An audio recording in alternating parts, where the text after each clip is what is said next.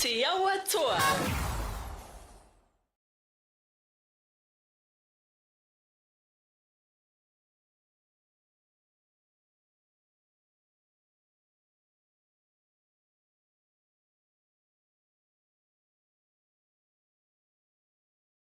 As chairman of the club, there's been a lot of mahi going on in the background. It's been seen from afar. What does it mean for you, as current sitting chairman, that the boys have made it to the last dance of the season? Yeah, for the club. No, we're pumped. The club has been through some tough times over the last few years, but it's a testament to the boys, the culture, and where we're going to in the future. So no, we're pumped for the grand final on Saturday. For the club itself, what does it mean? Just getting that hunger to want to make the club great again. That's been our sort of whakatauki for the last 3 to 4 years, is to try and make it great, and who do we need to get involved to do it. So, there's been Mike Edmonds coming back, Frey, some of the old boys that have come back and got involved, and it's just, everyone's helped. I'm looking forward to this Saturday. We'll hear what it means for the people of the club, those who have come back to the club, and of course those who are new to the club. But what does this mean moving forward for the club? It means we've got a building block, you know what I mean? Potentially we go back into the Prems. We can attract some more players once we're back in that competition, and I think the more calibre of good people that come, it just brings a different dynamic, different culture, and I think in the next kind of 5 years you'll really see this club grow. Man, we were on the brink of collapse about 4 years ago. Ceases desist, we're going to go away, and but fast forward to 2024, the club's pumping. We had 400 in the crowd last week. We had a jam-packed clubhouse for our past and present. So as a club, we're just growing, and maybe we see it continue to happen. Some last messages for your people. Yeah. Petone people. Just thank you everybody who's been involved. Thank you for your support. Thank you for believing in us. Thank you for believing in the culture. The boys have one more game to go, grand final against Randwick. We need all the supporters there, mighty, and see you all Saturday back at the club.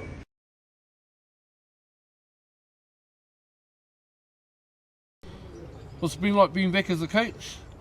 Back at your home club, and how many years has it been?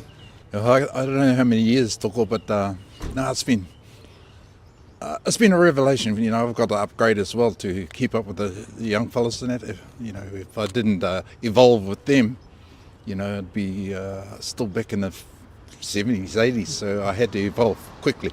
What is it you're looking forward to doing with them this week and preparing them for the ultimate last dance? Well, I think the most important thing is that I took it for granted that they'd know as much as we knew as young fellas been brought up, coming through the grades and learning the trade. But I had to recap and go right back to basics. Preparation is always crucial. That tūtoko, you've been through this scenario. It's clear minds, knowing exactly what your job is, and adjust to the referee mostly. Adjust to the referee and don't lose concentration.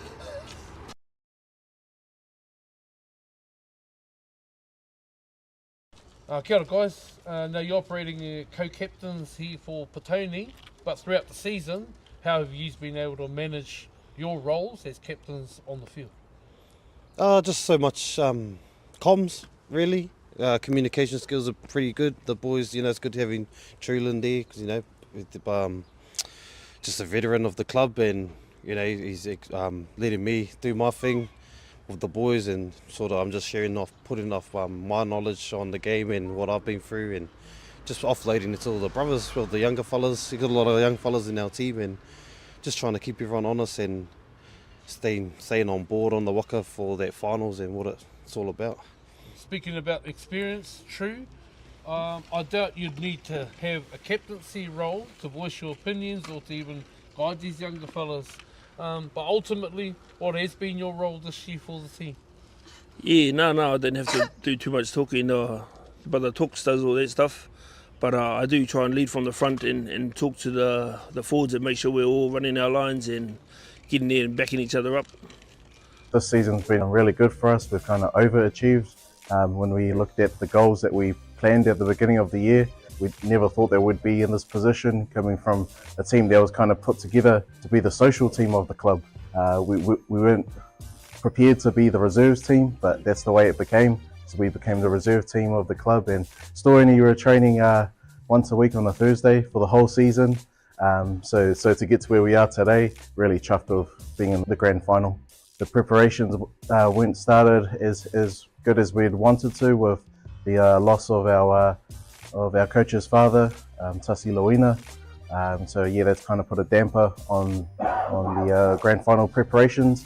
But in saying that, it's really motivated our team this week to perform even more for our coach, who's been instrumental in putting this team together and getting us to where we are. So we really want to perform well and dedicate this game to the memory of Haldane's father. So some of the standout players, we've been very fortunate to have a mix of experience and also rookies this year in our team, ones who have never played the game of league before. So to have them guided by our experienced guys this year, it's been really cool. To have some of our ex-premier players, we've got Jesse Oloapu back, and also Sonny as well. Our captain Sonny Oloapu back from rugby. So it's been really cool to see them perform well, as it's been reflected in the Best and Fairest Awards this year, with Sonny leading so far in the Wellington Reserve Division. And we've also been grateful to have the experience of other ones like Akila and a few other boys as well there. So we're really fortunate to have a good mix and a good balance in our team to really develop these players so that they not only stay in our club for a long time, but also enjoy the game of rugby league as well. I'm just grateful to Haldane and our coaching staff. We've got Ruben McCormick, Chrissy Thompson, and also Rachel Liafe, who's been helping us in the background. So without the hard work that goes on behind the scenes, we don't get to the grand final. So it's as simple as that. So my time as a Kingfisher has only been in coaching in the last 2 years, but to probably one of the best moments was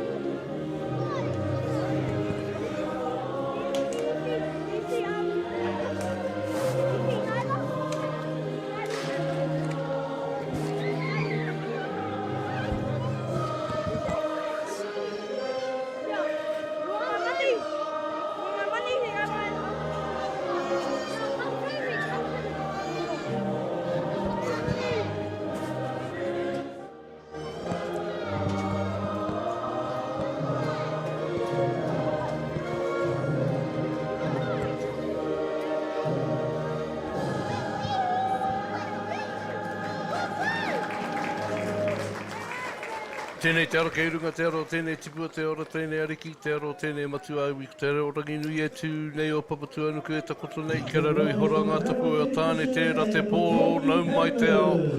E rongo e wakairi hea ke ki runga, turuturu o i te wakamaua kia tīnā. A tīnā. Haumi e hui e. Tae ki e. A tēnā rā koutou e te motu whakarongo whānui maira, ki te ao. Nau mai ki tēnei whakapāhotanga.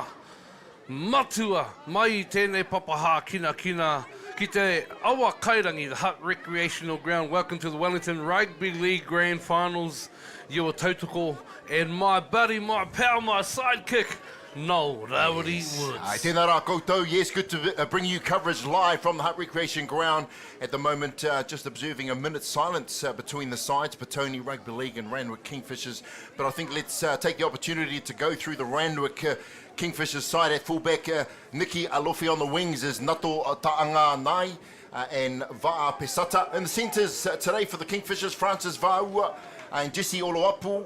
Jordan Scott and Levi Duffin in the halves. Jaden Taniwha Olosiu up front. Pue Lakia will be at hooker today for the Randwick side. Pele Moi Ja Schuster in the second row, and Captain Sonny Oloapu's been in great form. On the bench is the Prims coach Isope Manu Esra Andrews, Jamie Gleeson, Aquila Atama, and Tamaroa Ulutuki, the 18th man. It's going to be a cracker out there, bringing in Petone's squad and starting at fullback. Cullen Potoa out on the wings, Sefu Muritalo, Terrell Monu in the centres, Waihape, Elliott. In the halves, Ngā Toki Toru, one of the co-captains, Gavin Royal, up the front. Taloaina Totua, the veteran, and as well as Tyson Edmonds in the middle. Ryland, Chase Pickering in the back row. Maihi locking it up with Toanga Maia Tamaka, Muluki Haamea, and Efa Oseu bringing up the bench. Coach, the legendary Mike Edmonds, and trainer, the legend himself, Denzel Hokianga, and the officials for today. Yeah, congratulations to the brother Nico, his first grand final in his refereeing career. He's on the whistle today, supported on the sideline by Penisila and Brendan Woolridge, and veterans, former players, which is good to see today. So just waiting for the whistle from Nico, te kai wawao mo tēnei rangi hua. No, tēnā rā koutou e aretaringa mai, marunga iri rangi reo Māori hua no, marunga whakaata ipurangi kai motuke. Ai, ki tēnei o ngā pāhotanga Aotearoa Toi FM with the live broadcast. Wellington Rugby League Premier Reserve Grand Final 2024 here at the Hutt Rec. We're just waiting for a few things to be tidied up. The ball to come to the centre of the field. Yeah, well, I'll tell you what, some players to watch out for in the Panthers side. You caught up with them at training. I went down to training during the week, and Porirua is one to watch out, the fullback. He's dynamic, he's zippy, he's fast. And with the kickoff, Randwick kicking off to the south, and Petone with the retrieval, and Tortor with the first setup. He brings it off the back fence, and he gets out past the 20-metre line. They had a good build-up this week, the Panthers, and they're looking to get it wide to run this big Randwick pack around. And here they are with the third player of the game, and here they come to the seed defenders, just shy of their 40 metres, and they pick up a penalty with a little one to the head. Yeah. Ai, he rutu whakarunga, ko haumene tia a Randwick. He was coming down. Yeah, whistle blown there from Nico, the first penalty of the match. And for the Panthers, ones to watch out for is centre Anuru Waihape, former Lion, here in the orange socks here. Watch it, he's got great pace, great footwork. A good clearance from Petone. They take it 38 metres out. Edmonds with the tap, and they're looking to go to the middle of the field. Good tackle. Tortor, In his hand. 32 metres out, centre of the field. Petone with the first opportunity to attack, and they look to go wide to the edges. A good run, getting his head through the line. Back and square. Go. We're inside the red zone, and they go one out. It's Tulaina. Good D from Randwick. Edmonds takes a shot from dummy half, but he's cleaned up. Randwick hot on the line. Petone with the first chance to go wide. The setup, Outside. and here's Potua. He's looking to inject himself early into the game. He's 7 short of the line, last tackle. You're looking for a good kick here from Royal. Does exactly that. Oh, They cleaned up. grubber it and it looks close, but Randwick look like they've tidied that ball up, and a good end to the first attacking chance from the Panthers. They're looking good. No, As you've seen that, they've got some solid second rows, still some big boys to come off the bench. They They're making grubber it and the it looks meters, close, but they're Ram- beating their first defenders. That's what's good about the side. Plus, they're a little bit fitter as big boys. So, Frey Wilson, Grant Tortor have been working them hard. they've been working them hard. Here's Randwick with the dropout from under the post. Petone with their second chance at attacking the line. It's a good kick. 35 on the fly, taken by Edmonds. Tulaina, 25 metres out. Petone That's one. on attack. Willie Talu in from his wing. Petone, Go. That's two. 2 tackles, and here they come for their third, and they're charging hard. Yeah, Ryland charging hard. He's been in great form this year. Gets the second penalty of the game. What will they do here, Rad? If you were the captain, would you take the 2 or carry on? It's about ticking the scoreboard over for me now in these finals, and I'll definitely take the shot at goal. 2 tackles, and here they come for their third, and they're charging hard. Of Mike Edmonds, Yeah, the Ryland coach charging says. hard. He's been in great form this year. Gets the second Looking penalty down of the there, game. looks like the call's going to go for a what will they tap. The influence of Hokianga. And here they go. Once again, Randwick. Outside. Good tackle. On the line. And they're 11 metres out. Stand now. Randwick, the big boys are struggling to get back to the line. And here goes the experienced Tortor. He takes it and settles at the post. Stand like that. They got options left and right. They come to the left. It's Tulaina. That's his fourth big run already this set. And they've got numbers here on the left. They go one more. He does not look to pass the ball. Good defence. Resolute from Randwick. They come up with the error and a turnover. Tony's hard forward attack comes to nothing. That was the man I was talking about, Anaru Waihape, dangerous with the ball. Had he held that ball, I think he would have gone through the score between that gap there. Jaden Taniwha and the replay coming across and making some good cover defence. So save the Kingfishers 4 points there, but they'll be looking to ruck it out and getting a kick away. We can certainly see what Petone are doing here in their attacking game plan. They are hitting the edges. They're going with the big men with their three quarters out to the edge and moving the big Randwick boys around the park. But here's Randwick with their first opportunity coming off their line. They're into the game now. Just want to give a mihi to Randwick Kingfishers. Their coach lost their papa this week actually, so it's been one of those sort of tough preparations. And a penalty there to the Kingfishers, third penalty of the match. Nico Elisi's been consistent today. But yeah, so mixed bag for their preparations. They still continue to train once a week. Right, just imagine that they were supposed to be a social side. They've made it to the grand final today. So big ups to the Kingfishers. Haldane, the coach, and their whānau. Tika ana ka mihi atu kia Kingamate, koutou ko whetū rangitia. Koutou hoki te kapa Randwick Kingfishers, pōkea nei te kapua pauri. I tēnei o ngā wiki hoi, anei koutou tū rangatirana. E tū ana I te mura o te ahi. Tū ana ki tēnei pakanga hira o te whanganui ātara. But Randwick, 35 metres away from the half. Oh no, they're 25 metres out from their line with the penalty. And here they go down the left side with their first. Looks like Ryland with the tap and the hit up. I think that's Jesse Oloapu who's got number 15 jersey on today. Maybe that number 3 jersey was a bit tight. For the veteran who's come back from Stokes Valley this year.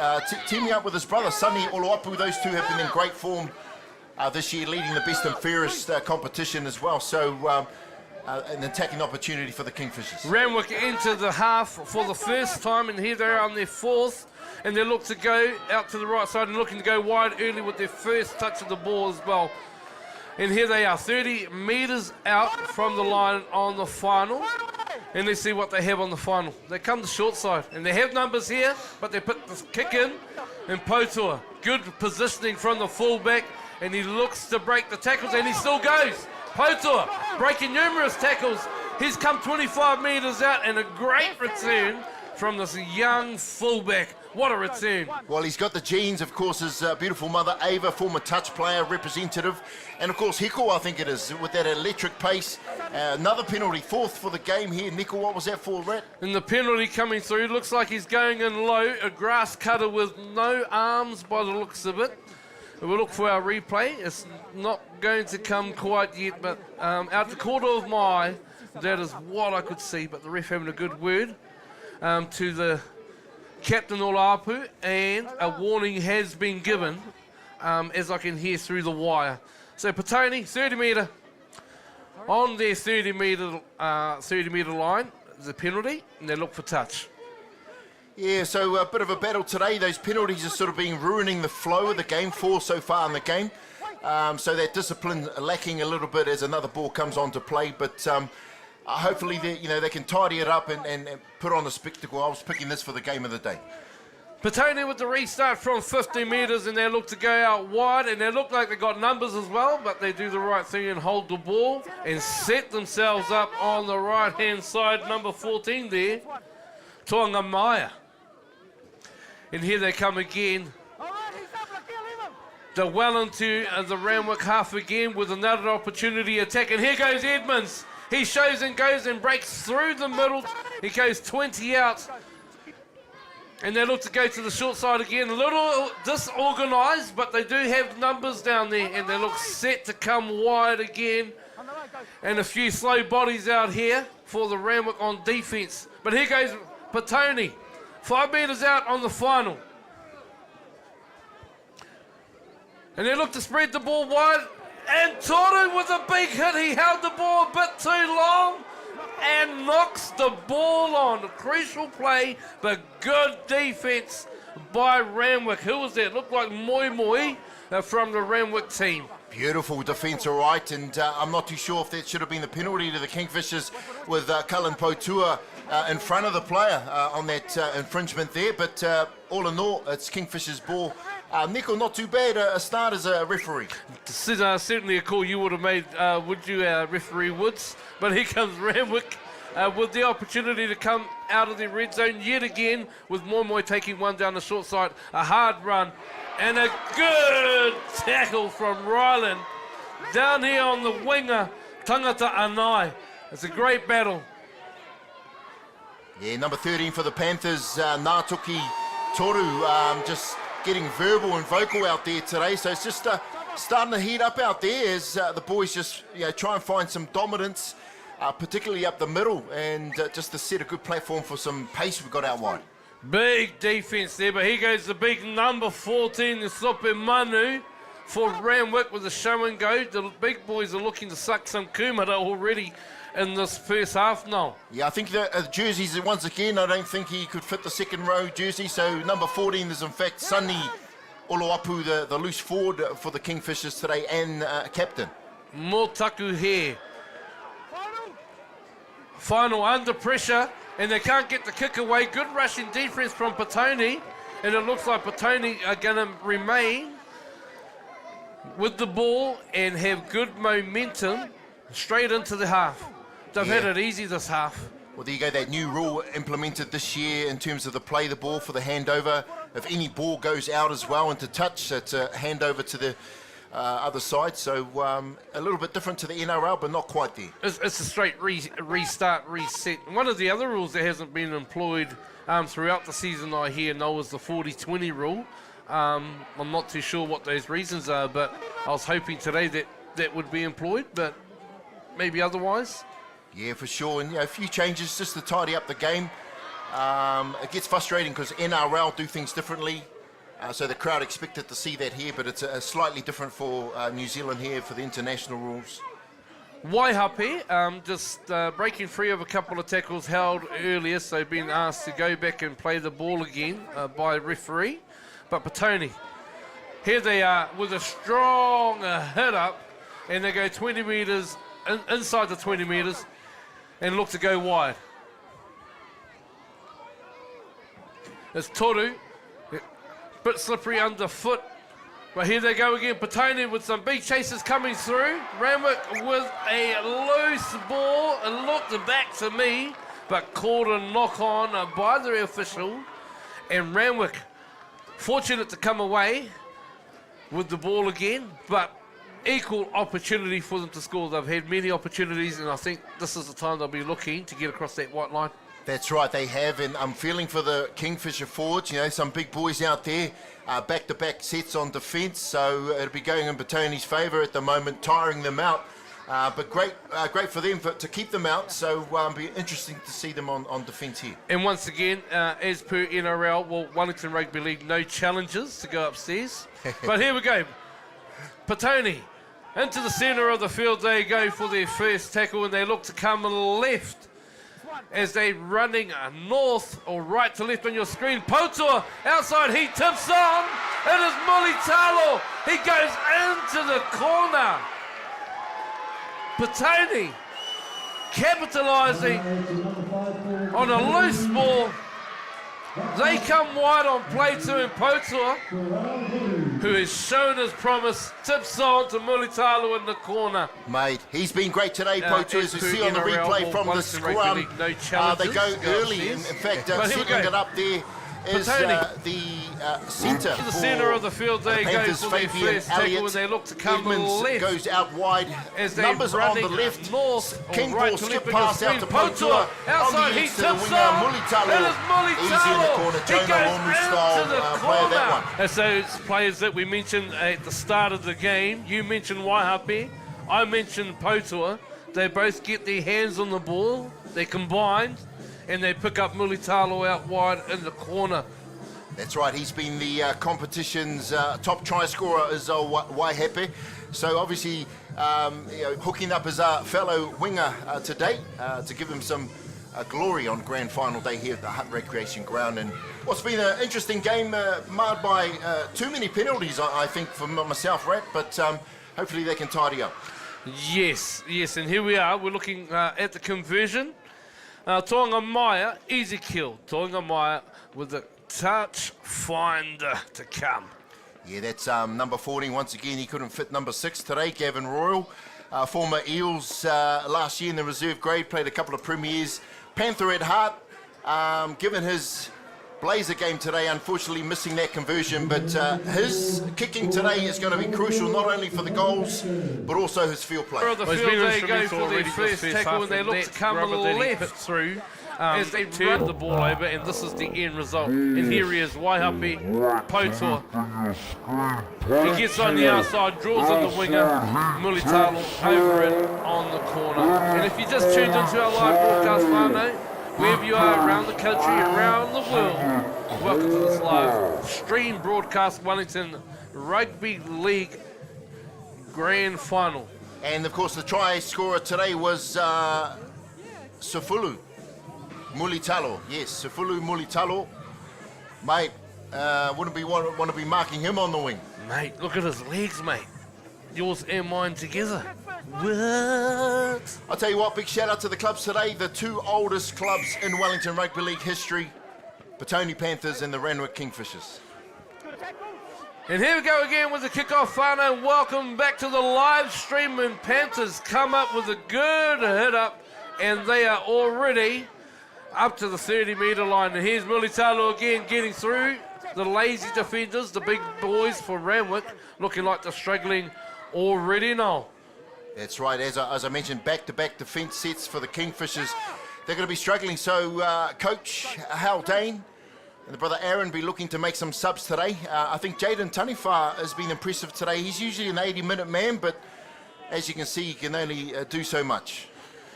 Panthers from the 50-metre, and they get to an early kick with Elliott putting up an up and under, and Randwick under pressure, and a good defensive line from the Panthers. They've pushed up very hard, and they do have numbers. Randwick 22 metres out, coming out of their red zone yet again. They look for a penalty down the short side, but nothing coming, and a penalty going Randwick ways. Mulitalo looks like he is the offender with a head-high grapple around the neck. There's been a few head-eyes today, and I'll be talking to the captains right now just to say, mate, any more, that's you, you're gone, go have a rest. And here we see Randwick player coming down the short side, trying to get a sneaky penalty. Didn't quite get that one, but the ill-discipline of Mulitalo is something that the Panthers did not need after the return set from kickoff. And here they are.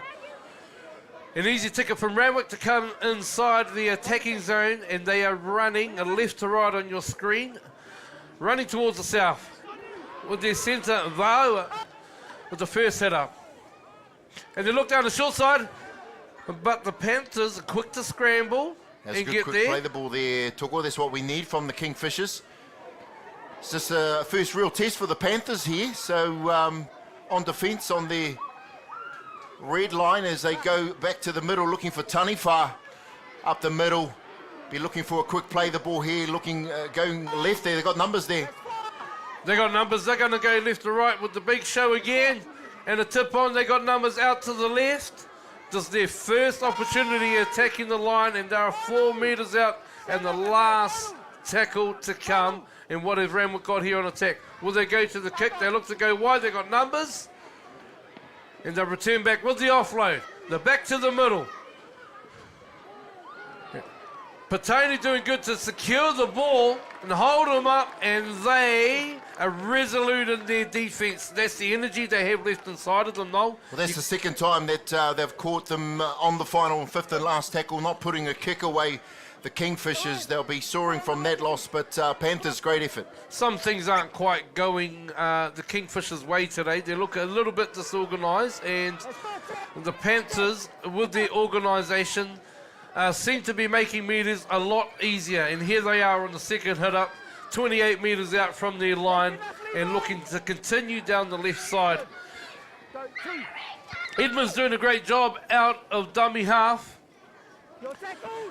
A bit indecisive there from Maihi. In fact, that looks like it's Toru here. There's the Panthers. He's gone up the middle. He's looking for support on his outside. It ain't quite coming. Potua was on his inside. Edmonds looks to hit Potua again, and they look like they have numbers, and he tips it on. Waihape. He's just comes up short in the corner. Waihape, a good tackle from his opposite, Va'aua. 2 metres short of the line, and here he is, down the sideline, and a good driving tackle, a scrambling defence from Randwick. Here they are under pressure again, Randwick. That's right, Va'aua's a handy player as well. I think he's a former Panther player too. I think it's Awhili's son. Awhili Tolai, yes. So he's an interesting player. He's been around for many years, and as I mentioned, he's just come back to play with the whānau from the Kingfishers. Him and Waihape has been a battle so far. I think the fitness is starting to show in this Randwick team. The superiority of this Panthers team is shown in that set. They come right down from their try line and almost scored in the corner.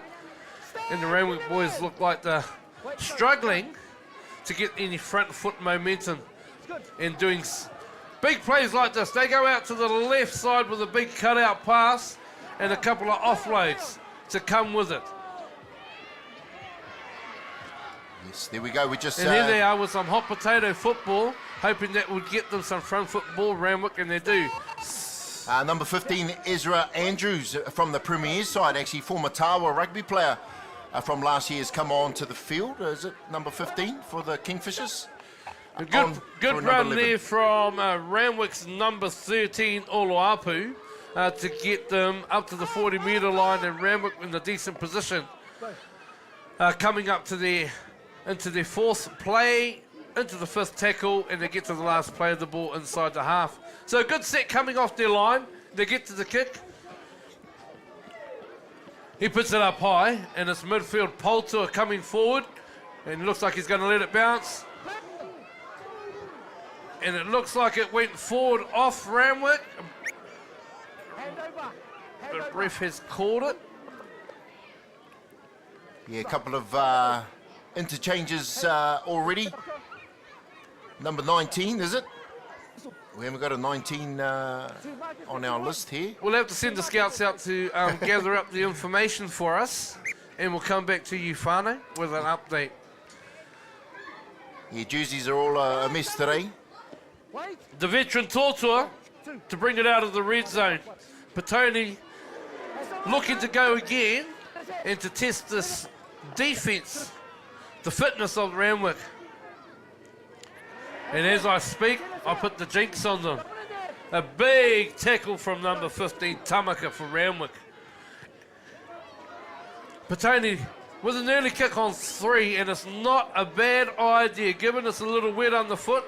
Grand final, get your defence down there and you come up with a big play like this.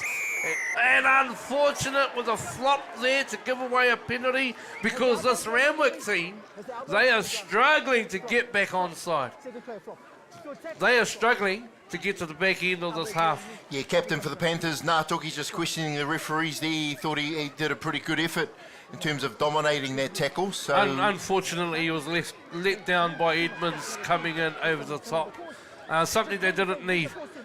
They won that battle with an early kick with a good defensive line. 3/4 of their team down there, and now they're having to start again. But Randwick with a kick into the wind, making a 5-metre gain. On your screen, if you just joined us in this live Aotearoa FM stream broadcast of the Wellington Rugby League Premier Reserve Grand Final, Oloapu with the hit up for Randwick. What a game, what a day it's been. Good crowd here. Weather-wise, not too bad at Te Whānau. If you're still looking to come, it's likely to clear up. Counting down to the next game, 1 o'clock. Good to see our wahine on the platform today, just before the men's Premier Final. Te Aroha Eels, Porirua Valkyrie, 3 o'clock. And bringing on the big game, the Premiers, the Lions. And the Dragons for the first time, looking to go a premiership since 1977. That's right. Number 19, Isope Manu, the player coach from the Randwick Premiers, coming off the bench. He'll look to inject some energy and experience into the Randwick Kingfishers side today. He breaks 1 or 2 every run, as we've seen there, throwing players and defenders off him. So he'll be interesting for the Kingfishers. The experience, Skope Monday. I remember having to mark him when I was halfback, mate, and he was playing second row, but then he decided to play centre against us, and he was right down my channel, and I was just bite my mouth guard, tuck my nono in, and just But here's Randwick with an opportunity to attack and looking to put some points on the board. It's 4-0 to Petone over Randwick. And here they are down the short side with their number 15. I hope it's 15. We have some jersey changes here, whānau. Randwick getting close to the line. 4 or 5 Petone players and they're holding him up at the line. And he looks to dive in and bury down low. He looks like he's held up. Oh, he's short. Referee Nico. Taloaina Panthers making the tackle and pressure on Randwick. They come back to the middle of the field, and here's the experience. Skope Manu. He's breaking tackles, as Noel mentions, left, right, and centre, but brought down by the experienced Panther and Tortua. Randwick looking for opportunities. They go to the kick. It's not good. It's shanked, but they get it back. The winger stepping and weaving. He's come back to the centre of the field, and Panthers clean him up on the final again. And they get the ball back. Wow. Another one out of the bag. That's right, 3 sets where they've defended the final tackle. The Panthers, Kingfishers, maybe taking the wrong options on those occasions. Panthers, and a couple of changes for the Panthers actually. In number 17, Lefia Froa on for Talaiona Romeo Taloaina. And number 22, not too sure on that. Anyway, Ethan Ryland's come off for the Panthers. Some big defense from Randwick there on the first tackle. But here's Tortua. He comes out and he doesn't take a no crap. Mulitalo with the big legs comes and helps his forwards out. But Tony was sucking in the big ones. He could throw a blanket on them earlier. But here they are, breaking tackles down the short side. 22, we ain't got them on our list. But Panthers are up to the 40-metre line. And they're gone over the halfway with an offload. The big boys down the sideline. He throws an offload. He returns it back to him. The big boy, number 17. And Leforso. Elliott with the ball over the top. The chasers are coming through. Randwick regather and a good return from Pasata for Randwick. What a set from the big boys coming down the short side. Here you can see on the replay, number 22, wow. Someone find me his name. We need it on the broadcast. That's right, first hit up of the game, already comboing up. Both props, I think they're probably supposed to be on each side as a prop forward, but the great combination. They've been doing that all year. A couple of games I've been watching. Number 17 for the Panthers. He's breaking them from all places and directions, but also he's got some good ball skills. Yeah, good injection from the bench and good decision-making from the experienced coach there in Mike Edmonds. But here goes Randwick. They're down the right side and they got numbers. Wahapi coming across from Petone. He covers up the attacker for Randwick and Tangata Anai. But the ball goes astray on the final. And they regather. Alufi, he passes. It goes out to the winger and Pasata. He's looking to have a go in an offload. Scrambling defense from the Panthers. But Randwick, they still make it to the kick. Polter, well positioned. And here he comes. Yeah, he's been the pick of the backs for me, just tidy at the back, in the right places. Making breaks like this one too, Rat, so... It's play on from Potur. He breaks the tackle, 1 knee on the ground. He brings it out beyond the 40-metre line, and Randwick, they're walking. Their defence is in tatters, but Petone need to capitalise, and they need to show energy. The second tackle, Petone... There we go, the hard-working forward, Trulin Tortor taking it up. A veteran presented his blazer recently as well, special occasion at the club. In fact, just a shout out to all the blazer presentations. Malcolm Lewis, a rocket, being one of them this year. And here goes Leo Falaso. He doesn't quite get the offload to a supporting Edmonds, but a quick play of the ball nonetheless. Oh, the chip just doesn't go to the mark, and Randwick with the ricochet and regather, and a fortuitous play 35 metres out on their line. Petone need to get back. They have numbers out wide, but Randwick look to go up the middle. And a little jinking right and a little jinking left. Yeah, young Levi Duff in the halves here for the Kingfishers. A good friend of Jaden Tunnyfather, hence the reason why he wanted to come play reserve grade with him this year. And here's Randwick with their fourth play. They have come up and they are inside the green zone. But the shorter numbers, the majority of their players are back here on the 40-metre line and they're not set to attack. It's the fourth play, 10 metres out, 3 metres on this, 3 men on this side of the field. But the big man with the goosey, with the bump and offload at Randwick's. Tangata Anai scores in the corner. What a try. As we said, most of the Kingfishers were tired at the back there. They go to the informed centre with a goose step from the prop forward there. Bumped them off, and we see a lot of this in the NRL as those flicks out the back from the centres. Great try to the Kingfishers in the corner. That's going back to the Kirk Goodley days. All right, we're going to cross over live to Semi on the ground. Semi, what's happening? What an awesome first half this has been. 30 minutes into this, and I'm on the sideline, boys. And if you can hear me, Randwick have finally cracked the defensive line of Petone. I mean, we had breaks. This has been a heavyweight fight at the moment. Both teams have been going at it. Randwick didn't know if they'd actually be able to crack that line, but they finally have. Randwick get on the scoreboard 4-4, and there's still 10 minutes left in this half. Ground, getting a sniff, getting a feel of the atmosphere. As we can see, the dead ball lines. Will we see the traditional crossover at half-time today? Well, it looks like Panthers are set. Their supporters are set to cross the line. They've got their banners. They're at the northern end of the field, and they're ready to make their crossing, I say. But here's Duffin with the conversion and looking to put Randwick ahead by 2 points. Wow. It reminds me of the kick the last time you kicked would have been a victory for the grand final, the Eels over the Kingfishers. Yeah, it was in that direction. Went into extra time that game at the Fraser Park. What a game it was. And what history between these two clubs. Way back in 1982 is when they met in the grand final. And, so 1982, Big Vern Winitana with the winning try to beat the Kingfishers in 1982 for the Wrangler Cup, which is the National Cup. The Wrangler Cup played down there, just down the road at Petone Recreational Ground. Man, we're just sprouted from Dad's ball from Baghdad. That was it. Yeah, Baghdad. As we see the replay there, great offload for the winger to score for the Kingfishers as we get back into action. 9 minutes remaining here in the second half.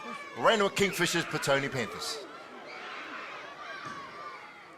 And here's Randwick bringing the ball beyond their 20-metre line in 17 Aquila Atama. Randwick with good defence, picking them up, taking them back.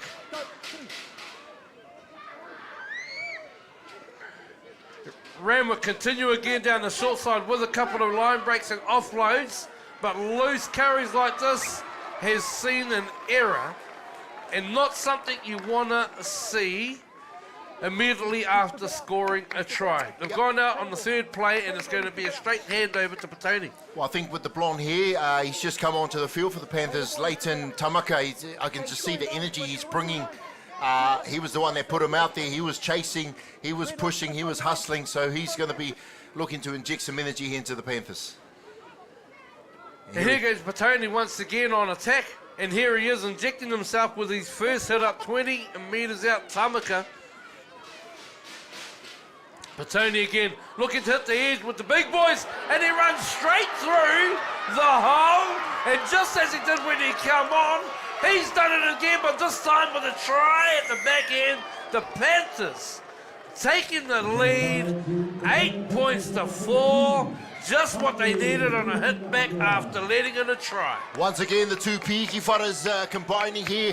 Ngā toki out to the two big boys. Just imagine trying to defend those two in front of you. Great try to number 22 for the Panthers, and too easy. Some beautiful skills there from the number 17, Lefosau, with some nice soft hands and no-look pass to the big 22. Where is his name? That must be him there. That must be Mate Muli Kahaamea. Muli Kahame. And here he is, the big man again, with that first run once he came on, down the sideline. And it led to Petone making some big roads down the left-hand flank. Him and number 17 combining there for a 50-metre run. And here they are again combining to put Petone back in the lead again. Here it is again. Soft hands, no look. Just look at the excitement. He comes around to the supporters, gives them a bit of a mihi. Tēnā koutou katoa. Panthers are back. The big question is, as they build for next year, an opportunity to get back into the premiership. And that's certainly a goal for any club, isn't it? But, like fine wine, it takes time, and this is where they have to apply their trade, win this grade for every opportunity. But here they are, in the inspirational leader in Royal, looking to convert to take them ahead 10 points to 6-4. Oh, he brushes it. He won't be happy with that. He takes pride in his kicking. Royal does, and so just want to give a mihi to him. And, of course, his beautiful lady, Kula, is the manager of the Panthers today. Done a wonderful job. That's the thing I love about the Panthers, all the off-field stuff that has been happening. Bringing back their culture, bringing back their vibe, that Māori, kia whakapiki, kia whakakake. Yeah, some of you heard the interviews prior to our live broadcast. Their chairman, Dallas Vincent, talking about some of the struggles I've had. Cease and desist 4 or 5 years ago, that close to collapse. But here they are. Here they are at the last dance of this season 2024. The Wellington Rugby League Grand Finals Day. Welcome to our live stream. Here from Te Awakairangi, Randwick with the kickoff. Petone receiving as they lead 8 points to 4, and the veteran Totoa bringing it back off the back feet, 25 metres out.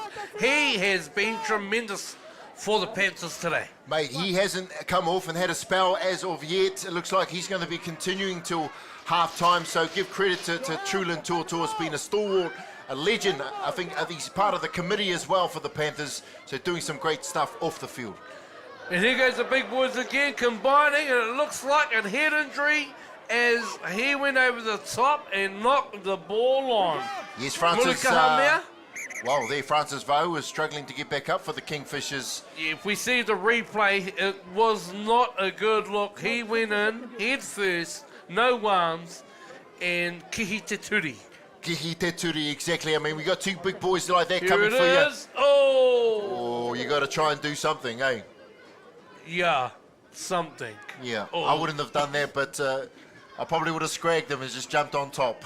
Well, no one but the man himself and the medic, Doug King. to tap him on the head and indicate concussion. And that's been the big thing for the referees this year. Any sort of concussion, we've got to take that seriously because, you know, deaths have happened. And I just want to give credit to Doug King. He was the man that influenced this change in terms of he had to be 17 to play Premier football. The concussion, just putting that on the radar in this beautiful game of rugby. He has done a tremendous amount of work, a lot of research, and he is a lead in that profession of concussions in sport. And he has been influential worldwide, taking his kaupapa worldwide, and a lot of those sporting bodies have learned from Doug. So it's credit to him, and it's fortunate for us to have him here involved in our game. But back to the action with Manu, the experience. He settles in the middle of the field. That's tackle number 3, Randwick. Tackle number 4, and they're looking to make gains again and to hit back with a try, and they come to the right side. Oloapu with the tip on. They look a little unorganised, and the Panthers' defence easily wraps them up. Yeah, number 11 for the Kingfishers, Moi has come back on to replace the injured Francis Vaux. They're looking to put one behind. They fortuitous in the bounce. They get the offload, but he knocks it on with the line in front of him. The ref calls it a knock-on, doesn't allow play to carry on. Well, that's it. I think it was a play on there. Would have been the chance for Monu to sprint off for a try. Should have been play on there for the Panthers, but who knows? Maybe the referee needs a break. It was the opportunity gone biggie, and right in front of the Randwick supporters, he drops the ball. But looking back at this first half, Noel, it was one way there for a moment. The Panthers having the run of the green, but Randwick have fought their way back into it, and it's a close contest. 8 points to 4. That's right. Cooking could be the difference here today. As I mentioned, it should have been the game of the day. So, yeah, credit to the Kingfishers. As fatigued as they have looked out there on the defence line, they've hung in there, but unfortunately penalised here. So Panthers got an opportunity to kick themselves out of trouble. A great run from Tamaka, breaking some lines, scrambling defence from Randwick, and hands all over the ball, ripping it out. And piggyback penalty for Petone, and they capitalised with Royal finding touch. Yeah, huge kick there from Royal, and just want to give a mihi also to the coaching staff of both sides, in particular the legend himself, Mike Edmonds. Mike Edmonds. Part of that 1982 game we talked about earlier, the win against Randwick. Now he's been player coach for many years, and part of Te Whangauiata Māori Rugby League. Now, 20, 30 odd years later, still coaching, giving his time for this beautiful game. I think it spans across 4 decades, mate. He's a legend. He's part of the fabric. Ko Rarangatia ki tēnei kēmu Rugby League. Here goes Randwick again with their second hit up to the veteran Tuatua, who's 45 out from the line, centre of the field. And Tamaka, who's entered this game, and he has been a beast. Look at him standing there, handing them off, and looking at the ref and saying, what's happening, meat pie or potato top pie? Well, we talked about Tamaka earlier, injecting some energy. He's done exactly that. Trulan Tuatua's second hit up in this set. He's working hard today as they have been dangerous on this left side. And here goes Petone with their captain and Potua, looking for the offload as Tamaka. He breaks free of the tackle. Petone, 7 metres short of the line. On the last, they had the overlap on the left. They go to the veteran. He squeezes one out. Edmonds, he dives with the ball on the final. Throwing the ball away, it might cause the time to be stopped, but no. The ref blows half time here at the Hutt Recreation Wellington Rugby League Grand Final days. It is the Premier Reserves Randwick, Petone leading 8 points to 4. Yeah, Welcome awesome. to this live stream brought to you by Aotearoa FM. That's right, what a game it has been, and Semi will be on the sideline very shortly catching up with someone.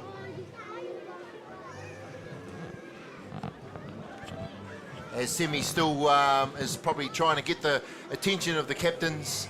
What has been a great game. 8 points to 4 at Te Whānau. Thanks for joining us on this coverage. And of course, counting down to the 1 o'clock game, Te Aroha Eels Porirua Valkyrie. So make sure you stick with us. Share the stream to all your whānau worldwide. And very shortly, we'll be hearing from the captains of both sides. Crossing over to Semi Caressa with the Randwick captain. Throw it back. All the best throwbacks. 90s and more. Aotearoa Toa.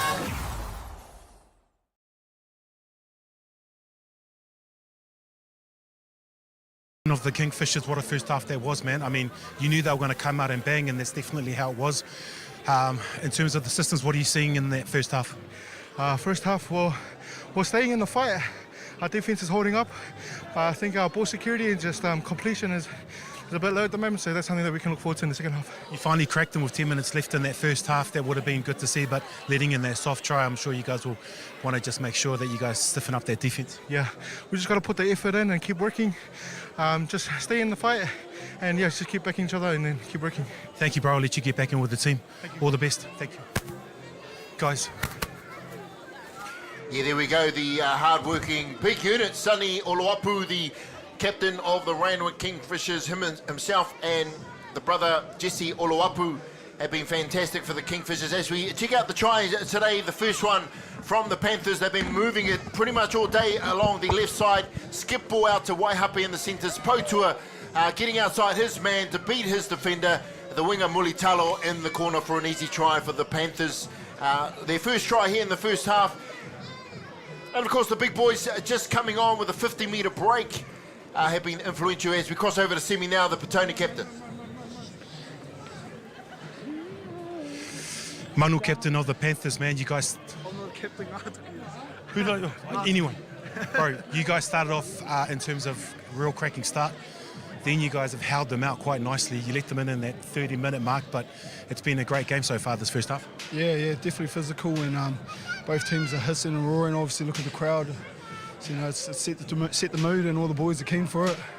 You knew that they were going to come and bang. How's the team feeling at the moment? What do you guys think you need to work on for that second half? We're just having a talk with the coach. He's given us a bit of direction, and then we'll come out second half. We're pretty keen to try to get the job done, especially for the crowd and all the coaches, given all their time throughout this year. Sweet. I'll let you get back into it. All the best for the second half. Thanks, brother. Sweet. Back up to you, boys. There we go. Petone Panthers, not quite the captain, wearing the wrong number jersey there, but all in all, no doubt the Panthers will be happy with the effort. They probably could have scored a few more tries as we have a look at some of those tries from the Kingfishers and the Panthers in the first half. I think this left side have been dangerous for the Panthers. It's been on for the Panthers out in this left side, especially throughout this first half. They started off strong down the left side. Waihape, Potua have been instrumental. The two big boys there who have come on and made an impact right from the moment they come on. They've been awesome. Randwick have been fortuitous, I think. They've been struggling throughout that whole half, but they got down there a couple of times.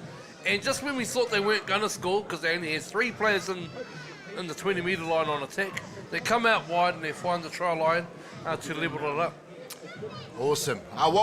Earlier in the week, we caught up with Tina Marino. She's the chairman of the Randwick Kingfishers Club. I mean, what isn't she? She's a coach, probably coached the juniors back in the days, managed multiple teams. Her partner in crime, Daryl Marino, they've done endless mahi for this beautiful game of rugby league, particularly the Randwick Kingfishers Club. So we'll cross over and share that cordial with you. Tina Marino, the chair of Randwick Kingfishers FI Maine. So Randwick Kingfishers were born in Mawera back in 1930. And it was a group of railway workers who came together and decided they wanted to play the wonderful game of rugby league. So they used to go across and train at Randwick School, hence we got the name Randwick. And when they trained, a kingfisher would always fly in from over by the Hutt River and sit on the crossbars, and it would just be there while they trained. So they adopted the name Kingfisher. So that's how we became Randwick Kingfishers. We had a humble little club rooms, which we called the Shack, based at Strand Park for many years. And it was very humble. You'd walk in after a game. I remember being a youngster and walking in, and the changing rooms were right here, and it was a shower curtain that separated the changing rooms from the actual bar. So when the players had finished showering, they'd just pull the curtain back and then walk into the old club rooms to be with everybody else. Wonderful, wonderful memories of growing up down there. Unfortunately, it got burnt down in 1982, and then we had to relocate to Naino, and now this is our home. For our juniors, we had 11 teams this year, ranging from under 6 to under 16. Our goal was to have under 18s, but that's a difficult age because they play sports for college, and so they're torn between what they should be doing. We had our under 13s make the grand final and win. We had our under 14s, which I was blessed to be the manager for, and Daryl coach. They went through and won their grand final. So the future of the club's looking really good. And the beauty of our juniors is that the seniors, when we have a home game, if we're fortunate to have a win, if the juniors are here, we take them into the changing rooms. We get them to sing the song with us, so they know the history of the club, and then they're moving forward in life. Seniors, juniors, we're all one. 3 senior teams. Women, always proud of our wahine who go up there and do the hard work on a Sunday, and very proud of our premiers. New coaches, some ups and downs during the season, but they'll come back better and stronger next year. Been fortunate to be managed grand final winning teams back to back. Been honoured, been named a life member, which is huge, but for me, no matter what club you're in, you're a life member as soon as you join. You don't need a medal to tell you that. Being presented with a blazer was a really special moment. I was given it as a surprise, and then I had my family do the haka as it was presented, and that, for me, that was huge. I've never had anything like that before. I've seen my brothers play, I've seen my husband play. The most special moment for me would be our grandson Jacoby, when he started playing, because he became the 5th generation of our whānau, and that for me is huge. So yeah, very special moment. But many more I've had, and hope many more to come.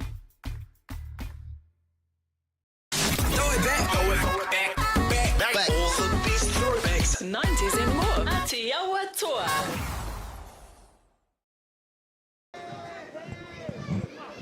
Ai, nau mai hoki mai no ki te awa kairangi, ki te whanganui ātara mo tēnei kēmu o ngā kēmu, o tēnei kaupapa whakaharahara ko te riki ki te whanganui ātara. Here we are live at the Hutt Recreation Ground for the 2024 Wellington Rugby League Grand Final Day. Here we are with the Premier 2 men's. Petone Panthers leading the Randwick Kingfishers 8 points to 4. My name is Noel Woods, joined in the commentary box with a former player, tautoko rātu e te whanaunga, he kēmu kairunga no atu. Ai, te kanā koe e te parata e te cousin, tiro ana ki tō tātou maunga puke atua, e tū hira nā. Konei i te awa kairangi. Welcome to our live broadcast whānau, proudly brought to you by Aotearoa Toa FM. As we celebrate Wellington Rugby League Grand Finals Day today, ka kitea ko aika toa I ene o ngā kēmu whakaihuaka. Petone with the kickoff. Left to right on your screen, they're running north, and Randwick with the first hit up. Moi, 27 metres out from his line. Randwick looking to get on top early in this half after a slow start to the first half, Dino. That's right, and some of the form players in the first half for me, for the Panthers, Cullen Porirua at the back has been tidy today, energetic. For yourself, who's your pick for the Panthers? Yeah, at Panthers, the inspirational, legendary leader in Totua. Played the whole half, a few hit-ups, a few tackles. He's been in the thick of it all, leading from the front, and has never shied away from this job. Well, my pick for the Kingfishers, he's just hit it up. Jaden Taniwha also played a full half. He loves the 80 minutes. He's been pretty strong in the middle. And here goes Randwick with a good end to their first set of the second half, with my pick of the player, Duffin, getting a kick in, 12 metres out from the Petone line. A good start to the second half for Randwick. That's right, Levi Duffin just steering them there at a halfback. His kicking game's been pretty sound as well. So a former player from back in the days, obviously drifted away, now come back for this whānau team. And here we are with Petone, with Panthers, with their first opportunity with the ball here in the second half. And they are 2 runs out of dummy half Potua. 30 metres out, centre of the field, and Edmonds looks to go right to his co-captain with a tip on. Just looking to keep things tidy here at the Panthers. Get things back into the swing of the day. And here we are with Tamaka, who come on late in the first half and caused the mess. But the inspirational leader again, Royal, captain, Toru. Big hit up, he finds his legs and he is inside the half, well inside the half, but he will have to go back, play the ball. A good set here from the Panthers in the second half. Experience there from Isope Manu, his hand all over the ball. They're surprisingly not penalised there, but referee Nico continues to play on as the Randwick Kingfishers work their way out from the 20. And a good kick, a chase, and Royal stripping the ball from the Randwick players. The Randwick player tried to surrender in the tackle and take a knee. Royal, with his quick thinking, said, no, I'm going to take it. Let's have a look at the replay. Here it is. Royal chases his kick, and he goes in just in time to rip the ball, and good thinking as well from Monu, the winger, to not engage in that tackle. And an early breakthrough here from the Panthers. Mate, that's the experience from Royal. Randwick were trying to get a surrender tackle call. He had one knee on the ground, so, interesting call from the referee. Man, it was a tough one to make there, but it's pretty clear, not held. allowed the rip to take play. Royal, 4 points in the corner. He's a try-scoring machine. Yep, he's taking a knee there, and it's reminiscent of what they do in the NFL. Sorry to say gridiron, son. That's rugby league. But impressive work there from Royal not to score. He put the kick in. He chased his kick. He didn't quite get him in the first attempt at tackle, but he continued with his chase. Rips the ball and finds the line in the corner. Too tired to take the shot at goal with Waiapi. Yeah, that's right. He's sucking in Lining it the up. kumara there, Royal, but he's been working hard all day today. And the impressive Waihapi in centre gets the kicking duties here in what's been an exciting match.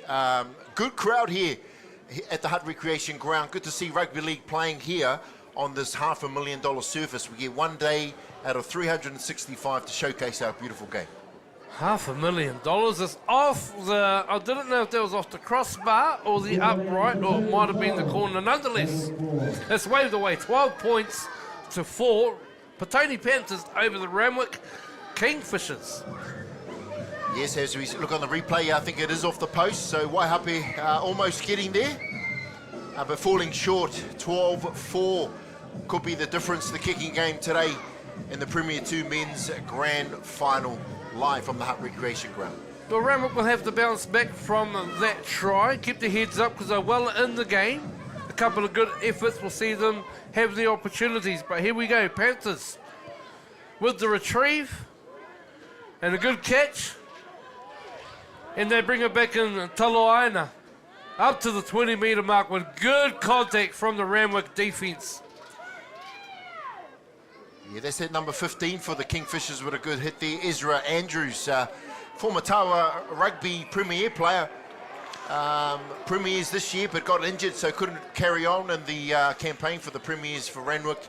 So here, back from injury today, he's pointing to his shoulder, so he could see him coming off. Yes, I think he's off. His shoulder's popped. Ezra Andrews with the penalty here to the Panthers in the middle of the touch. Royal puts it into touch, and they've got another set up there, Sleeps. The Panthers with some good work there from Fabian Elliott, drawing a penalty, and I think the fitness is starting to show already early into the second half. The Panthers getting wide to Tortua, 38 metres away from his line, centre of the field, and they look to go to their co-captain with the tip on, and they go straight through and charge straight at the 50-metre line and draw the penalty for offside. Randwick 2 early penalties, 2 consecutive sets. They're going to be marched, and I think the fitness will start to show. Yeah, Isope Manu there, maybe trying to milk a little bit too much, penalised for being offside, I think.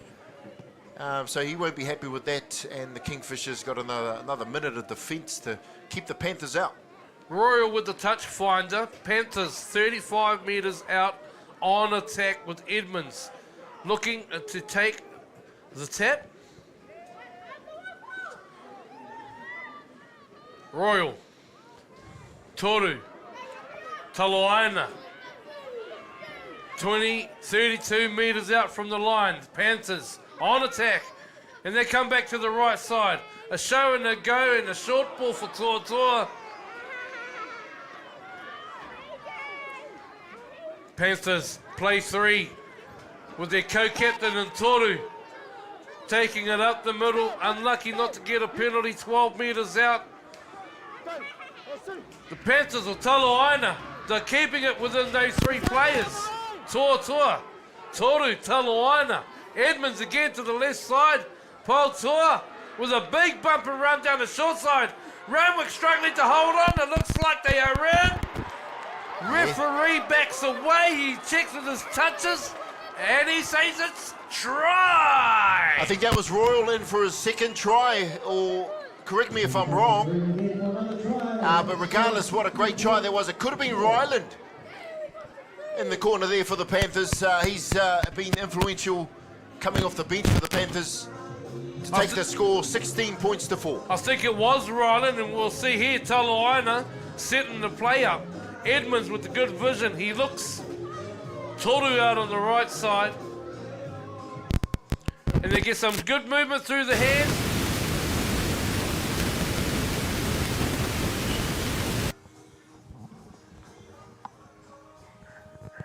Ryland. It looks like Ryland. He's come up trumps with a try. Petone to push the lead out further. 16 points to 4.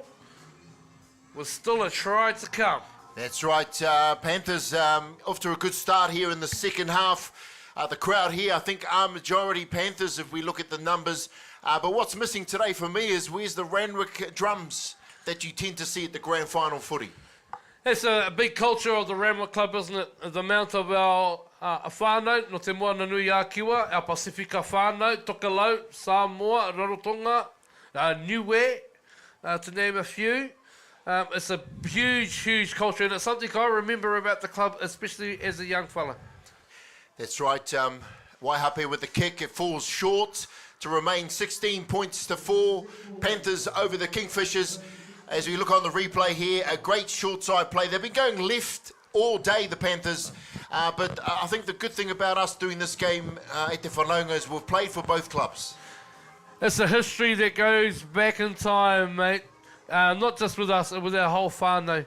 But hey, we donned the strip of the Panthers as young kohanga kids, I think it was, our first taste of the game.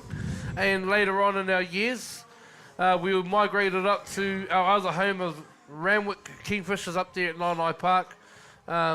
Some great success as well in the junior grades at Randwick. Joe Leopold comes to mind in terms of coaching. Wee Kapua comes to mind in terms of the time given to all our whānau in this great community, the Randwick Kingfishers, likewise the Petone Panthers. All our uncles played from the Grove back in the days to finally get our premiership status as the Te Aroha Eels, as the Panthers ruck it out, leading the second half 16 points to 4. And here they are again. They come back to the right. The legend himself, Tuatua. He's been tremendous this game. He's still going forward. He's still making his tackles. And he is still showing up for his boys and his mate in crime, his co-captain Toru there, with an inspirational run to take the Panthers just short of the halfway and play number 4. Yeah, Ngātoki, he's been strong today, as he was for the Eels last year. Wherever he goes, he gives it 110%, not only on the field, but off the field. He brings the mana to the side, amps them up. He's been leading the charge today as captain, as a leader. He's played the whole game too, no break. Royal under pressure, but he got the kick away, and a high tackle. Edmonds taking the line up and putting the pressure on, but unfortunate in going high and letting a Randwick off the hook, relieving pressure, and it's something that they would be disappointed in, especially the defensive coach in Denzel Hokianga. That's right, and he'll be working them hard. Whatever they're doing today in attack and defence, they've been training it. That's the good thing about Hokianga. He's got all the techniques alongside the fitness with the Frey Wilson, bringing back the old school up the Korokoro Hill, Normandale Hill, bringing the tyres back out, just building up their culture. As you've seen in their warm-up earlier today, the Panthers all in arms as they go back to the changing room. So they're bringing their culture. I just want to reflect on the last times these two teams met. There were 2 points a difference in each game. So one win to the Kingfishers in round 1, round 2 with the last minute try to Ngātoki in the dying minutes to pip the Kingfishers. So that's reflected in the game today. Although ahead by a couple of tries, it's still anyone's game. Yes, referee Nico there having a talk to the captains and giving them a warning about some of the niggle that's crept back into the game. But hey, we know the good old story. You want to carry it on, you'll have an early shower. So we're back, here we are, to the game. Randwick Kingfishers. 45 out from the line, and they look to take the ball down the short side with their number 11, who's done a lot of work in Moi. Looks like Gleason's come on off the bench for the Kingfishers. Watch him today, he works hard. I'm not too sure where he's come from, but good to see a mixture of veterans in the side, but also young ones. So the future is looking good for the Kingfishers. Randwick on play number 3, they settled in the middle, and they look to come down the left side with Kobe Manu showing, going, using his strength. He is tackled 12 metres out, close to the sideline, and they look for a penalty. All over the ball, not releasing. It looks like Randwick are starting to get some momentum and gain the upper hand. Randwick have to remain resolute in their D. Yes, they did. And they look like they're going to take this quick tap. Ref calls time on. Kingfishers. 10 metres out. 3 Panthers in the tackle, and they're struggling to get to their feet. Lucky not to be called offside there, the Panthers. They didn't quite make it back, but referee Nichols said play on. And he looks to go for a dig again, number 20, in his second attempt. But he is repelled. Panthers. Randwick looking to go to the middle and have another go out to the right side where they have numbers. They move the ball. Duffin, he's looking for numbers. The big boy goes through, and he saw smiles in front of his supporters. It is Randwick with the try to make it 8 points. As we look on the replay here, they settle in the middle, get a quick play the ball for the Kingfishers, go to that short side. Numbers out wide, Levi Duffin to his good bro, Jaden Taniwha, straightens up through the defence. Look at this dive, and a great try from the Kingfishers to bring them 16 points to 8 here at the Hutt Rec. The result of some back-to-back penalties, some ill discipline there from the Panthers. All started from the kick chase, and Edmonds giving away a penalty. Another one down here on Manu. Randwick come around with the spoils out on the right side with the big lad Taniwha crossing over in front of his supporters. And to cut that lead down, 16 points to 8, Petone over Randwick with the kick to come to bring it within a converted try. Yeah, the Kingfishers here, winger Pesata Va'a Pesata for the Kingfishers, and waved away from Touchy's Penny and Brendan Woolridge, as we see on the replay here, the Kingfishers. Jaden Taniwha, well-deserved try. He hasn't had a break today in the game, and so no doubt he's just going to amp up from that try. It's going to bring a lot of energy, and they need it. If the fitness levels aren't going to get them through, it's going to be the adrenaline, the energy that they get from the excitement of playing in the grand final. It's where they got to dig deep. But Randwick, looking like they have the momentum here. Petone will have to come back and limit the effect of these big boys that Randwick have. Yeah, for sure, and really impressed with our Panther brothers today. Hopefully they can get themselves back in there. But I think that today the key has been the interchange bench, using those big boys. They've gone off for a bit of a whakata. Well, when they come back, we can expect some fireworks. Moi again from Randwick. He's been tremendous for Randwick, doing a lot of work. A lot of the tidying up work, a lot of the hit-ups that players don't want to do. Moi has been there. But here we are. Lost ball has gone forward out of the tackle. Mulitalo picking up the loose ball. 0 tackle. Petone, centre of the field. 25 out. Tamaka. And he's met with a big shot. Shoulder and they charge. drive over the top again, and a penalty it is. No hands. All shoulders. Not in this day and age, baby. Well, I think that's probably what the Kingfishers need, just that spark of energy. Let's get the conflict up between the two sides, as we see on the replay. No arms in that from... Ooh, that looked pretty good. It looked pretty good there from us in the replay, Moi. Nonetheless, referee Nico sees it otherwise.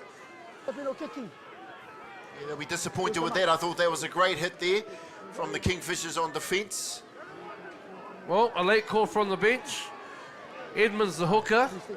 Well, saying to the referee, it's going to be a shot at goal after the referee indicating it was going to be a tap. Ooh, can we reverse those decisions as once you make that call to kick or tap? Well, I'm not a referee, you're a referee, but my understanding is once the call's been made to tap the ball, it's tap. That's it. Once they've indicated to the ref what they're going to be doing, the option, that is the option that they've got to follow through with. So he'll be looking at this game on the replay to tidy up some of those aspects there, but all in credit, I think it's been a tidy game. Discipline's been okay, other than that little ruckus there. I think that's what the Kingfishers need, just to amp themselves up. Let's get the intensity up a level for this beautiful game so far. Yeah, well, I think the fizz has gone out of that big shot now because it's all settled down. The kick's going to come. And Randwick will realise that hype has just costed them 2 points, and it might reverse. Panthers might then say, hey, this is our opportunity to go back down the field and pile some more points on.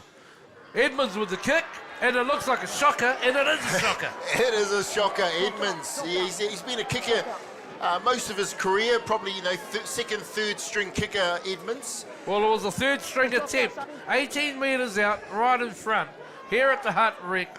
It's something he will not look back on fondly when his career ends. Well, we must have an injury from Gavin Royal, because he would have been taking that and probably eased through the post. Well, he's the third kicker today, Royal, Waihape, Edmonds.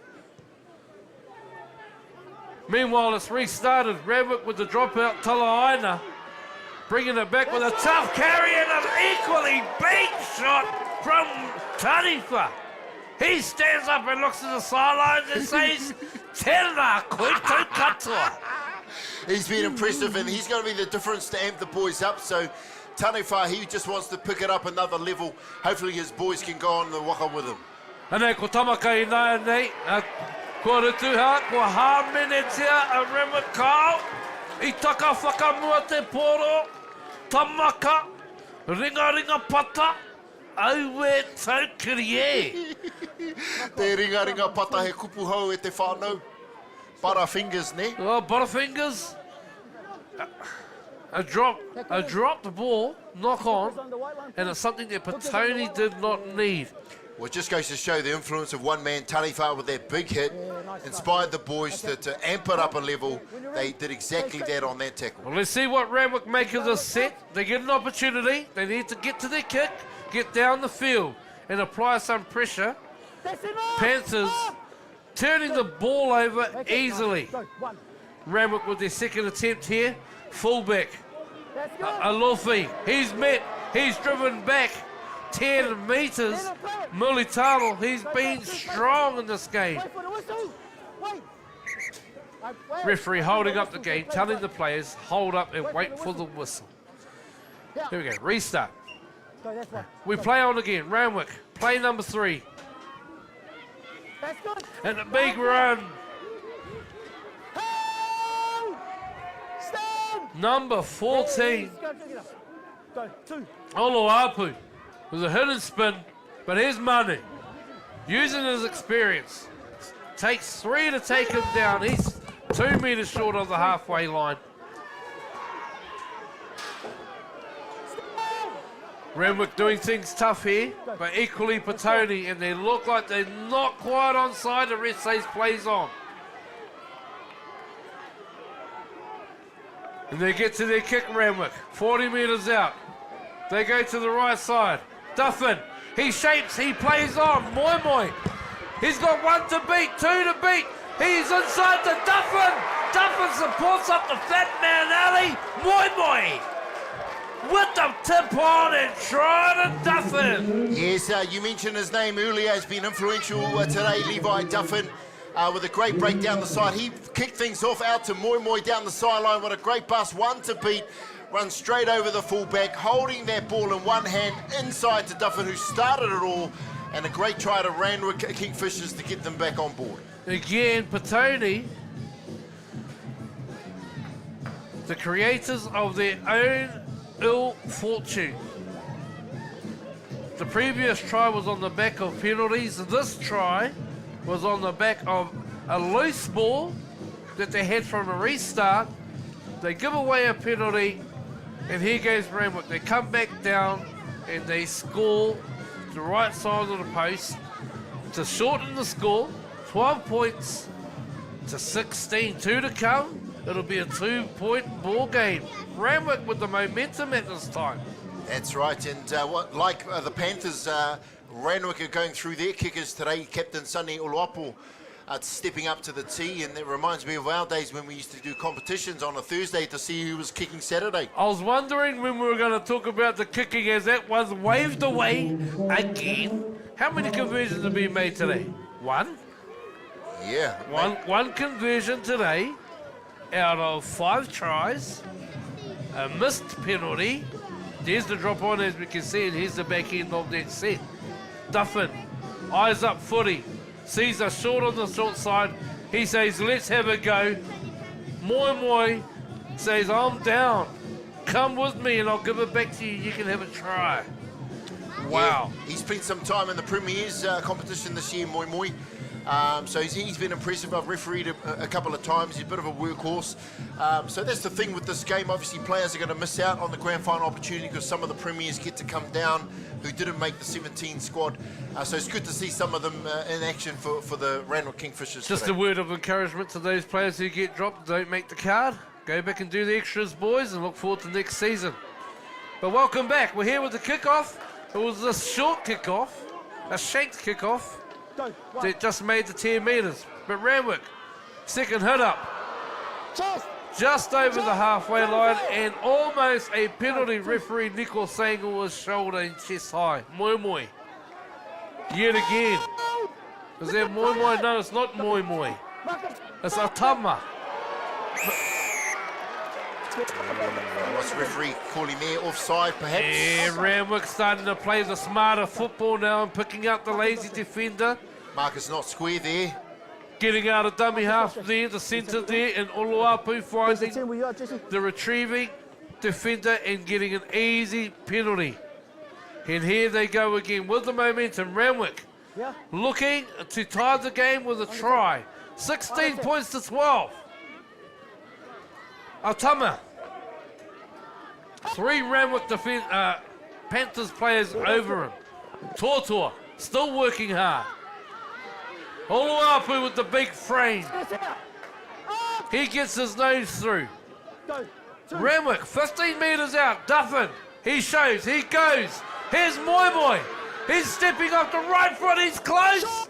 He is short. He is millimetres close. Moi Moi.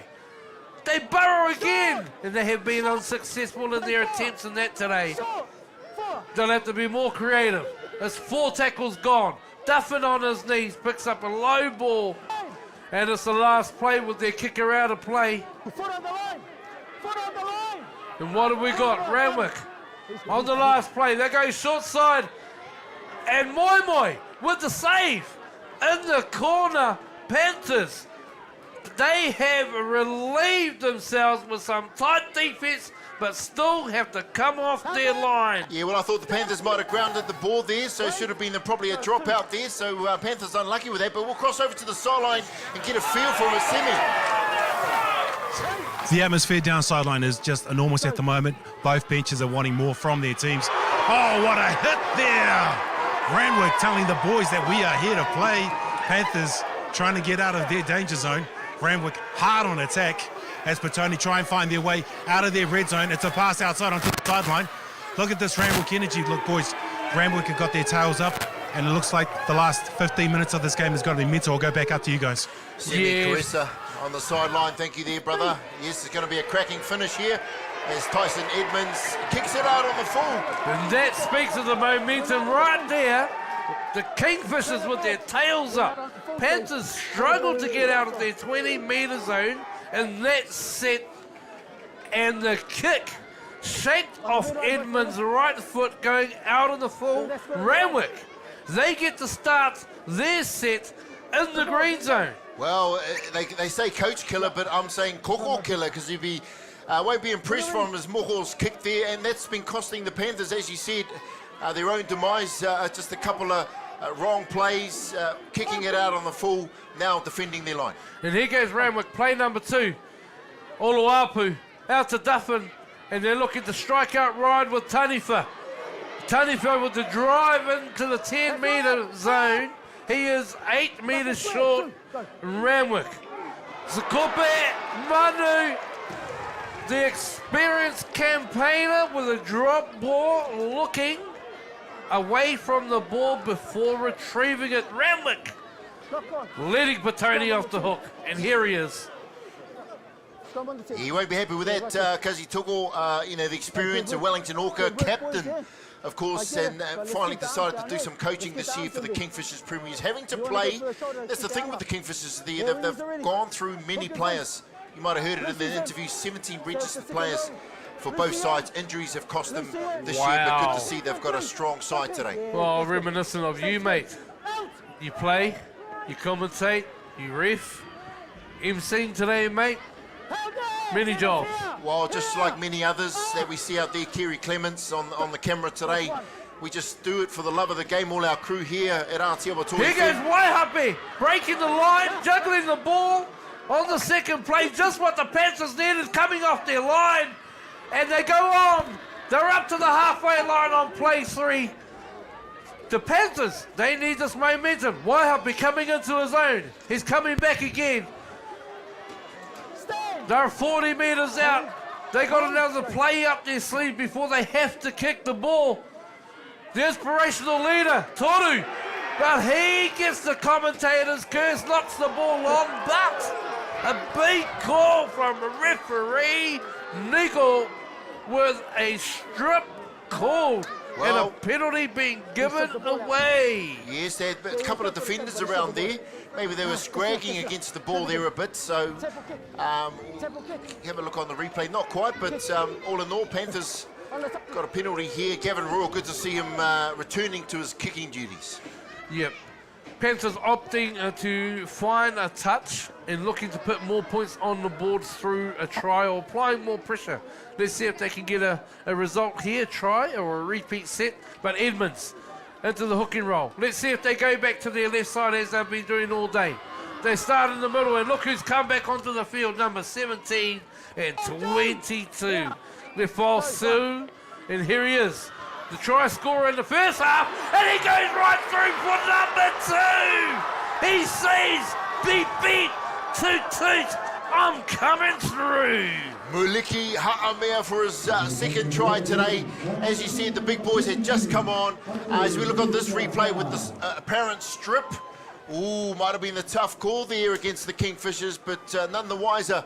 Our play continues with the penalty, and from that, number 22 straightens up the ball, straight through 2 defenders, and no one in front of him for a second try for the Panthers We today. mentioned earlier on in this half that they had taken a break.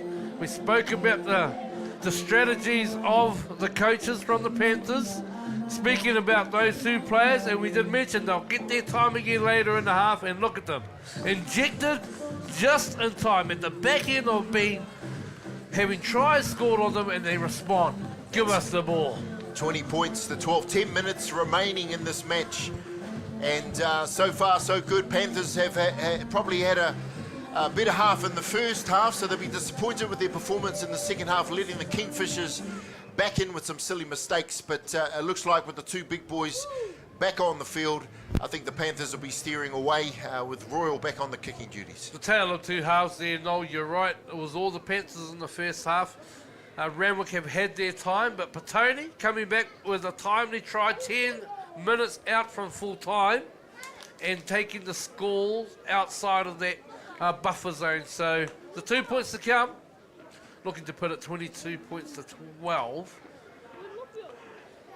Yeah, no doubt, just sort of seemed to me to all the grand final clubs this year, the flags are waved away. Royal unsuccessful with the conversion, but no doubt there'll be great times had at the club rooms tonight for the Petone Panthers and Randwick Kingfishers, regardless of the result. Regardless of today's result, you know, we've got to congratulate both teams. There's going to be a winner, there's going to be a loser. But at the end of the day, it's been a hard season for everyone involved from both clubs. In fact, every club, but those 2 clubs, these 2 clubs that are here on our finals day, one will get the spoils, one will go home without anything. But a good time, memories of a good season, just not a great season. Yeah, 8 minutes remaining here in the second half, and Panthers need to score first. Randwick with the kickoff, and here comes the Panthers. They go beyond the 20-metre line, and it looks like it is Muliki Ha'anea, and driven back inside the 20 metres. Bit of niggle in there. Was that Lefal Sue with the hit up for the Panthers. Things are heating up there. Kingfishers just looking for some inspiration to get the boys up. And I thought that was a great defence there from the Kingfishers. You know, referee should have allowed play to carry on, but there's something we're watching as referees, you know, the danger of that, of pushing them back, possible injuries from that. So we're trying to get that held call early. So further harm, unnecessary harm, in the tackle. Well, he has called time off. The touch judges have entered for a conversation. Touch judge Penisila Yeah, I think he's got a report here. with a report, and it looks like Sidelines come in. Who's throwing a punch? a punch has been thrown. I can hear over the audio by a Petone player. Yes. Who's throwing a punch? On the ground. Looks there like from- someone might be sitting the match out. Well, fair enough. You know, we've got to tidy up the game a little bit. Should this be a send-off or a sin bin? Well, any punch or contact to the head is usually a 10-minute rest. So very fortunate to get away with that, the Panthers. But no doubt they'll be hungry on defence right A now. lot of pressure on the officials to make the call. A call's been made. Randwick with the ball. It's tapped. It's Tarifa. He's in for his second. He says, give me the ball and I will show you the way. Yes, Tarifa for his second try of the grand final today. As we look on the replay, very shortly it was a tap called there from the Kingfishers. Didn't bother kicking it out. No doubt they had a planned move here, just straight to Tarifa, who was confident to get through. He did that exactly. The captain Ngātoki trying to come across in vain, but Tarifa too big, too strong, too close to the line. Too big, too strong. He is hungry in the second half. Petone just going to sleep there, not putting numbers in there, not getting up and closing the gap, the space. But Randwick, wow, with a timely try. 5 minutes ago, they get one last run. But here we are with the replay. Let's take a look here. Where's the punch? Oh, there it is. There it is. There it is. He says, what you doing, Willis? It might have been better to teach him the hongi, just give him a hongi and say kia ora, but lucky not to get 10 minutes in the bin for that one. So Panthers led off there, still 13 men with 6 minutes to go. Duffin shaping up with the kick to shorten it to 2 points in the game. He's successful. 20 points to 18. Petone Panthers over the Randwick Kingfishers. Wellington Rugby League Grand Final, Premier to Reserve grade, and it comes down to the wire. 2 points. Well, I picked Tarifa to be that player to watch today for the Kingfishers. 2 tries already. He's almost played 80 minutes for footy today. I mentioned he is an 80 footy. He loves it. He's hungry for it. So he's leading his troopers up front, as you do as a prop forward. Well, Coach Edmonds for the Panthers will be drawing on all his years of experience and telling his trainers, giving them the word, and saying to his beloved Panthers boys, this is what's required. Boys, no more penalties. No more penalties. The call from the referee, otherwise he'll look to elevate and escalate the calls. Royal with the kickoff. Stay on. Good tackles. Atama with the return for Randwick. Good driving tackle from Petone with numbers in on the tackle. Mark it straight. Good, go, 1. Randwick getting some run out, chicky boogie running happening. Not much ground made, and the slow play of the ball. Yeah, a little bit flat on this set so far for the Kingfishers. They haven't been organised for most of the day today, so they'll be looking for some inspiration from Uluwapu.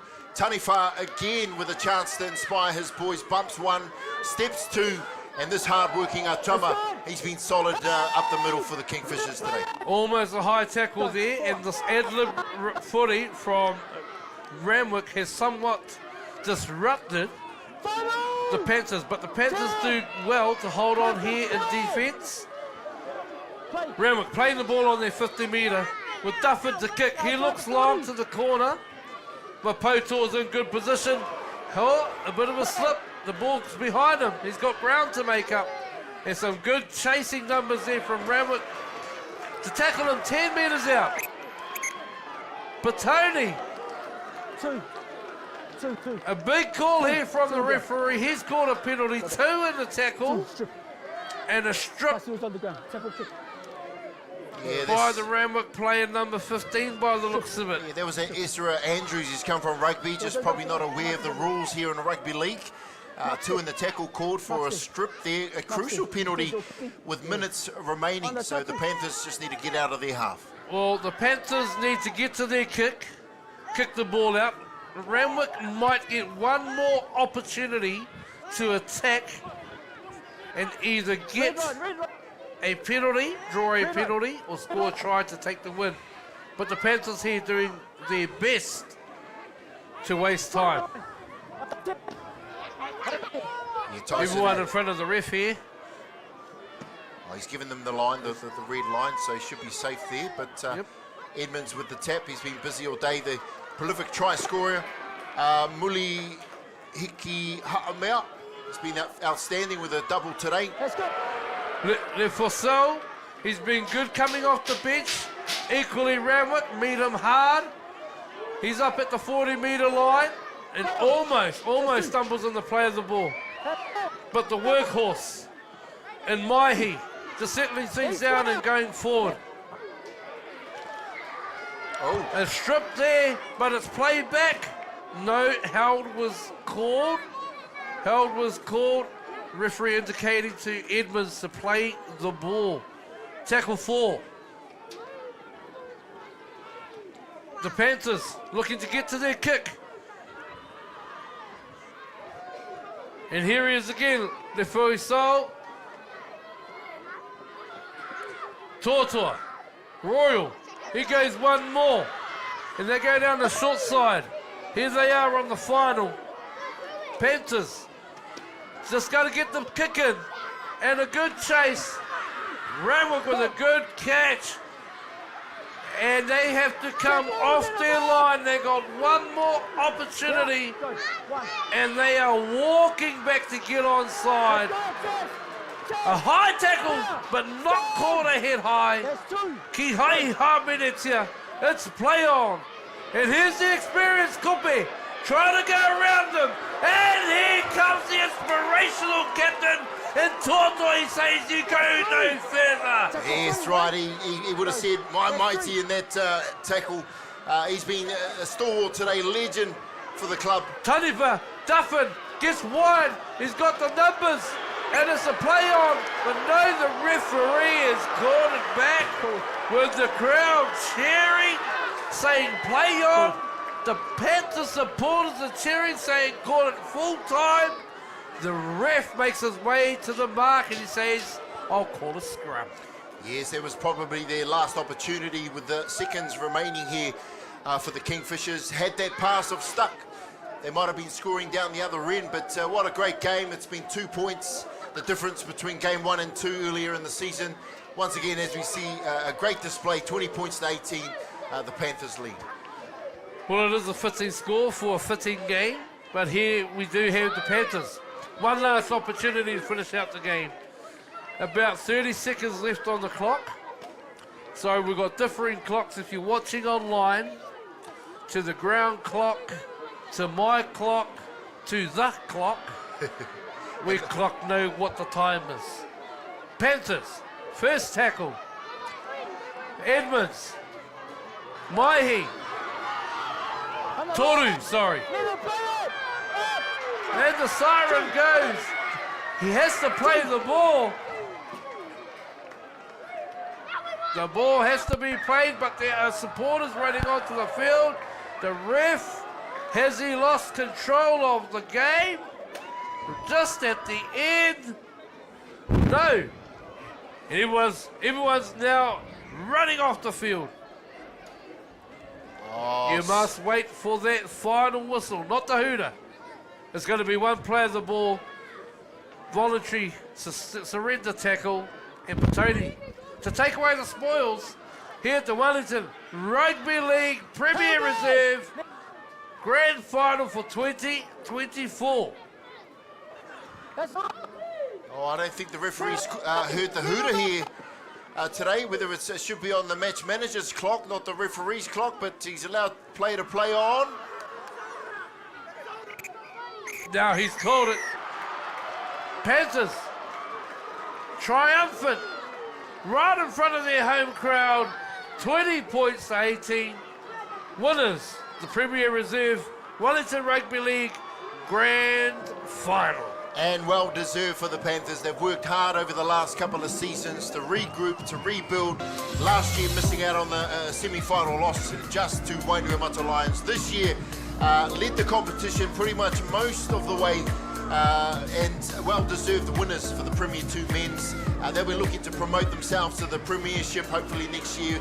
Of course, they've had a great season, 2 teams this year for the Petone Panthers, so some good numbers, good development. We'll see them next year, no doubt bigger and stronger. E mihi ka tika ki Randwick Kingfishers koutou kāri e ki te rangi nei hoi, nei koutou a tirana. E te tuki nei, ki tā koutou I wamata tia ai ki hai I te tuki hoi. Hoki pai ai koutou ki o koutou kāinga maha, hoki ora mai ki tēnei o ngā kapa Petone Panthers. Working. What an occasion for the Panthers. Yes, Man. that's right. There'll be parties galore happening at the McEwen Park club rooms tonight to congratulate what's been a great season on and off the field for the Panthers. My pick of the day, as you mentioned, I think Trulan Totoa has been wonderful, an 80-minute effort, probably likely a try-scoring tackle effort over here against Isope Manu. And of course, right now, I think we're going to cross over live to Semi Carissa to hear from the sideline. Toki, congratulations, 2024. Prem Reserve, Grand Champions. What a journey it's been for Petone and the Panthers. Yeah, hard. Really proud of the brothers out there who stuck to the process and dug deep. And just all year we created this brotherhood, you know, from where the club's been and from getting dropped from the Prems and then rebuild last year and then to take it out this year is fucking awesome. Oh, sorry. Yeah. It's all right. Bro, I mean, the journey that we've all been on watching Petone, like you just said, to go to 2 teams and now look at the club today, bro. Hard out. Nah, just couldn't ask for anything better. Like, it's just awesome. Just really proud of the boys and proud of the club and proud of everyone that backed us and proud of the supporters of Mayfing and all the brothers whānaus and everyone that's backed us up. Yeah, You know, let's acknowledge the Kingfishers. Yeah. They didn't make it easy for you. They made you know, you guys had to be honest all day today. Yeah. It's been like that all year with the Kingfishers. They got us round 1 by 2 points. We got them round 2 by 2 points, and then I think it was another 2-point game again. So it just goes to show that Kingfishers are, you know, they're on the right track, the right path, the same as us on their rebuild with their resus and their Prems. Their Prems it was unfortunate for them to lose last week, but just for them and their club, you know, all the best for future in it. And yeah, it was awesome. Bro, I'll let you celebrate today, but you know, Prems. Yeah. You know, the next journey, but we'll cover that when it comes to time. But on behalf of you know, Auntie Awatua, big champions, and congratulations on being the 2024 champions for Premier Reserve. Yeah. Cheers, thank you, my bro. Thank you. Thanks. Well done. Yeah, welcome back up to you guys. Yeah, welcome back, whānau. And there you were in touch with one of the co-captains, Ngā Toki Toru, the other being Trulan Totoa, who was my player of the match. It'd be interesting to see who picks up that award today. Congratulations once again, ngā mihi nunui, tēnei o ngā kapa, a Petone Panthers, their coaching staff, led by the legend himself, Mike Edmonds. 2024 winners of the Premier Reserve Grade Grand Final. A mihi out to all of you who tuned into this live stream. Stick around, still to come, 1 o'clock.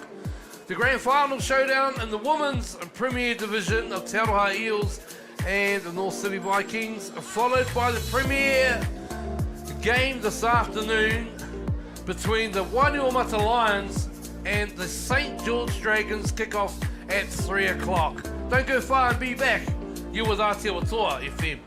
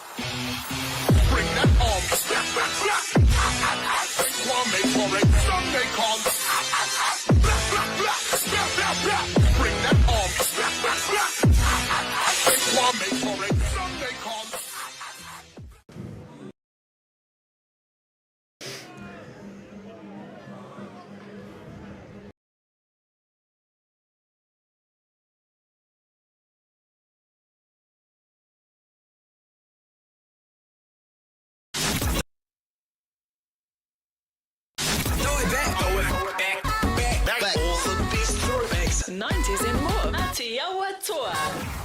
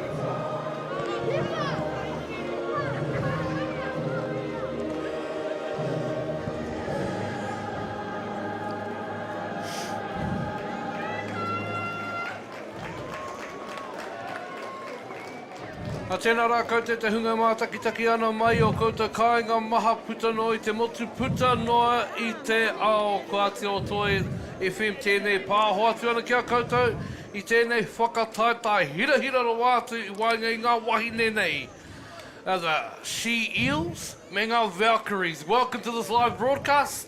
I'm your co-host, but leading the charge is the legend himself, Star Olsen. Mate, game 2 of a trifecta today, the first game 2018, if only someone had a kicker. If someone had a kicker, mate. Reminiscent of someone's beloved Parramatta Eels last night? So, you know, we had Petone, Panthers, who's been through a lot of, a couple of hard seasons anyway, getting themselves to the big dance, and we saw that today. Was, I suppose, as we stand and watch the haka of our Te Arawa women as they challenge the Valkyries from Porirua, that next year could be a whole lot different for the Panthers. Yeah, good to see the Te Aroha Eels out there doing the haka from the Te Aroha Club, written by Wainuiomata, speaking about our hapu, our maunga, our marae and our club. But yesterday, you're right, the Panthers, some hard times, and as Dallas Vincent, the chairperson, alluded to, that close to having to shut the doors for good, but some good hard mahi, some hard toil in the background has seen them in the last dance today. It's an awesome result. Awesome. So somewhere down there on the sideline, although we probably won't be able to get a hold of him, Semi Goresa will be bringing us some sideline comments throughout the game as we see both teams go into their huddle, their respective huddles. Woods has got the whistle. What sort of game do you think we might see from him, mate? Well, I did have a word to him earlier, and he's excited because it's a cleaner game to ref. There's less niggle, less chances of having to blow up the game and having to talk to the players, so he's looking to have a free-flowing affair. Both sides got a huge extended bench too. I think that's how they run the Wainuiomata Rugby League, and it's fine because this game will be played at a hell of a pace. I don't know whether you had the opportunity to be at the Whitty Park last week to watch Wainui play the Valkyries for a spot for today's grand final. In itself, that was the grand final on their day. It was massive. Yeah, getting some updates from referee Woods. He did say Wainui had the upper hand for most part of the game there, but the tenacity of this Valkyrie side proved why they're here. And I'm looking forward to a tough match today. Well, don't forget they're playing through champions. Of course, the Te Arawa Eels took them to the wire last year, went into extra time, I think, if I can recall. And Valkyries, as you say, they just pace themselves. They know how to win, and we saw that last year, and we saw it last week. All those Valkyrie supporters out there, and there are a few around the ground. We'll hope they see the same today. I caught wind earlier on today. Both teams are without a couple of players, not too sure who they are, but have some rugby commitments with the Wellington Pride team. Well, that doesn't surprise me. Why does that not surprise me? As we see the whistle for the first carry of the afternoon, strong run up the field. Valkyrie forwards in there early. Number 14 with a strong run there. They've got jersey numbers all over the place. There've been some major changes here. I think there was Caitlin Lewin with the first carry for the Eels, and the sideline is looking for a fast game, so they're in there early, getting the tacklers off the player as they get to the 40. Te Aroha in the middle of the park, an opportunity to send it out wide.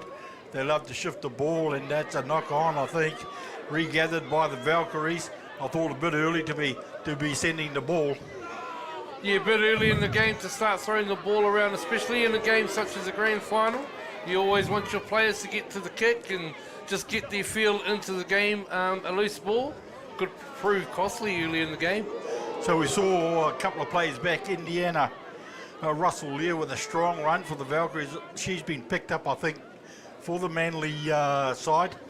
She's been given an opportunity to play shortly in the NRLW. So there's a few of the girls in Wellington who've been given that same opportunity. So it's up to them as we see a strong run up the middle to the middle of the post of Valkyries. As Woods is signalling last as they look to shift it out wide. The Valkyries, they're looking sharp. They're stepping back off her right foot. Good numbers in the tackle there. 2 in for the Eels. I must have read it wrong. The play is carrying on with a short kick through, and it came off the Te Aroha player's legs, and the play is still alive. It's still the last. They need to keep their shape on defence. The Eels, and it's out signalled on the far side of the field. A good set by the Valkyries. Yeah, the Valkyries signalling their intent there, Star, using their big women to muscle it up and take advantage of their size that they have over the Sheels. But the Sheels resolute in defence, holding them out and seeing how they come out of their red zone. Mate, what's the name of this Te Aroha side? Shields? Shields? Shields. Or Shields? The Eels? It's a she? Oh, Roger. Maybe? Roger. I don't know. Did they not pass by your committee table? I didn't see it on my table. No. But I mean, when you have a look at it, it makes sense. She Eels. She Eels. Shields. Do you say it in 2 words or was it 1 word? She might say something about it. Strong run up the park. Strong run up the park for the Te Aroha Eels. It was Okasino. Some heavy defence there from the Valkyries, but Te Aroha being led well by the experienced campaigners of Puketapu and also Wainuiomata. As they take the ball forward on the far side of the field, referees definitely signalled the last. They need a good kick and chase. The Eels, they kick it back to the blind side, up, putting pressure on the winger, and there's an opportunity here for the Eels. It's a fumble. And it's out. Who touched it last? It's Te Aroha ball. Well, a good set there from Te Aroha. Their first set coming out of their red zone, Star, and they've marched up the field. They've got to the back end of the set with a kick, applied some pressure, and we thought they were getting the ball back, but it looks like referee Woods has indicated Valkyrie's feet to the scrum. Okay, so quite clearly the Eels are looking to play on the edges. They're not wanting to challenge them in the middle of the park. The Valkyries, they've got a solid pack. So the scrum feeds out to their first receiver. The Valkyries are starting to go too wide. The defence was there from the Te Aroha girls as they look to get themselves back on D. Woods has got them back a good 10. Let's hope he can keep it for the whole game. A pass over the top, and it's been pushed to the sideline.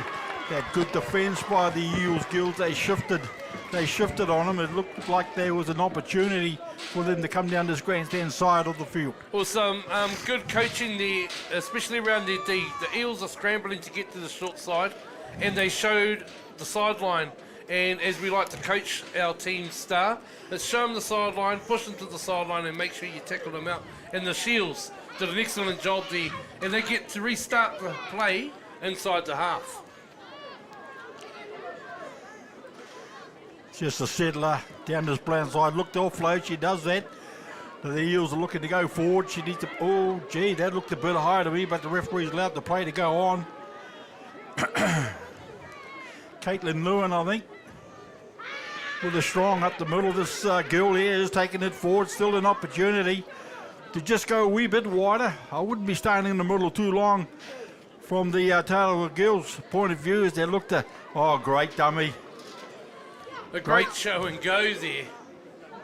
Great show and go. 15 metres out at least. There's still a chance here to bring it back to the middle. Strong run up the middle. The referee's yelling at him, get back. They're coming back to this grandstand side. Running too far. Offloaded, knock on. They were a little bit indecisive right in the back end of that set there. They had good shape. They were going through their plays, the Shields. Just a bit of lack of communication in that last play. And Wainuiomata not quite able to pick up her player there close by to her. Not a good ending to the set, but nonetheless, they're in the right part of the field. So we know what grand finals is about, mate. It's all about defence. And so let's see which one's cracked first. It'll give us a good indicator as to how the game might go as the scrum is fed right in the middle, 10 out from the Valkyrie's try line. They go that right-hand side, looking to shift it. 2 passes. Good defence. And lost it. No. Line needs to come up in 1. Te Aroha, don't leave it staggered, otherwise the Valkyries will be looking for that gap all day. Going back down that blind side. I think Russell Lear there with a strong run. She'll take some stopping, that girl. Good play the ball. Bringing it back to the middle. They're looking to shift. Great defence. Held them up. Numbers in. Slowing to play the ball down for the defence of the Te Aroha Shiels to get back. As we see a strong run up the middle of the park by the Valkyries. Referee signal last. The wingers need to drop back, full back. Good kick, putting pressure on the edges. Oh, unfortunately out on the full. Again, Star, it was a bit of end to the set. It was a good set there from the Valkyries. They moved the ball out to the right, bring it over to the centre, then to the left side and get to the back end with a not so good kick. It lets Te Aroha off the hook and it gives them good position, field position, to restart their set. Geez, we've seen, it's not even gone 8 minutes yet, mate, and 3 interchanges already. It's rolling interchanges, I think, by the Te Aroha side. So I'm not sure what that an indicator of, as we see a knock on. And they just need to settle down. I think they're just getting a bit carried away with pushing the pass. Pushing the pass, yes, it was unnecessary. Then again, unfortunately, we're not NRL material and can challenge the call and go for the bunker system. It looked sideways at best. I thought it was back there, but referee Woods saw it otherwise. Valkyries, they get an opportunity. Yeah, just almost on the 40-metre mark, the Valkyries, they're set to go left or right. They come down to the grandstand side, coming up on the inside and dropping it off to our outside support. The Valkyries 35 metres out from the Te Aroha line, coming back this grandstand side, again down this blind side. The Valkyries, as they look to go up the middle, but steps off the right foot and comes in behind the ruck, still trying to find something down this blind side. The Valkyries, as they go too wide to the middle of the park. Woods is getting back this Te Aroha side, a good 10, which is good for the game. Going down that right-hand side, there's just another hit up the middle. Strong run, short of the try line. Short of the try line on the last of the Valkyries. And she dummy to the right. Woods looks like he's going to give it. He looks to his touchies. He says no. Is that a held up or a knock on over the line? It looks like a knock on, mate. If we see the replay here somewhere, no, yeah, he's called a knock on. We have a look at the replay here, a bit hard to see, but the way he stood back, like, you know, he was going to award it, but... He did what every referee does, checks with his touchies. Yeah, here we go again. Takes a step back. On the replay, three Te Aroha players in there just trying to hold her up, and she's over the line, but the referee's well placed, and... no, that was on the fourth. And, yeah, no. Meanwhile, Te Aroha off the scrum. If we come back to the live pitches, have received a penalty for a dangerous tackle, but a loose ball. Off the scrum going wide, dropping the ball, and young Williams coming up with the loose ball. I think the Te Aroha Eel girls need to prepare to take a couple of carries up the middle. I think this persisting with the shift will find themselves in all sorts of bother as we see a kick by Utanga. It was just a kick to get it out with no yardage on it. You're right, Star. They got to go forward. They got to bite down on that mouth guard, squeeze up the nono, and say, "I'm coming through." Just like this hit up just right like here. this right here, and that's what they need. Another one to the middle. That's the one. Well, it's not the commentator's curse. Carry strong. Carry strong. Maybe one more. Go wide and turn it back on the inside.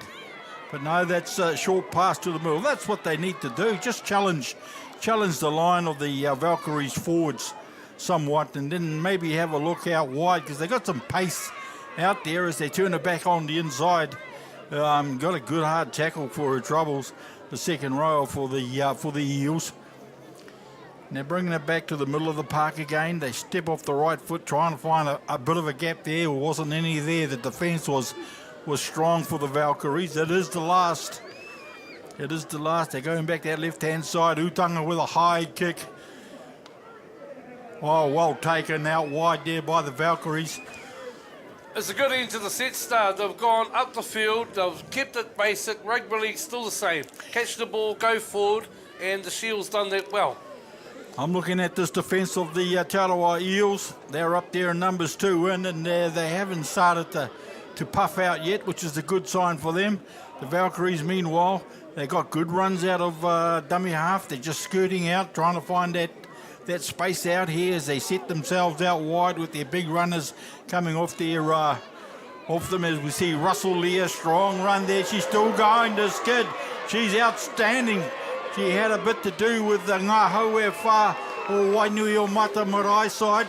And then, you know, with her trips away, she managed to get looked at by the Manleys of the NRLWs. Referee signalled the pass has gone back. That was a poor play of the ball too. And it's a good kick on the last. That might be too deep. Well, that was a disappointing end to that set. A big blockbuster 30-metre run from the big girl to set them up in prime position. Didn't quite finish off well with the kick, but nonetheless showing their cards here, the Valkyries, by using their big girls to come up the field. They're well organised too, well drilled.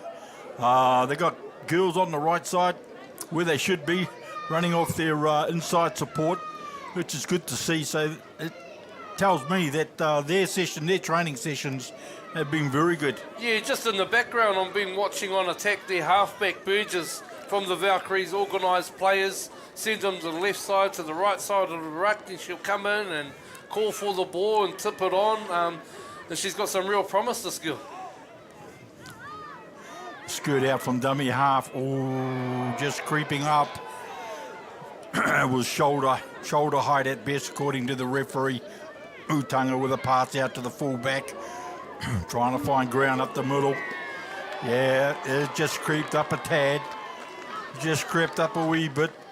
The Valkyries, the enthusiasm of their defence.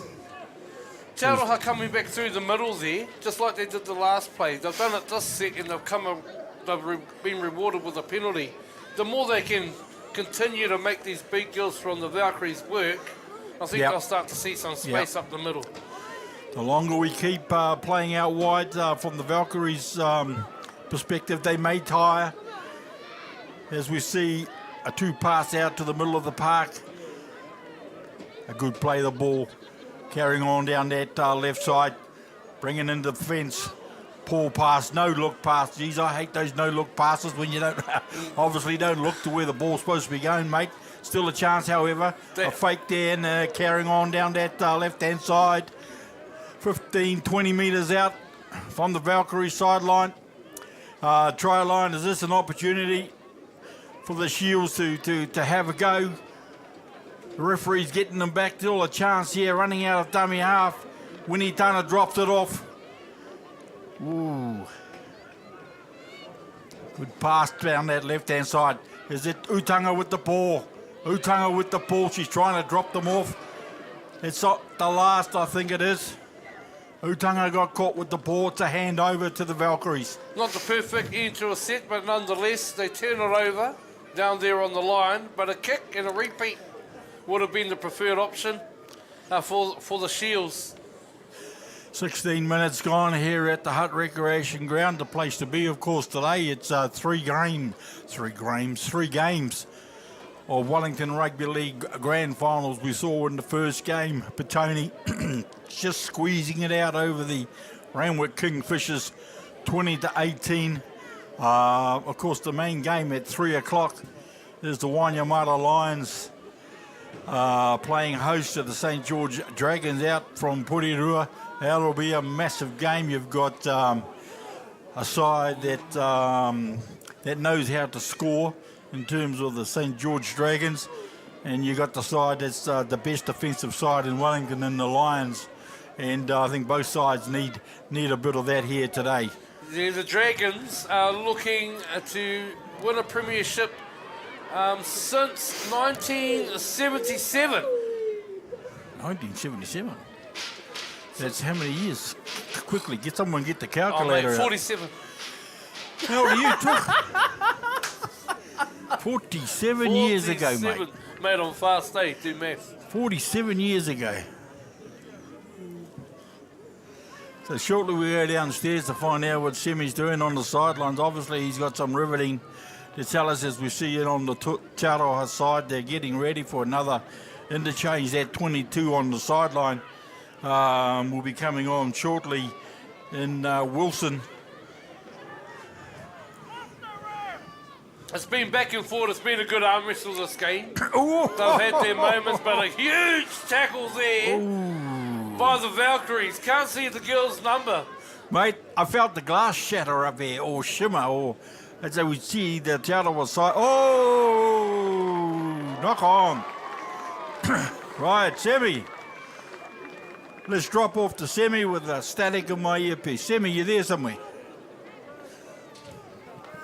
Sem, come back, brother. Cool. I'm ready to go when you guys are.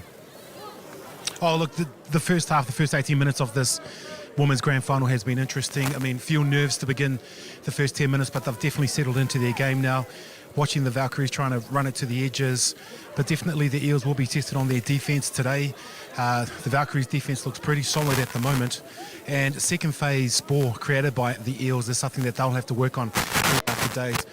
Both teams are definitely into their work at the moment, but yeah, we're a long way away from where this game could end up at 0-0. Back to you guys upstairs. As we see a shift that the Te Aroha Eels are doing on a regular, I'm not quite sure whether that's the way to go, to be honest, but nonetheless, if that's their game plan here today, they just obviously going to be sticking with it. As we see they play the ball 30 metres out from the Valkyries, and they're stepping back into the ruck, which is good. They understand that they got to carry strong to go wide. Wainuiomata in that dummy half, shifting it off to the other Wainuiomata, off to Utanga, looking to find a gap out wide. There's space with the winger taking the ball, and the gap quickly closed, but she's gone in and away. Still 15 metres, 16 metres out from the Valkyries' try line. Utanga, is it with the ball? No. Oh, there's some fierce tackling going on from the Valkyrie side. Caitlin Lewin. Yeah, she carries strong, that kid. Interference in the ruck. Interference in the ruck at the play of the ball as Lewin went to play it. And there's a little fumble in there, but obviously a boot seen by referee Woods. And you can see in the replay the strong defence by Norse in on Lewin.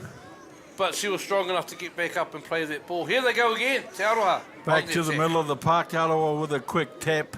You know, that earlier play, I thought they had the numbers out wide until that Valkyries player put the boot in, as we see Russell Leah. She's had a whale of a game in the last 20.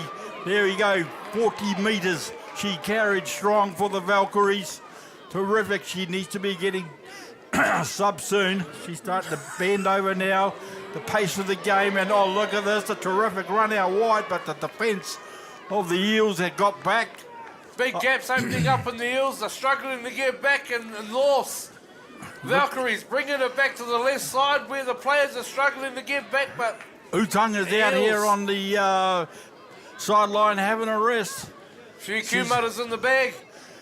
They need to come up. Don't slide too early. The Eels will give them an opportunity. Oh, great lucky. defence! Great defence and getting up there and forcing the error from the Sheels. Just what they needed, as everyone was carrying extra Kumaras in their bags getting back. Mate, I didn't think they were going to get back in time because, you know, after that big run by Russell Lee, as we see it here on the replay, up the middle, she was even looking for her support. There was nothing there, so she had to take the tackle. Look at her, mate. Look at her. She's done 70 metres in the past 5 minutes. And like you said, I think it's time for her to be subbed. Tangi Tutu is coming on for the Te Aroha Eels. Number 26, who's going off, walking back behind the post. Well, I'll tell you, stand out today I've seen for Te Aroha is their half McKinnon. who's been taking the ball to the line, tipping it on, looking out wide, feeding her outsides, and likewise the halfback for the Valkyries and Burgess doing the same and directing your team around well. But it's early stages, 22 minutes gone, still 0-0. So we've just had a knock on in the scrum feed, would you believe? Te Aroha giving the ball back to the Valkyries. 10 metres right hand side of the post. Prime chance for the Valkyries to go out wide and go back down the blind, of course. They've gone and it's a knock on. It's another knock on. It's another knock on, mate. Yeah. Wow. That was great that the Te Aroha Eels defence was up for that play by the Valkyries. So let's hope they don't make the same mistake. 10 metres out from the Eels try line. Been a good game, played at pace. There's been a few hurts. I think that Russell Lear for the Valkyries has had an outstanding 22 minutes as we see the Eels coming up the middle. Just settling it. They need to do that instead of trying to have a look out wide too early. I think once one team starts stringing some sets together, back to back, we'll start seeing some inroads and some tries. But here we are with young Williams bringing it ball back out for Te Aroha, 25 metres out. So bringing it back, this young Williams, he's slight of build, got a big heart though. 3 in the tackle from the Valkyrie, just holding up this Te Aroha go forward. As we see the small girls taking a turn up the middle, giving the forwards a bit of a rest, as we'll see a drop off from Tangitutu off with a halfback, just shrugging off to the Valkyrie defenders, trying to find a space out wide. They need to go forward before they go sideways. Number one rule when you're trying to establish a bit of field position.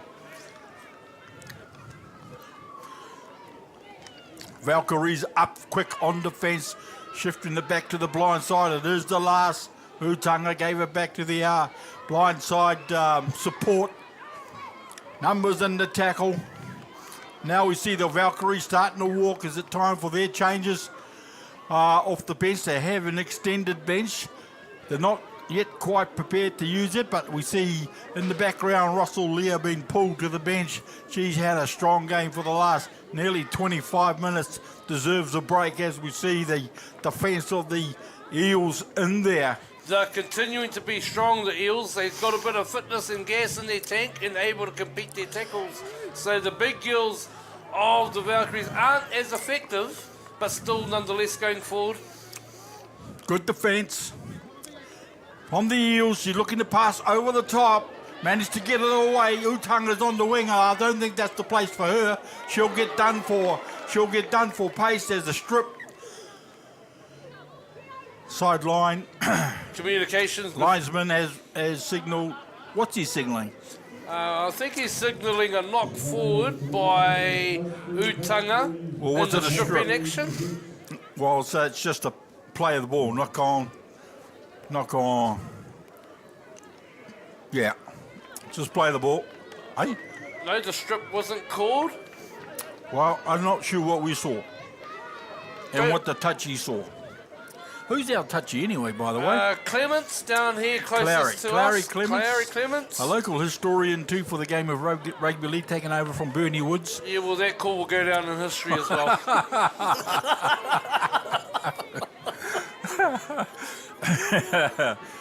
Here we go, Te Aroha with the ball, just need to move it forward. There's a replacement on. I thought she got her neck bent back through no fault of the Valkyrie's defence. There they go, they've got the fresh reserves on now for the Eels, number 25, Collins. Some fresh legs off the bench for Te Aroha to help them go forward, and here they go.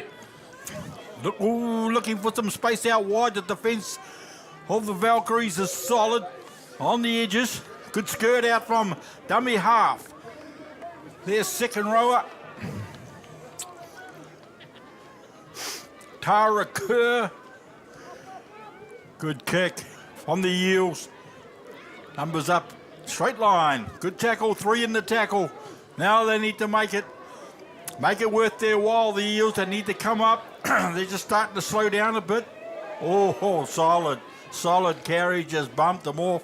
I could feel that tackle from here, the fullback. Gutsy she is too. Beckham. Beecham. Beecham for the Eels. Sometimes I don't want to enter into pronouncing some of the surnames they start without to whakaiti the ingoa. Yeah. So I stay clear of it sometimes and just say the number. Aroha mai whānei. Down there blind side. Was it the last? I think it was an early No one's kick. there. It was an early kick. It's bounced back kindly for Beecham. Still, she's nearly busted 2 tackles, but numbers in there just to slow her down. The Aotearoa Eels need to have a skirt out at dummy half, give time for these forwards of theirs to get back onside. Here they go again, pushing that pass again. Yeah, I'm not too sure whether that's the right way to go, but nonetheless, play the ball for the Eels.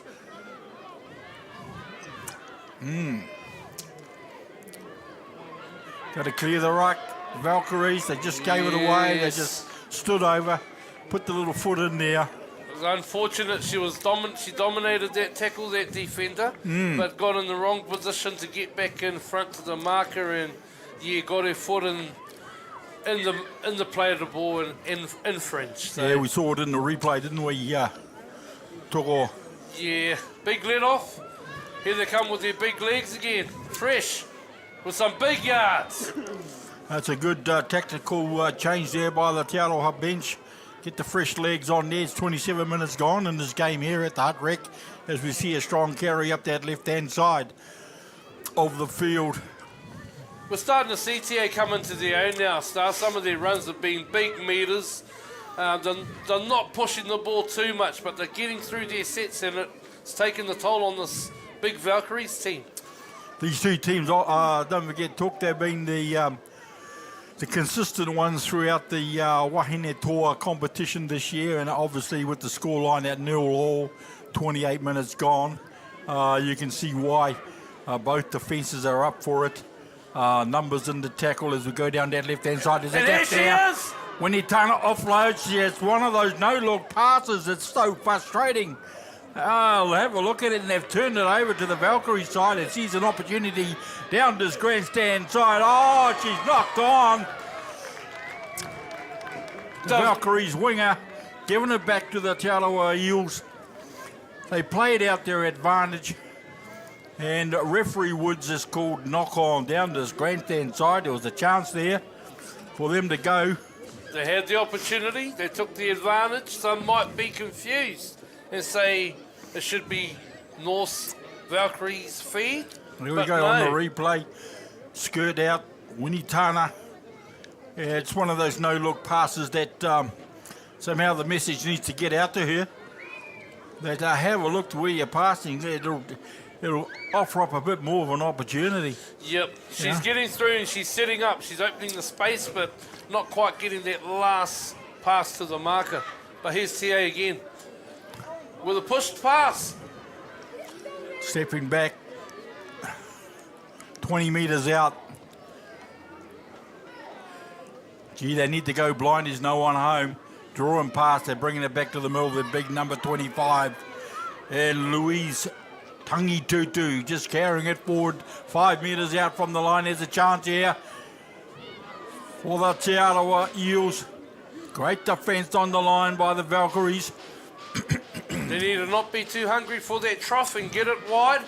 And here it comes. They've got numbers. Utanga. Oh, it's in there. They've been looking for that play all day. And over in this right-hand corner was their number 20, Wisdom Williams. And as we look at the replay, Star, here it is set up with one more final settle to the post. And you can see the back line set up out wide. They're looking and they're calling. The experience of Winitana there to find Utanga and to feed it out wide. And one last tip on. Out to Williams into the corner, and a well-deserved try for Te Aroha. In this context, that's been back and forward. 4 points to 0. Great crowd today, took. Great crowd, mate. Look at it. They marched off and celebrated the earlier win to Petone, and the crowds come back out. They've filled the sidelines, the in-goal areas. It's a beautiful view from up here, celebrating the culmination of rugby league here in Wellington with Grand Finals Day. 3 matches. If you just joined us, welcome, wherever you are around the country, around the world, to this live stream broadcast brought to you by Aotearoa FM, live from the Hutt Recreational Ground in Lower Hutt. And I think while we've got time, mate, big shout out to Mana Wahine for their support of the Wahine Tour game in Wellington. First time sponsors of the game here in Wellington. And by all accounts, they're just happy with the support that they've been given by the league fraternity and what they're trying to do in Wahine health.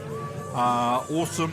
And the information they're able to give out to our wahine not only does it benefit them too, mate, let's not forget the whānaus that come with them as well. Yeah, let's not forget, behind every good man, there's a better lady. Don't we know that? You don't get 6 kids without doing that stuff. Don't we know that, Don't mate? we know? You got 5, sure.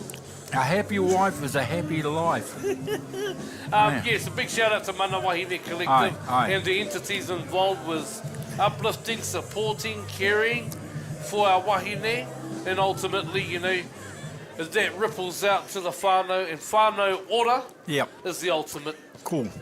As we see the Valkyries with the kickoff with about 8 minutes to go in this half. I think we're playing 40 minutes as we see to the middle. Caitlin Lewin with a strong run. She's been strong this half start. Yeah, hasn't she? She's been awesome.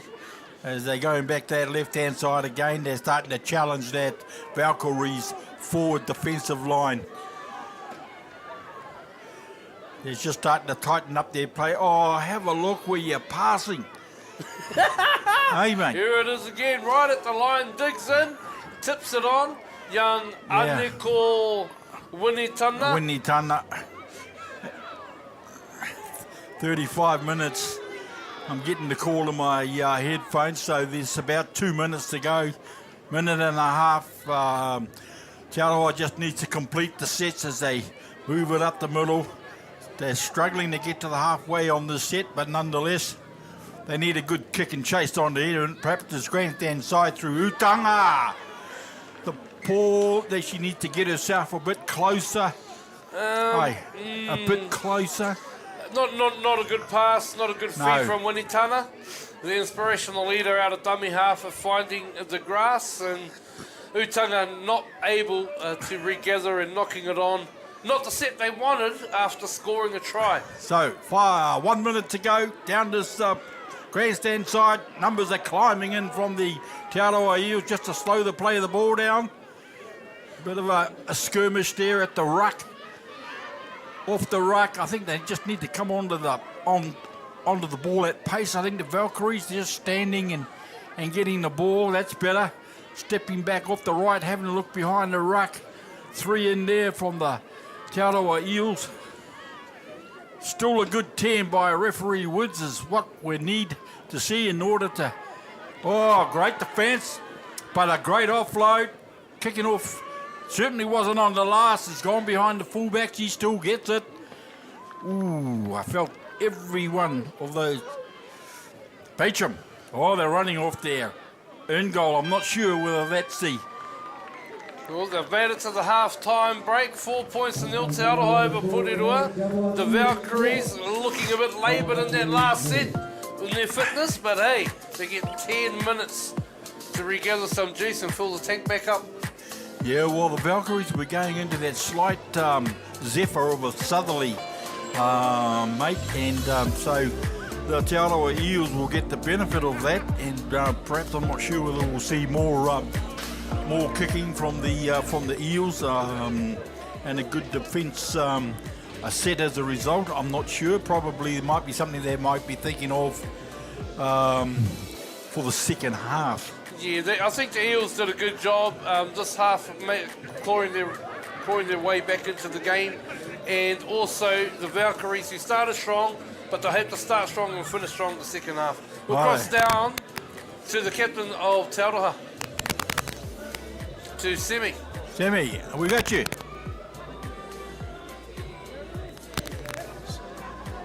somewhere down there, Semi Carista. We got you, Sem.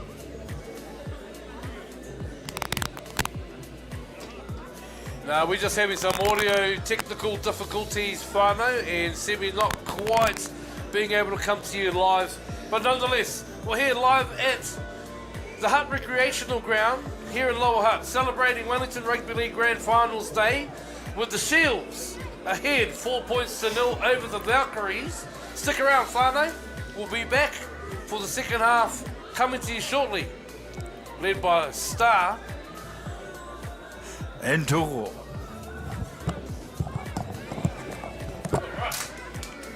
Awesome, mate. Good fun.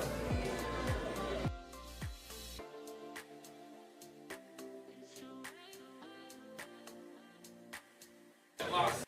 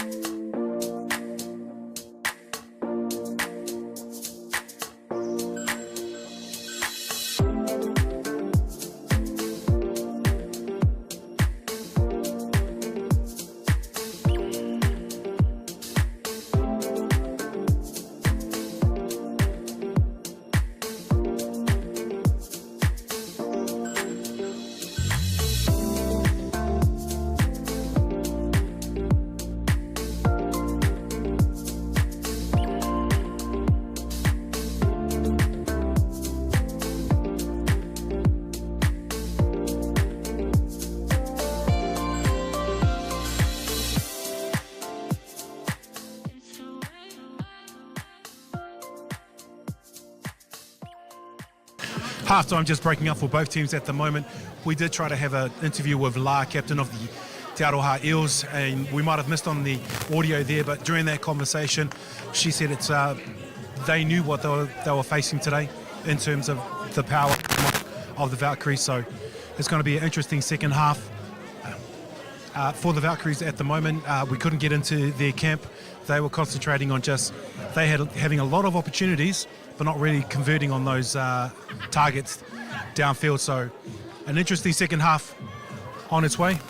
I'll get back up to you guys, and yeah, we'll go from there. Throw it back. 90s and more. Aotearoa Toa.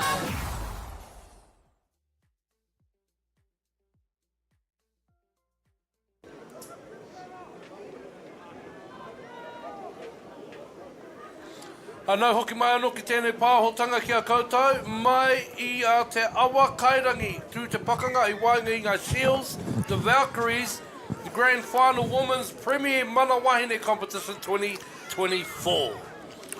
Well, what did you make of the first half? Mate, Toko? back and forward, start back and forward, some blockbustering runs and power from the Valkyries, and some speed from the Sheels. And we'll look to see who shores up the game early in the second half to take it away. As we see a strong start to the second half by the Valkyries, they're prepared to go forward. Winnie Tana just slowing down, or hands in the ruck, picked up by the referee. Chance for Valkyrie to gain more metres. Yeah, here we are at the grand final day, Star, and as we stand here and looking down, seeing the St. George supporters starting to take the stand for the Premier Grand Final, kicking off at 3 o'clock. Mate, they're starting to roll in. Their drums is coming by. A courier service, I understand. They got a few of the special delivery, mate. The coat of arms from Wainui. They'll be coming with their escort too. There's a lot of tradition in that coat of arms too, going back over 20 years. Wow. As we see the Valkyries just stepping up to the middle of the park. Oh, they're looking to bump and go. Quick play the ball by the Valkyries. The referees keeping them back 10, which is great. The Valkyries are going wide. They're looking to shift. Dummy on the inside, picking up the outside support. Just popping off her left. Trying to find a bit of space behind the defence. The defence of the Te Aroha Eels are up to it as they carry on down to keep going. There's still a chance here. Good adjustment and defence from Te Aroha Sheels, applying the pressure. The halfback Burgess for the Valkyries, taking control out there and guiding them around, but the last pass hitting touchy Clary Clements, and Te Aroha let off the hook. Some early signs there, Star, from the Valkyries. Yeah, well, it's good. They're a pretty structured side too. We saw that last week, and they play the long game. Tuko, whether they're behind like we saw last week, they were behind something like 16-4. Wow. They were very patient. They were very patient in their play. All right, let's turn our attention to the sideline, mate. I think we've made contact with Semi Koretsa. Semi, there. Sideline conversation down here, lads, as I talk to Kat, coach and captain of the Valkyries. That first half, they came firing, and you guys, you guys had your chances. Yeah, I think we're just a little bit impatient. We're not sticking to our channels and our game plan. We're not getting good go forward, and we're not winning our rucks, which means that they play the balls fast. We're behind on the back foot the whole time, and we're not finishing our sets on our kick. Some nice opportunities, definitely, with nice runs, and you're right, it's just that. Yeah, I think our girls, again, a little bit rattled like last week. We just need to slow it down, earn the right to go wide by taking the ball forward. Forwards controlling our ruck area, controlling the middle, and our backs just kind of finishing it off for us. I'll let you rest, thank you so much, and straight back up to you guys. In the middle of the park, it's the Valkyries with the ball.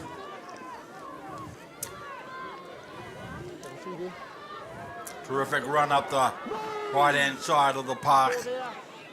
We've got the Rick feed to the referee, and it's great that he's talking to the players, getting them back a good 10. So they're in no uncertain mind as to what's required, and the referee's got him for Mark is offside. He called him number 26. A late penalty late in the set from the Sheels. It's not what they wanted after a good set that we didn't quite see too much of, but a good kick chase. Valkyrie struggled to bring it out, and a penalty right at the back end of the set to give them another opportunity to attack and hopefully find the chalk. So here we go. It's Valkyries with the ball, sending forward. A strong run, 2 defenders in there. It's good skirt out of dummy half, turning them back on the inside. We haven't seen enough of that from the Valkyries. You know, that inside defence does knock off a bit. As they're looking to go back to the middle of the park, the defence is up off the line from the Eels. The Sheels doing a good job at putting the forwards of the Valkyries on their back, but here goes the Valkyries again. Here we go, looking to shift it wide, come off the foot. The referee said play on. The defence of the Aotearoa Eels just stood still for a minute. They need to keep coming forward. Down their left-hand side, the Valkyries go, looking for the inside support, but it's not there. Over in the far corner. Terrific. It's all about being patient from the Valkyries. Just dummy on the inside and picked up his winger on the outside. They had snuck in a bit off their line. Yeah, if we look at the replay here, Star, the Eels are struggling to adjust on defence and get around to cover the short side there. And the halfback doing good work getting out of dummy half, drawing in the outside players and finding a winger who goes over in the corner to bring the scores levelled as we go 5 minutes into the second half. 4 points apiece. Valkyries with a kick to come.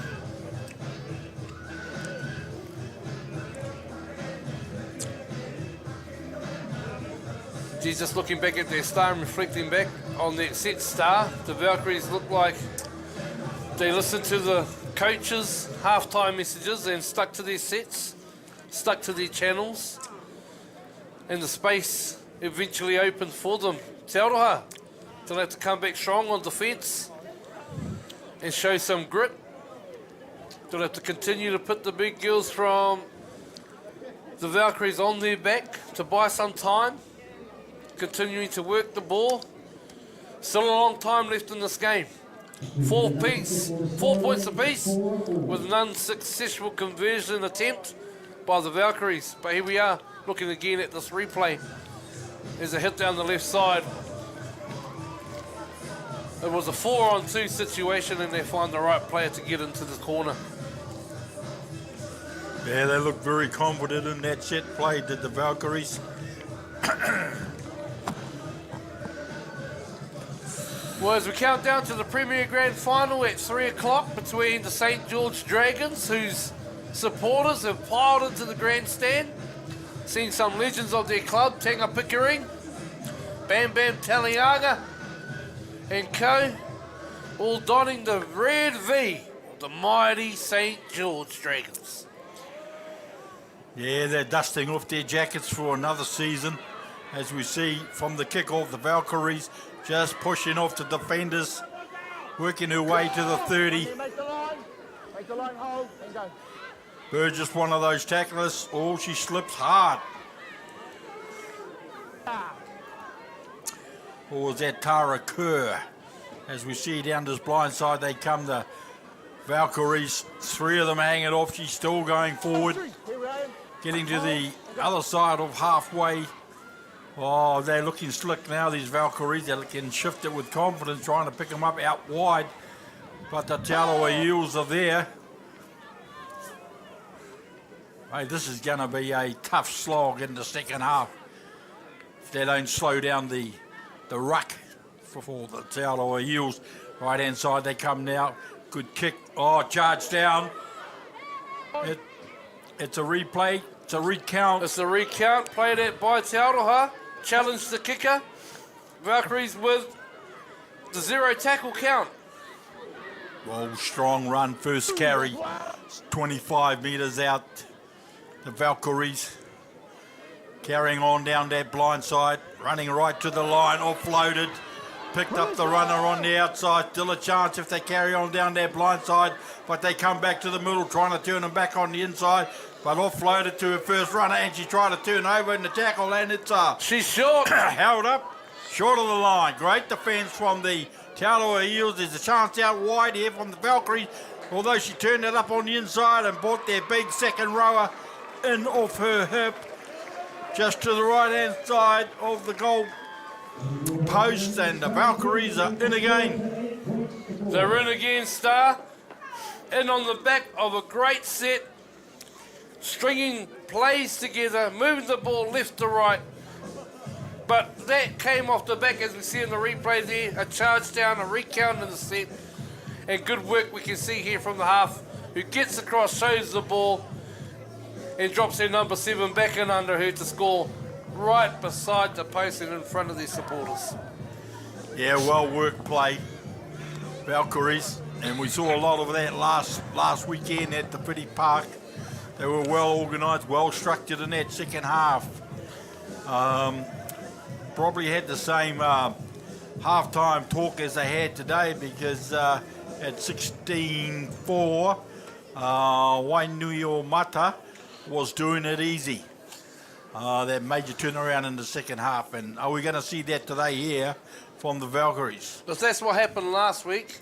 They're showing signs of doing that again this week, because these last 2 tries have come off the back of the Valkyries sticking to their systems, sticking to their plays, good communication, and everyone are running the right lines and staying in their lanes.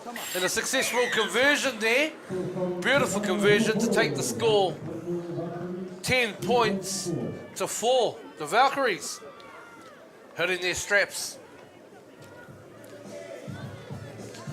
What do Te Aroha have to do there, Star? Well, I think they need to kick long for a start, jam him in the corner here, and just get him to come out one side of the ruck for a start. Make it easier for their defensive line to move up, and they got to make an effort in their line speed.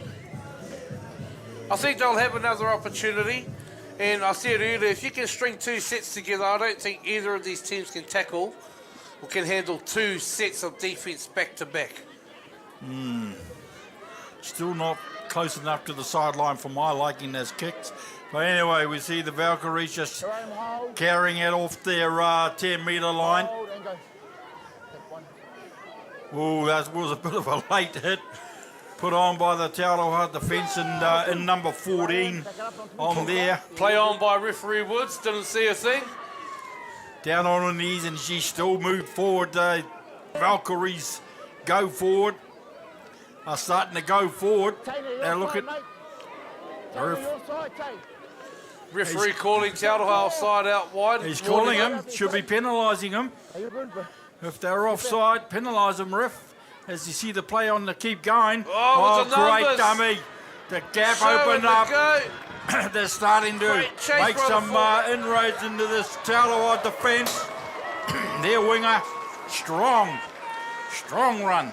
Beautiful try, executed well. They had numbers down the short side, and that halfback Burgess, who I mentioned in the first half, fantastic with the ball in hand. Dummy, through the line with a fend. You see her with the offload, but great finishing as well. Is that by the second rower or the set? No, that was by, what's that number on the back of their jersey? Looks like the winger there, number 2 maybe. Could be Kora or Te Puni. Either one of you, what a fantastic try. And again, Star, off the back of a good set. Te Aroha in trouble if they don't come back anytime soon. It'll be the hey diddle diddle. Yeah, no, they're looking sharp, they're looking organised. Don't want to be ringing the bell and saying it's ding dong, move along too early. So here's the kick to push it out to 16-4. Well, she was successful from out that way. No, she was way one short. This way. Way short, mate. The breeze got a hold of it. But still, they got a handy lead as it is 13 minutes gone in the second half. Yeah, nah. That's just to help everyone get their breath back, I think. Hey, that kick. I think it's consistent with the conversions of the day. Yeah, of course. So, of course. 14-4 whānau. Valkyries over the Eels. And the Eels having to dig deep to get themselves back into this game. Do you remember Trishina? Do I remember Trishina, mate? She kicked better than the men. Mate, do you remember Savannah Aranga? Yeah. Yeah. Well, those sort of kickers aren't around the game anymore. It's a shame, but it's what's needed. Yes. Here we are mentioning these names. Yeah. I said to referee Woods earlier in the week, and I said, you let me know, you're part of the table talk, Mr. Olsen, but why can't we name our wahine comp here in Wellington, the Savannah Aranga Cup? Well, this probably just hasn't been spoken about around the table. Now, we've got the Trishina Cup, which is for the New Zealand Rugby League. And these All-Stars, the NRL All-Stars is the Trishina. Yeah. But Savannah Aranga, first Kiwi captain. Yeah. So we've seen Talawa benefit from a short kickoff, got the ball back from the scrum, from a knock-on, and we've seen them lose the ball in their first shift to the edge to try and find a bit of space out wide. Unfortunate, and gives the Valkyries to play the ball on their 27-metre line. Well, it's no surprises, Star. The first half we could see that pattern of play, and they've continued to employ it. We did say, if you continue, you lose the ball. So good defence needed by the Eels, just to slow them down a bit. Good numbers, strong carry though by the Valkyries. Go forward, lost the ball, I think.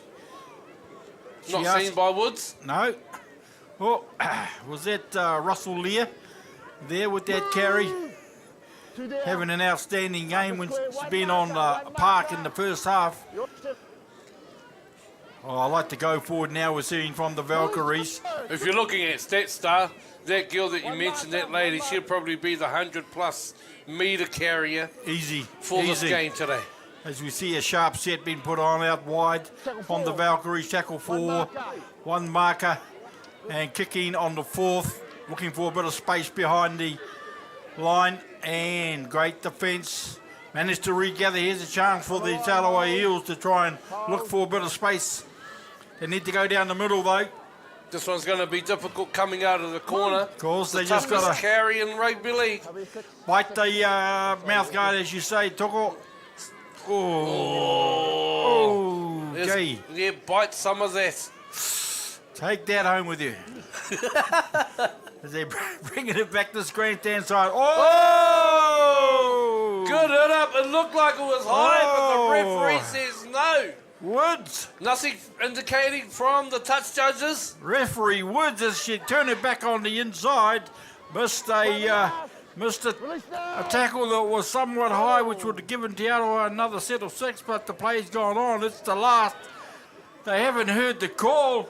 Te-Aroha, they're dying with the football. That is a no-go. Play the ball here. That is a shocking finish to a set coming off your line. They made all of 20 metres, and here they are on their heels defending their line again. Hutanga needed to be up there, calling for the ball to put on a good kick, as we see the Valkyries just starting to fend them off now. I think they're just starting to play with the Talawa Eels defence. They're struggling to put them to the ground, as we see Russell Lee just using her hip and just bumping them off. 5 metres out. She was met with a strong tackle, but she went straight through it and said, I'm continuing on. Referee's called.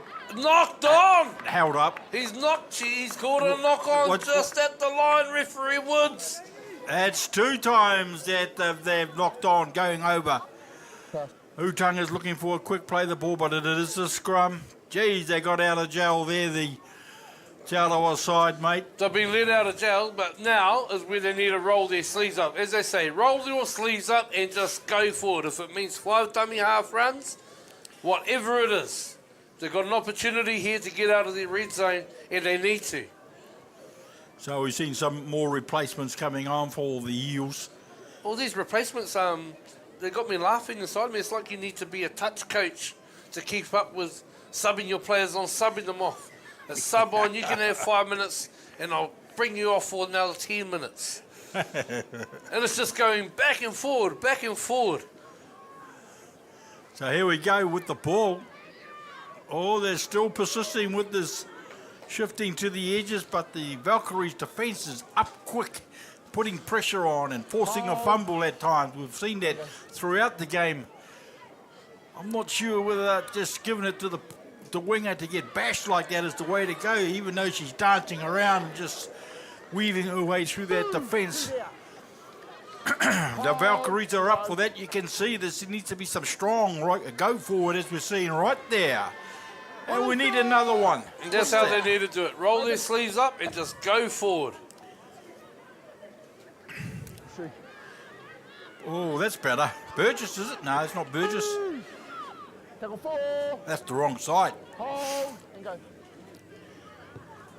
Oh, What not are a we great doing? end to the set. Not a great end to the set with Well, that they pass. still got the ball and still a chance to clear at least their red zone with a bit of luck.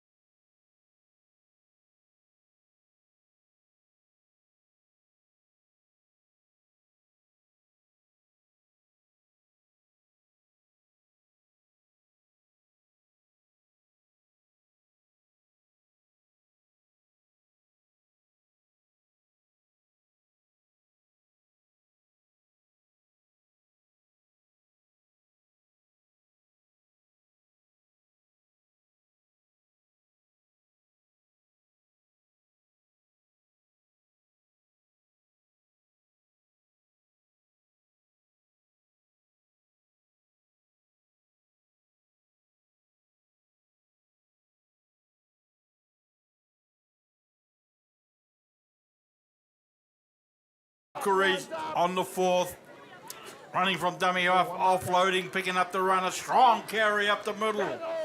Final referee Woods is called the last.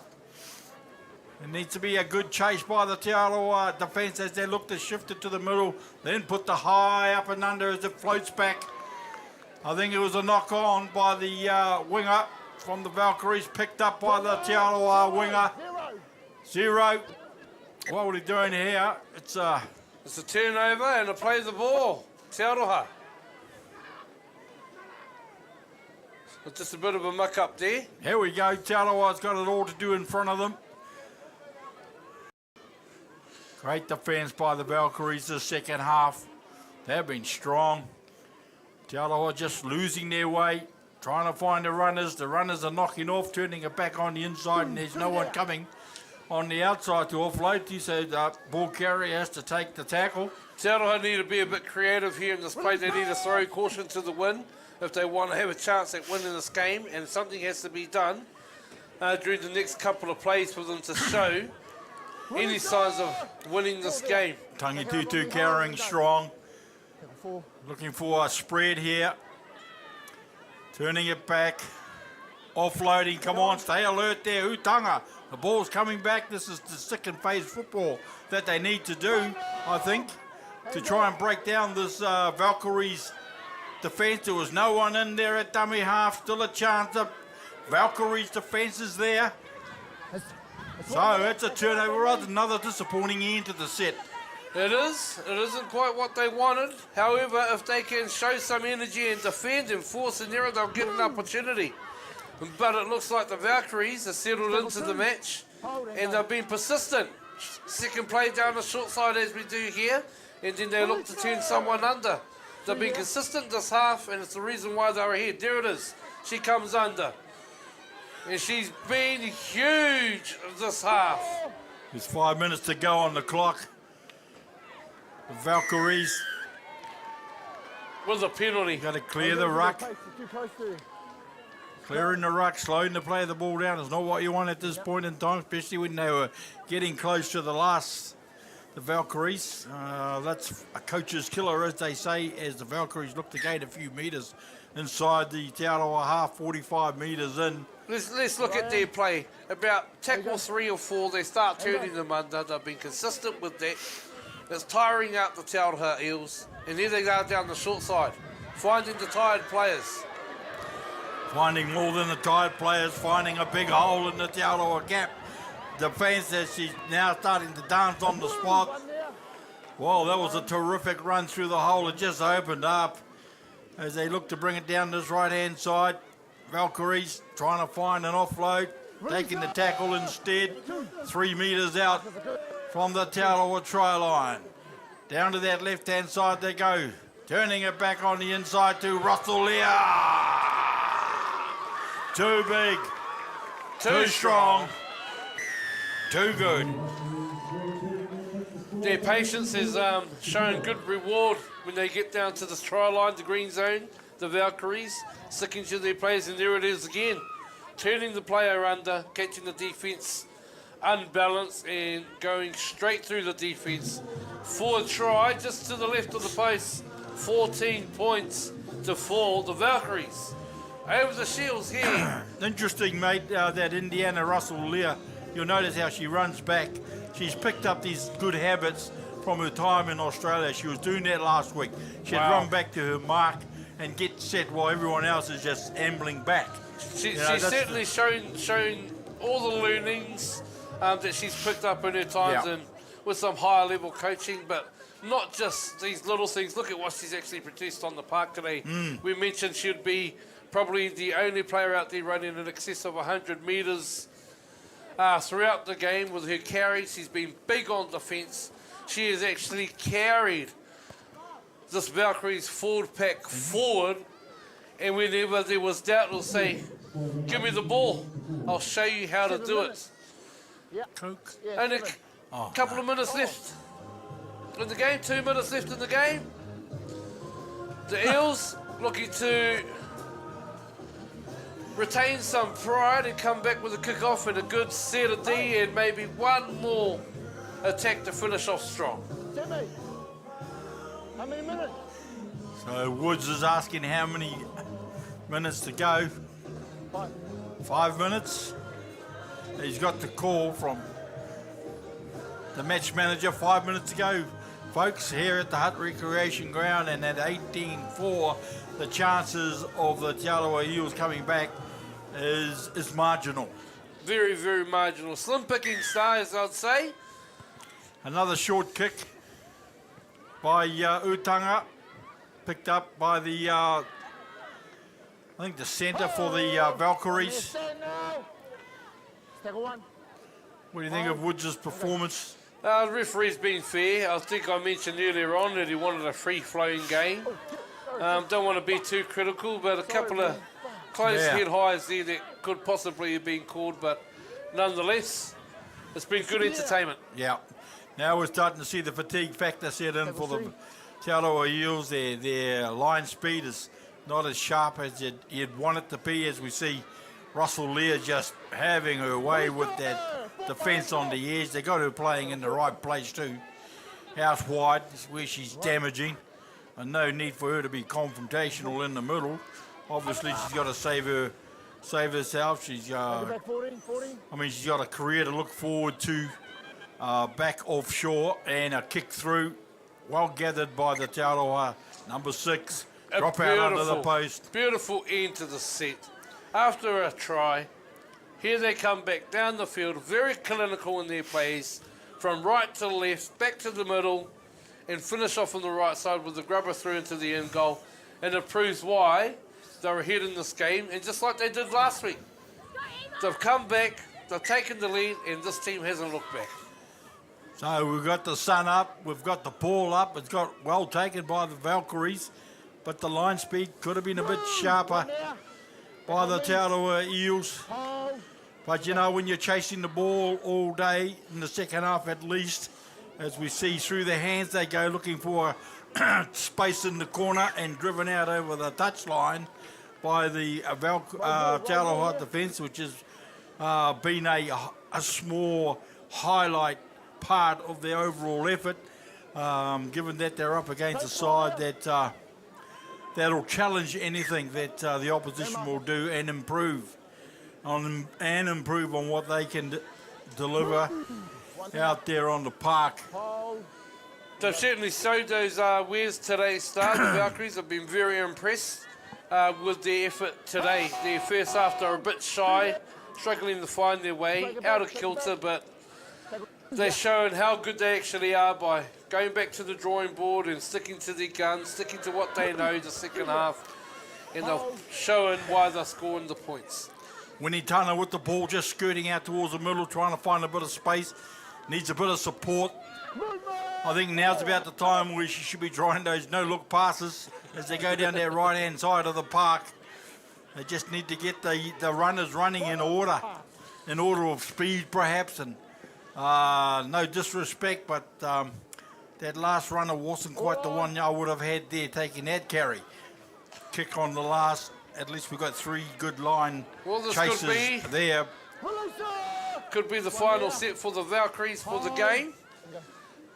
All they need to do is get to the back end of it. And as the commentator speaks about it, the curse comes out and she says, "Here, Te Aroha, you have the last dance."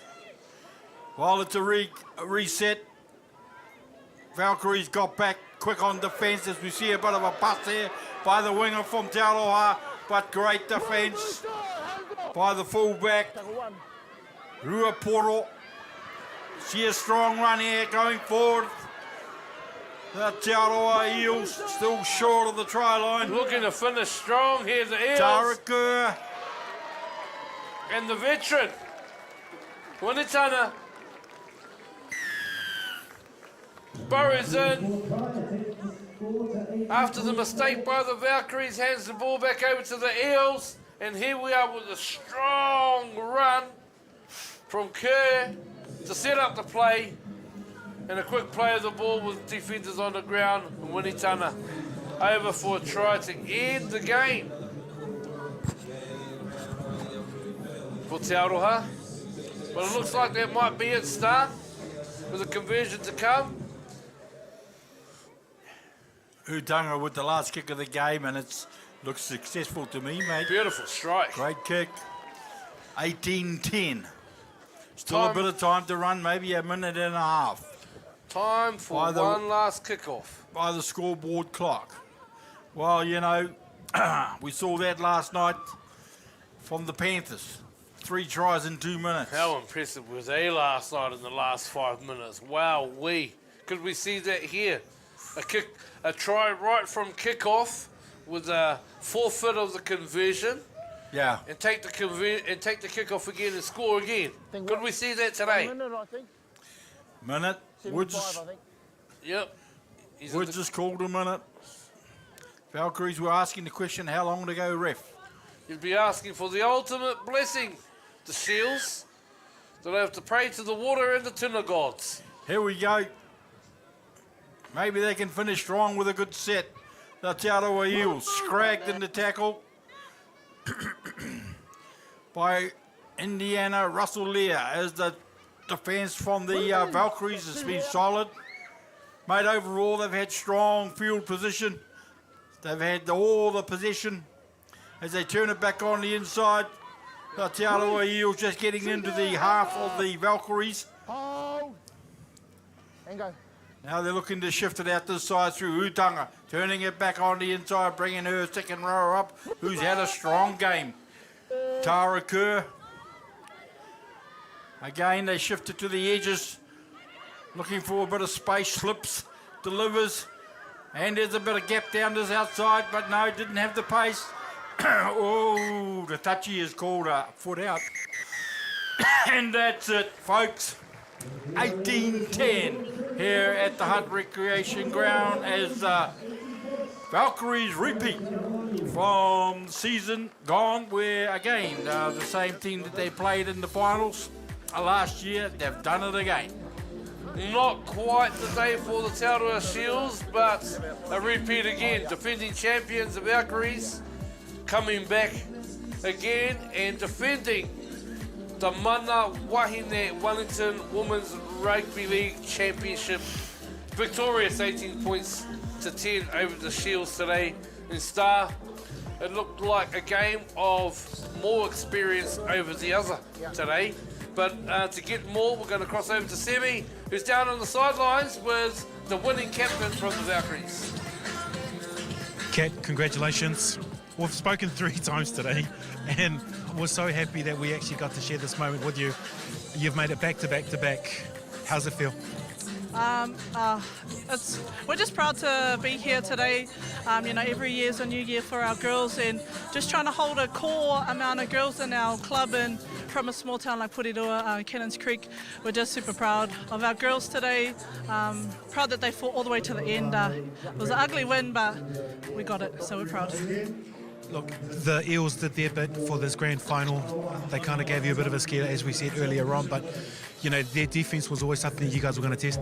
Yeah, definitely. I think they can be really proud of the efforts today, and there's some really amazing display of footy from those girls. There's so much potential from the young girls coming through in the Eels, and those key players like the Tainers and the I'm not sure the other girl's name, but the other half on the other side. They've held their really good composure, and they should be really proud of their efforts today. They gave it to us, and we come away with a slight win, but we're proud of that. Congratulations on winning the 2024 Women's Grand Final. Go be with your team, but on behalf of Aotearoa, congrats, man. Cheers. Back up to you guys. Well, they had the field position, they had the ball, and they had the score, obviously 18-10. And that doesn't happen by chance, Tuko. Well drilled, well coached, well led too, I might add. Everyone knew where they were supposed to be on the park. Yeah, they had key players within that team, the Valkyries, that ensured in that second half they stuck to their guns, they stuck to their game plan, they stuck to the script, and you could see that their influence in the game enabled the Valkyries to carry up that game plan. And like you said, they were ahead on all those stats, field position, ball in hand. They had less tackles to make in the second half. They weren't scrambling on defence like the Shields were. So all credit to them. That's how their points came, and they deserved winners today. So well done, and compliments to their coaching staff. Mate, this is a big moment too for the sponsors for the Wahine Tour game, Mana Wahine, and what they mean, and what they've done in the short time that they've been involved with Women's Rugby League here in Wellington. And they're all out there in the middle ready to welcome the victorious captain, and I know that they're keen to be a part of the scene next year, and it's terrific that we got new people becoming involved with the game, and for them it's been given the opportunity to send out those key messages, I think, to our wahine, as we said earlier on in the broadcast, their families as well. I think in addition to that, Tuesday was great hearing at the half-time announcement by Wellington Rugby League General Manager Sir Whitaker, a $500 voucher that was drawn and sponsored by the Mana Wahine cohort. So their involvement in the game, it's starting to spread wide. And like you said, the more people we have involved in our game, organisations such as this, Rugby League's about bringing our community together, from the kids right through to our pakeke. And it takes the community to ensure the sport survives. So welcome one, welcome all, and look what a fantastic afternoon we've had so far. But hey, don't go away, whānau. Ka utonu mai, we've got the big last dance of the Premier Grade Wainuiomata Lions and St. George Dragons to come.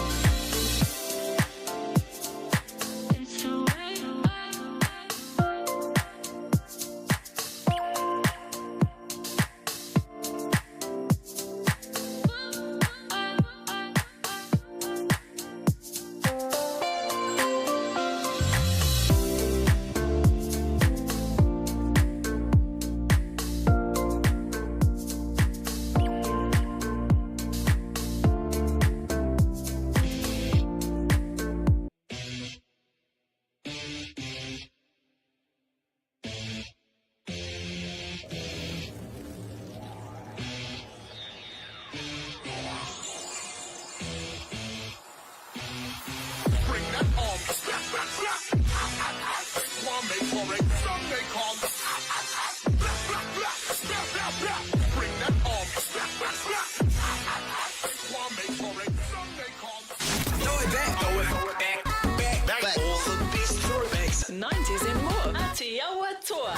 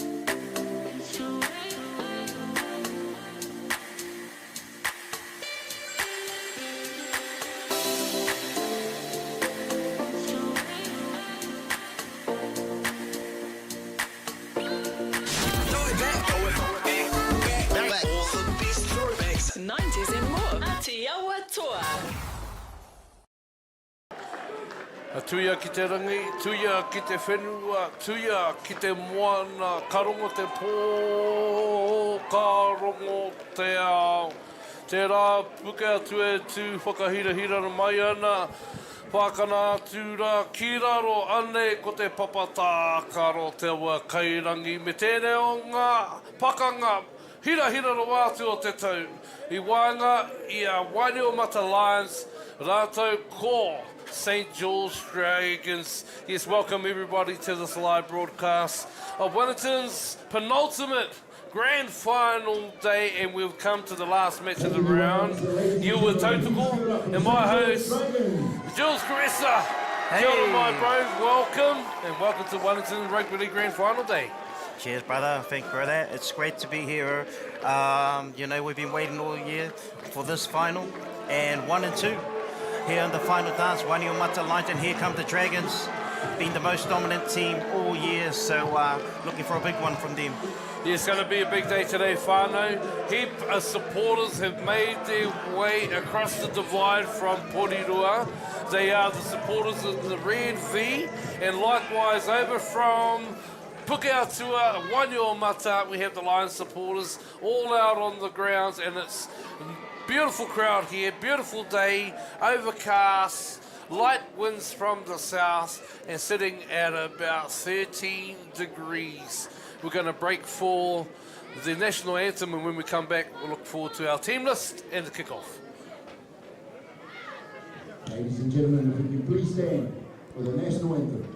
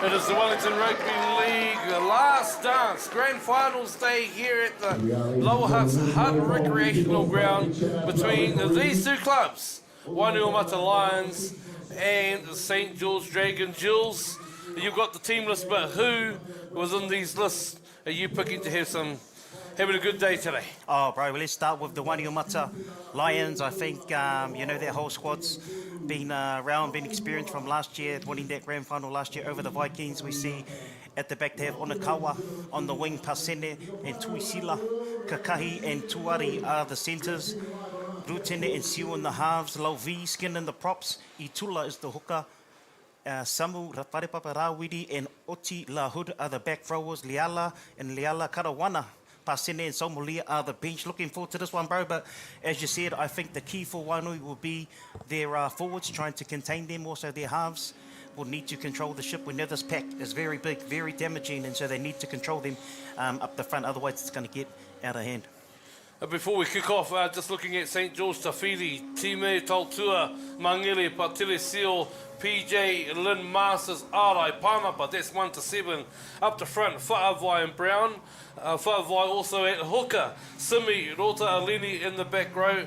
Ula Ula locking up the scrum, Tone, Whaonga, Kemp, Ngalofa, Kura. Here's the bench, and here's the kickoff. Oh! And it's a shocker from St. George, who failed to take the kickoff, and it rolls between two players dead. I can't believe it. As we see the replay here, the kickoff went through the middle. No one called it. The prop was looking at the halfback. That's a pretty bad mistake for the grand final. It is a big mistake, and now they're starting from under the goalpost, and they decide to go long. And here comes Skinner to bring it back for Wainui in the first hit-up of the game. It's a big crunching tackle as he goes 30 metres out. Boy, are they lucky to have the ball, Wainui. Lofa, Lovi with the second hit-up for Wainui, and they stick to the short side. Wainui just going through their set. But here they are in the corner with an opportunity 10 metres out. And they look to spread the ball wide through the forwards. An interchange of pass there with Skinner settling back at the post and play 4. Oh! Here they go with him. He has gone through and he looks like he's short with a knock on, maybe as he reached out. Oti Lahud breaking the line with a little bit of footwork you see here on the replay. Yeah, man, we saw him break the line there. He had a strong run, ran between the A, B defenders. The B defender went up too quick. Great tackle from Hetu Whaavai, and also for Tawhiti at the back, saved the try there. Yeah, the fullback Tawhiti doing a great job there, getting his hands under the ball and just lodging it. Fortunate from St. George, led off the hook after not retrieving the kickoff, but here they are with their first opportunity coming out of their red zone. Yeah, and then we see the Dragons hit it up with Simi playing in the back row, takes it first off the scrum. Dragons looking to get out of their own danger zone here. Yeah, St. George coming out of their red zone, and here they are with their second hit up to Feri. Doing some great work. He was involved in the earlier tackle and he picks up a penalty with holding down the call by the referee in the ruck. And here they are, let off the hook another time. St. George with a piggyback down the field. Bro, let off the hook, let the ball go out on the scrum, then save the try as we see Demetrius there, the halfback in the pink headgear. He gets the kickoff there, made about 15 metres. It was a good test of character from for Wainui and testing their discipline here on defence. For St. George, they'll be looking to get to the back end of this set with their first kick. But it starts good with a strong carry, all of 15 metres from their prop Whaavai.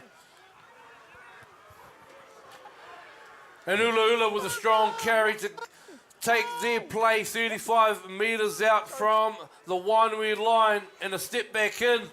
And a good strong carry again of 10 metres by Simi. St. George in prime attacking position. Yeah, and it looks like he played the ball forward there in the ruck. Yeah, that was a great set from the Dragons. We saw their 1-2-3 punch we spoke about earlier in the week. Prop, second rower prop, that was Ula Ula and Simi unfortunately just locked the ball on when he went to play it quickly. Yeah, both teams just struggling to find their feet at the moment. Early nerves here in this grand final, but as soon as they do, I'm sure we'll start to see a great battle unfold. Wainui with the feed into the scrum. And coming out of their 20, they look to go wide and spreading the ball early. Gets on the outside with a great fend. And Tari to take the first tackle for Wainui. Hey, Six, don't go back through the ruck. Wainui coming out of their short side, trying to get back to the middle with 2 dummy half runs and finding some inroads and some quick play of the balls. Lucky not to receive a penalty there. And Skinner, the prop forward, met by his opposites in Brown and Whaavai. And Wainui looking to go wide early. And here they again, flirting with the touch line again. Enterprising footy going from right to left and in with the kick, which doesn't look too good. And it looks like it's going to roll in a 7-tackle set here for St. George. Yeah, that was a pretty disappointing end to the set. There was a good roll up there. They got down to the 30-metre line, but the kick just went over there as Dragons working it out. Zero coming. Yeah, the halfback for Wainuiomata and Sheels has to be a bit more aware of the southerly breeze that he's got behind him once they get down here into their attacking positions. But here goes St. George again with that 1-2 punch, as we mentioned, with Simi taking that second run for St. George, and they find the halfway line with their winger coming in to take some pressure off the forwards and Lynn Masters. St. George with some heavy running. Wainui not squaring up at the marker and have been found out and penalised. There's a big penalty. There's a big penalty for the Dragons. They're going to get good territory, probably starting around the 30-metre mark. We'll see what set moves they have here. As we spoke about throughout the week, they like to use their big pack, a couple of big settles, and then they'll go out wide. So we'll see what they produce in this set here.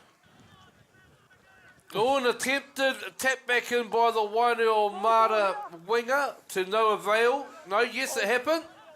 It's a play of the ball. It's a restart with the play of the ball. He did manage to touch it in the field of play, which then constitutes a play of the ball to restart. And here they go, St. George with the punch for their first tackle, Whaavai. And here he goes again, Ula.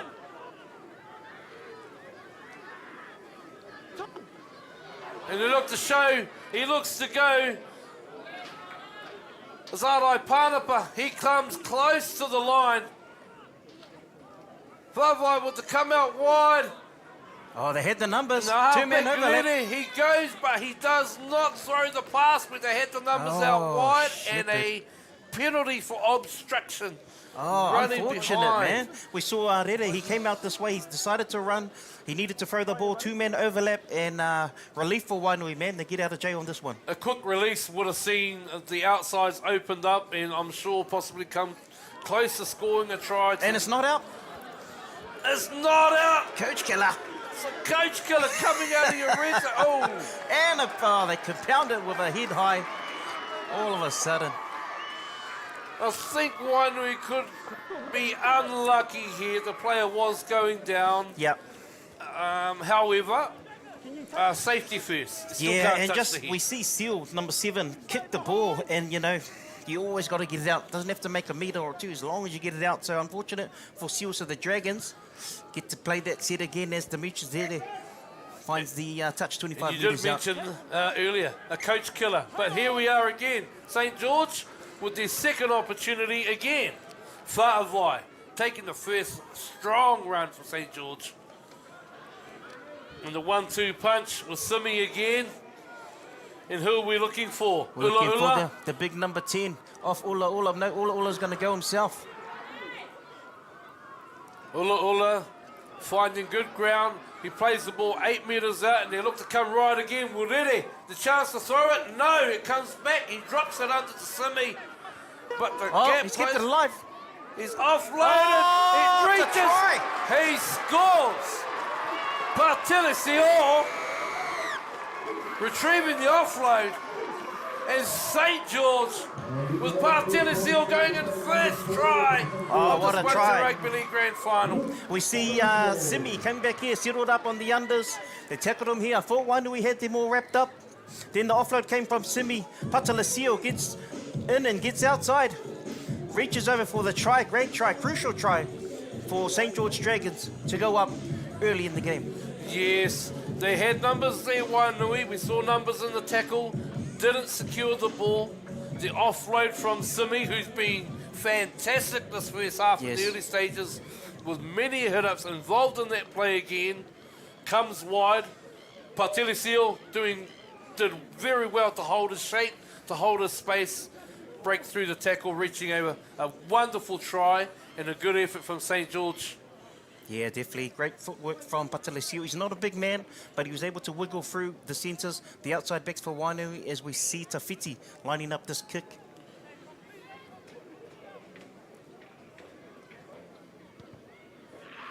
Feeding with a good strike. Down between the posts, across the white dot to take the score 6-0.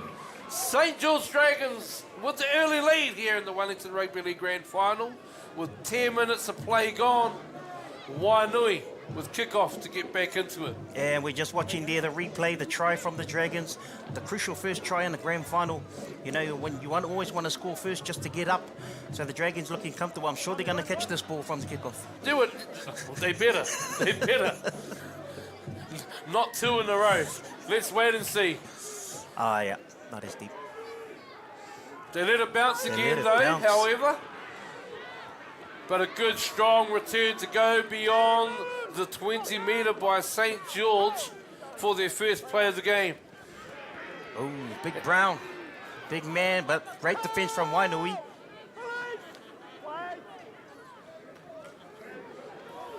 They're already starting to find holes behind the ruck. And there goes Favai sneaking in an easy 12 metres. Favai again with another hit-up. He's been tremendous as well this half with multiple hit-ups. Ready. He finds Partelesil. Oh, he's still going. He breaks free. He strikes free and finds another 8 metres in his run to go 45 metres out from the sideline. St. George looking to get to the kick. Ready. Up and under. Oh, difficult take, but an easy take, and he's lost the ball in the tackle.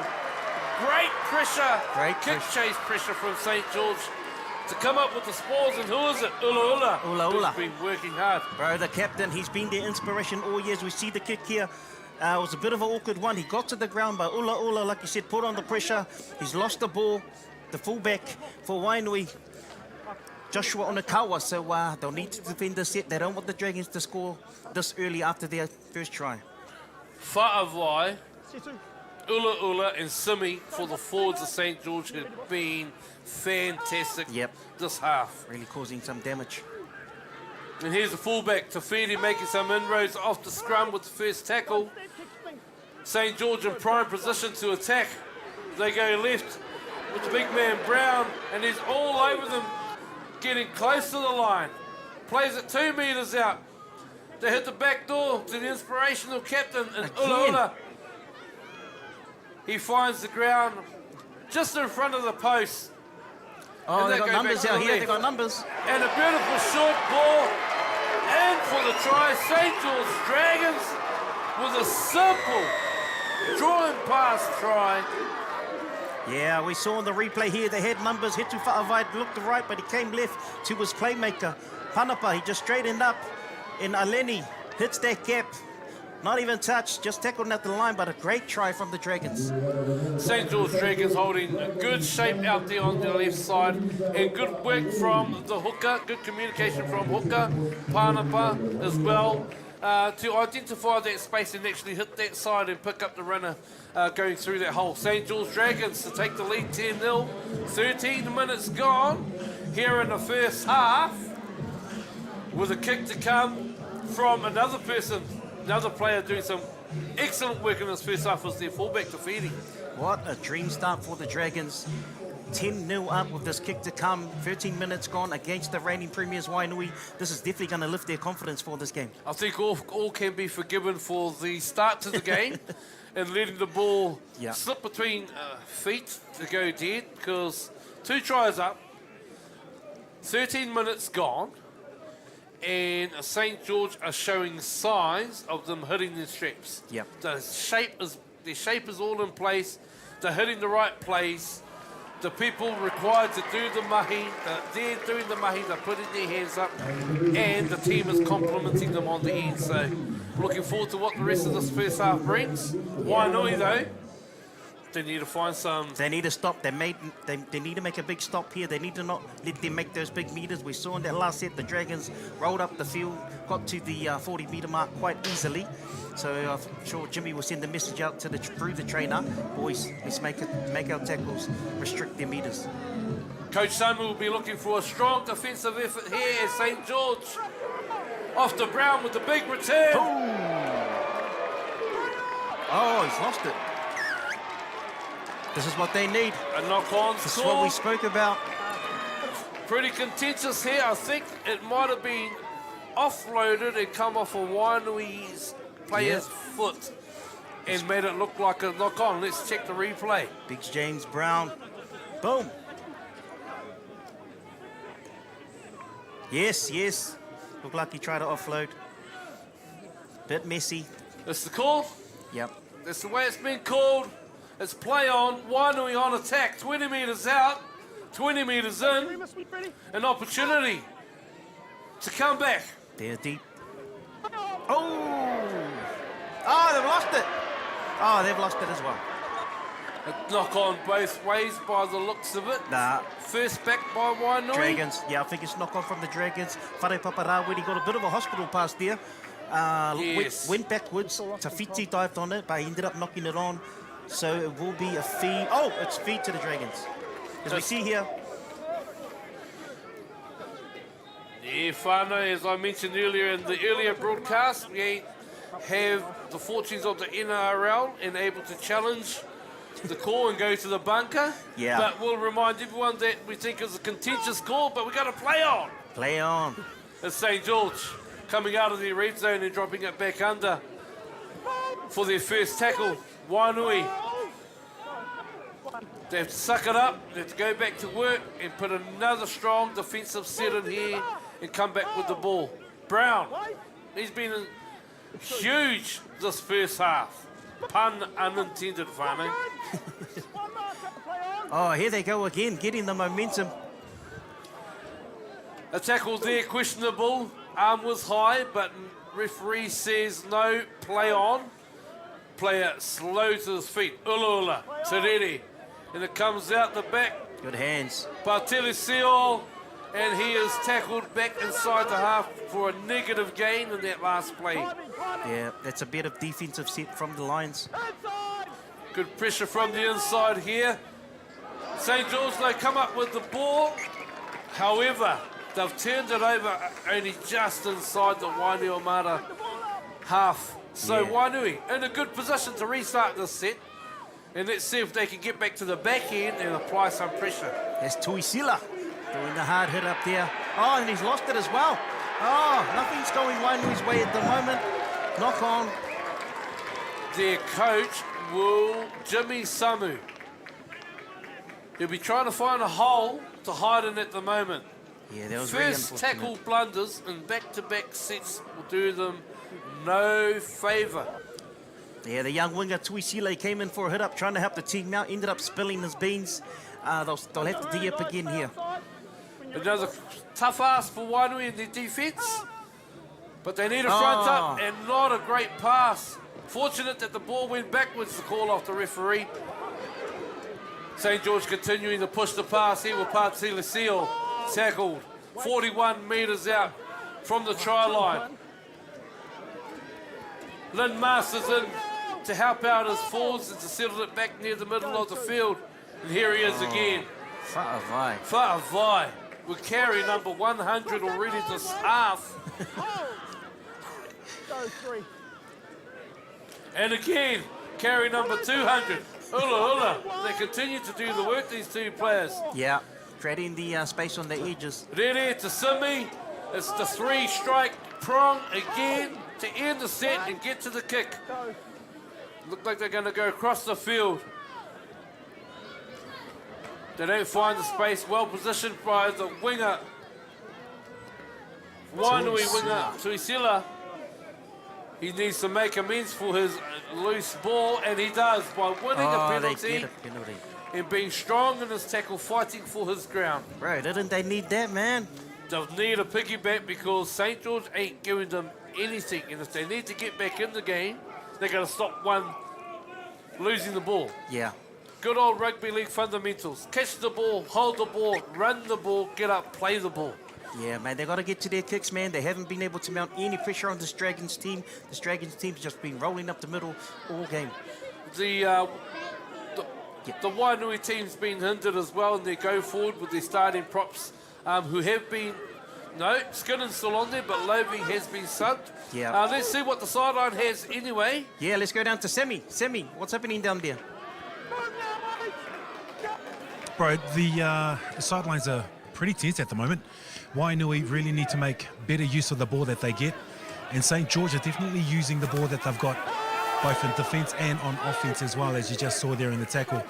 As Wainui make their way and trying to make their way inside the St. George half, building some momentum in that way.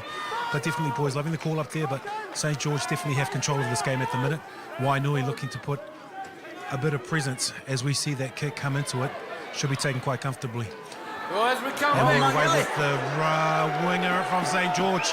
He's on the sideline there, covered quite nicely, but the Wainui boys, over to you guys up on the yeah, commentary Wainui, unfortunate there to let St. George off the hook. And look at St. George, they've come all the way from their red zone and they're playing the ball. Third play, 35 metres out, and they're going through the middle, causing havoc.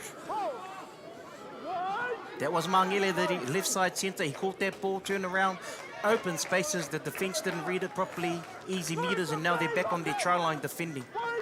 Eleni with the play of the ball. They look to go left. Ula. He gets shown the ball. Whāwai goes from hooker. He finishes up centre field with the kick to come. Rere, what's he got? He puts it on the ground. He finds the toe. And good field position there from Onekawa to tidy up at the back. Wainui coming off their line. They have to roll their sleeves up if they want to have a show in this first half, because they're doing it tough. They've been doing it tough for the last 10 minutes. Yeah, man, they've been under the pump in defence and attack. As we see Tuisila make some good meters.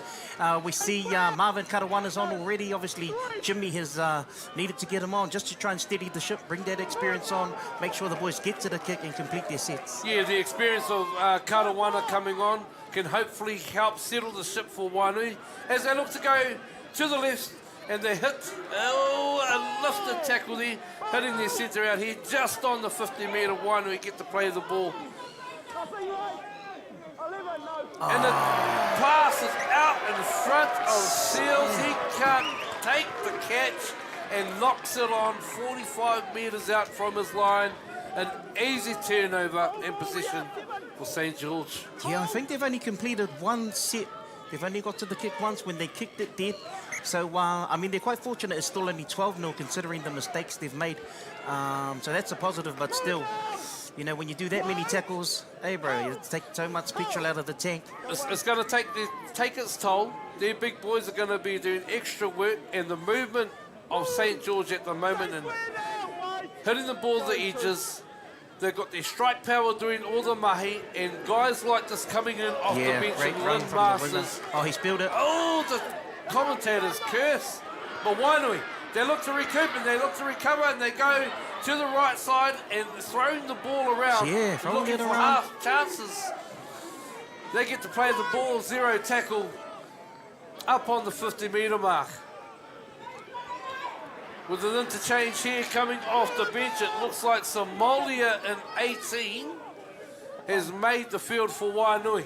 I think that's Liala. Must be a Juicy change. That's Liala as we see Danger Man We need to get this guy involved more if the Lions want to make any momentum. Oh, he's knocked it. Oh, penalty. Ooh, fortunate there. Whare Paparawari with a strong carry. Strong carry. Interference in the play of the ball. Although he played the ball forward, it was deemed, it was interference by St. George. Fortuitous penalty. Yes. As we mentioned, they haven't completed many sets, and this is what they need at this time of the game. And they tap. They decide to tap. They don't find the line. And with the first tackle, 23 metres out, Wainui on attack.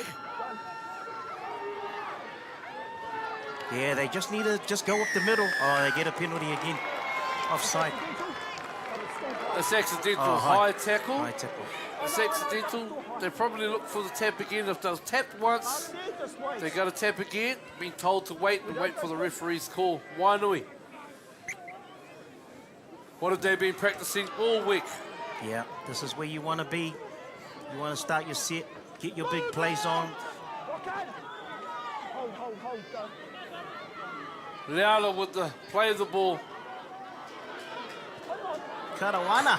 Karawana with the backhand release. And a strong run by Sheels to try and split the defense, but they scramble hard. Good defense there from the Dragons. No holes yet. Oh, more penalties. Offside. Call again against St. George, who will have to be lucky. There's 3 penalties in a row. Oh, and the referee has just indicated there, you'll be close to the bin, bud. Was that an official warning? Yeah. Or a passing warning? Nonetheless, Wainui on attack. Karawana. Dragons doing well to turn them away so far. It's Otila Hood to play the ball 5 metres out with Karawana dropping back under. Trying to use his muscle, his footwork. He too, 4 metres out from the line. Sheels, parked out here to the left. They come to Whare Paparawari, who looks to bust through. He throws the ball in, and that's a great tackle. Good defence from the Kakahi Dragons. with a great take under pressure. Sheels. He shows. He goes into the line. They've got 7 something metres set up out. on the right. Knock on. Ball played forward off the foot. Yeah. Called a knock on. Unfortunate we can't come upstairs to the bunkers. Nonetheless, it's the call. Yeah, that was a bad play the ball from the half. He's had a bit of a mix opening half. Spilled ball, didn't kick it out. So young Seal, his confidence will be knocked, but he needs to pick himself up. They need him to play his A game if they're going to get back into this game. Yeah, you're right. He just needs to settle into the game. He's gone to the line a few times, and just like that last time there, he's digging in. But there's times when the halfback just needs to sit back and start directing the team around. Yep. And Wainui certainly needs that at the moment to get back into the game. Time out at the moment by the ref. Looking around at the crowd, whānau. There is an awesome crowd here, and you can see it on your screen. And the players are responding to the crowd as well. The crowd are into it.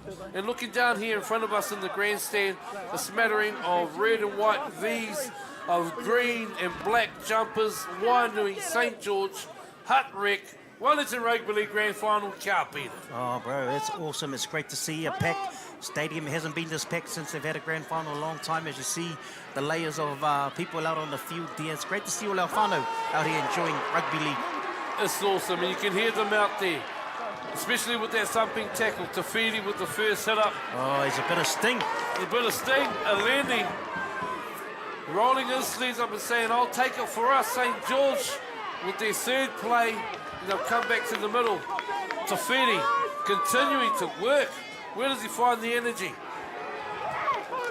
We've got some interchanges on. We've got big Takua Whaunga, who's come on for the Dragons. Also, I think it's Andre Kemp has also come on. So, Kaneri Rapeti sees the boys have done the great work, as you mentioned. Whaavai and Brown, so they've changed them off so they can have a bit of a breather. Well, immediate impact of those substitutions coming on, because one hit up, one penalty, coming out of the red zone, exactly what they needed. Yeah, great defence from the Dragons. They were under the pump there for a couple of sets, but they held their own, kept them out, turned them away. And here he goes, the substitution. Whaunga with the first hit up, breaks through the line with a quick play of the ball. Ooh! And a little fumble in the platable, well spotted by the referee. Ooh, that's another relief. Wainuiomata, relief. Yeah. Let off the hook. Let off the hook again, man. Again. They just need to get into their game. We can just go up the middle, get to the kick. Nothing fancy, just as long as they get some rhythm into their game. I'm looking forward to seeing Wainui get into the game and string some phases together, string some sets together, apply some pressure to St. George. Because we're seeing one-way traffic here. Yeah. It's all St. George. They've got all the momentum and they're actually keeping Wainui in the game with little errors like that. Yep. Going wide early. Samu. Oh, he looks like he ran around him. That's a penalty. Wainuiomata with the ball and a mix-up out wide. They decide to go wide and throw a backdoor shape with no pass, lead runner interference. Yeah, we see the replay here. Lyric Samu gets the ball, he drifts across, and he dummies that guy and runs around him. Yeah, that's a clear obstruction. Should have just went down, stopped. First play of the game, of the set, sorry. And after not having the ball, I would assume a simple message of get to the back end and put the kick in. That's all we need. Yeah, one off the ruck, one off the ruck. Even if it's one off the ruck, one out of dummy half, a coach doesn't care, just get to the kick. Meanwhile, back to the action, ladies and gentlemen. St. George tapping it on a 30. And then, look Good out. hands. It's Tone with the fumble. Yeah, Tone, great hands. And the regather. Ula, Faunga. Ula's doing a lot of work out there. He continues to toil. It looks like he will go again. Oh, he's going to go all day. He takes St. George forward to the 13-metre mark for tackle 3. St. George looking to go wide. Panapa drops it inside. On the inside, St. George 8 metres out. And the big boy! The big guy! As Tone with a show, a lead and fend, and says, hey, off strong run and good try. That was too easy from the St. George Dragons. Adam Tone just got his boarding pass a couple of minutes ago. As we see here, Hetu Whawai hooker, he calls him in to run the short ball. Adam Tone runs through, gets through some pretty easy defence there. Peala gets through there, scores the try. The Dragons go up 16-0 against Wainuiomata. Yeah, the outside defenders there, the Wainuiomata, guilty of pushing up past the ball and not being able to hold there with the defensive line to defend that player. Tone with an excellent carry and a try on grand final. I've been impressed with the reserves that have come on for St. George. They've had immediate impact. Yeah, and they've just carried on who they've replaced. We spoke about Whaavai, also Brown, and these guys have come on and just done the same job, rolling up to middle. But again, Wainui Lions can't complete a set. This is the result. This is the outcome of their indecisiveness, their indecisions. They have actually been a lot unorganised out there and making errors. And you're going to pay a team like St. George today, who are on fire, albeit the kickoff.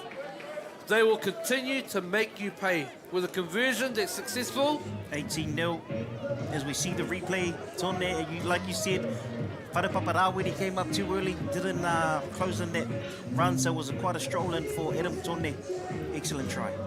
If you just tuned in, tēnā koutou, no mai hara mai ki tēnei pāhotanga. Live stream brought to you by Aotearoa 2FM. We're live here at the Hutt Recreational Ground. Wellington Rugby League Grand Final.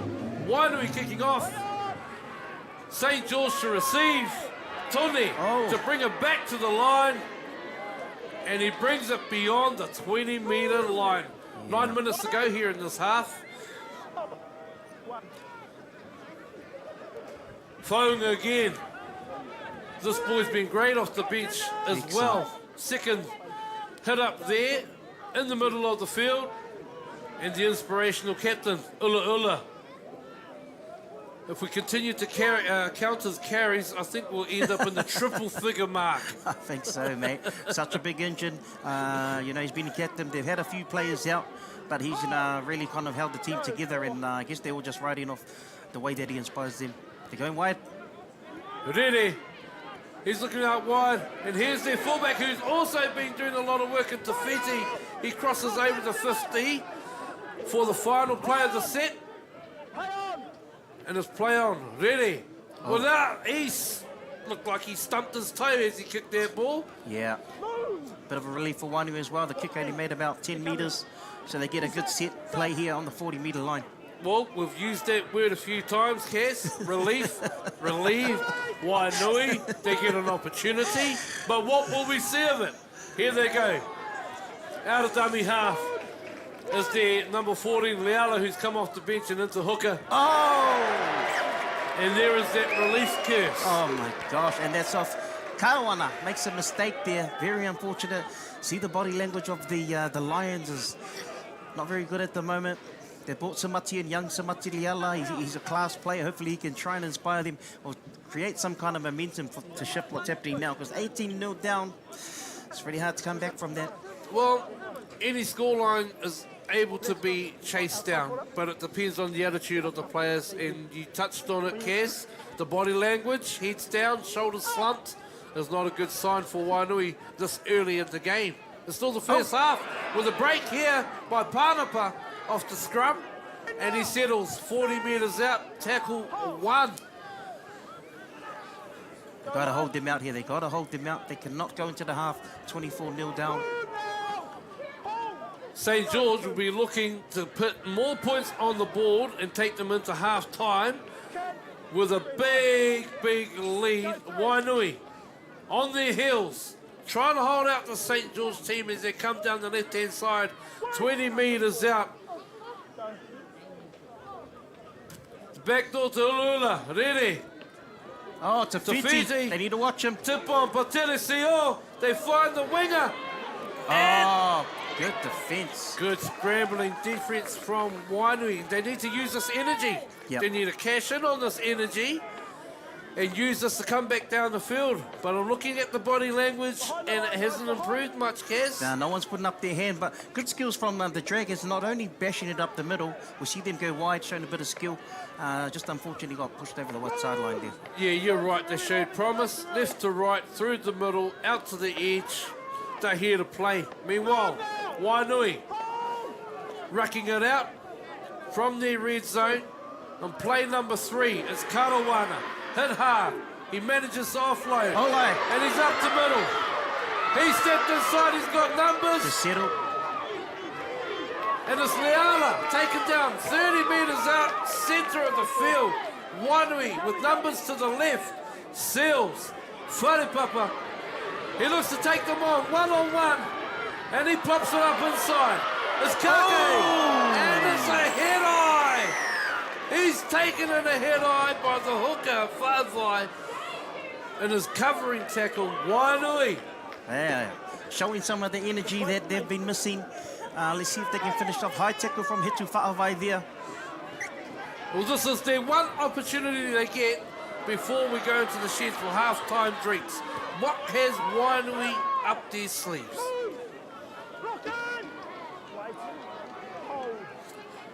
Now they're hooker.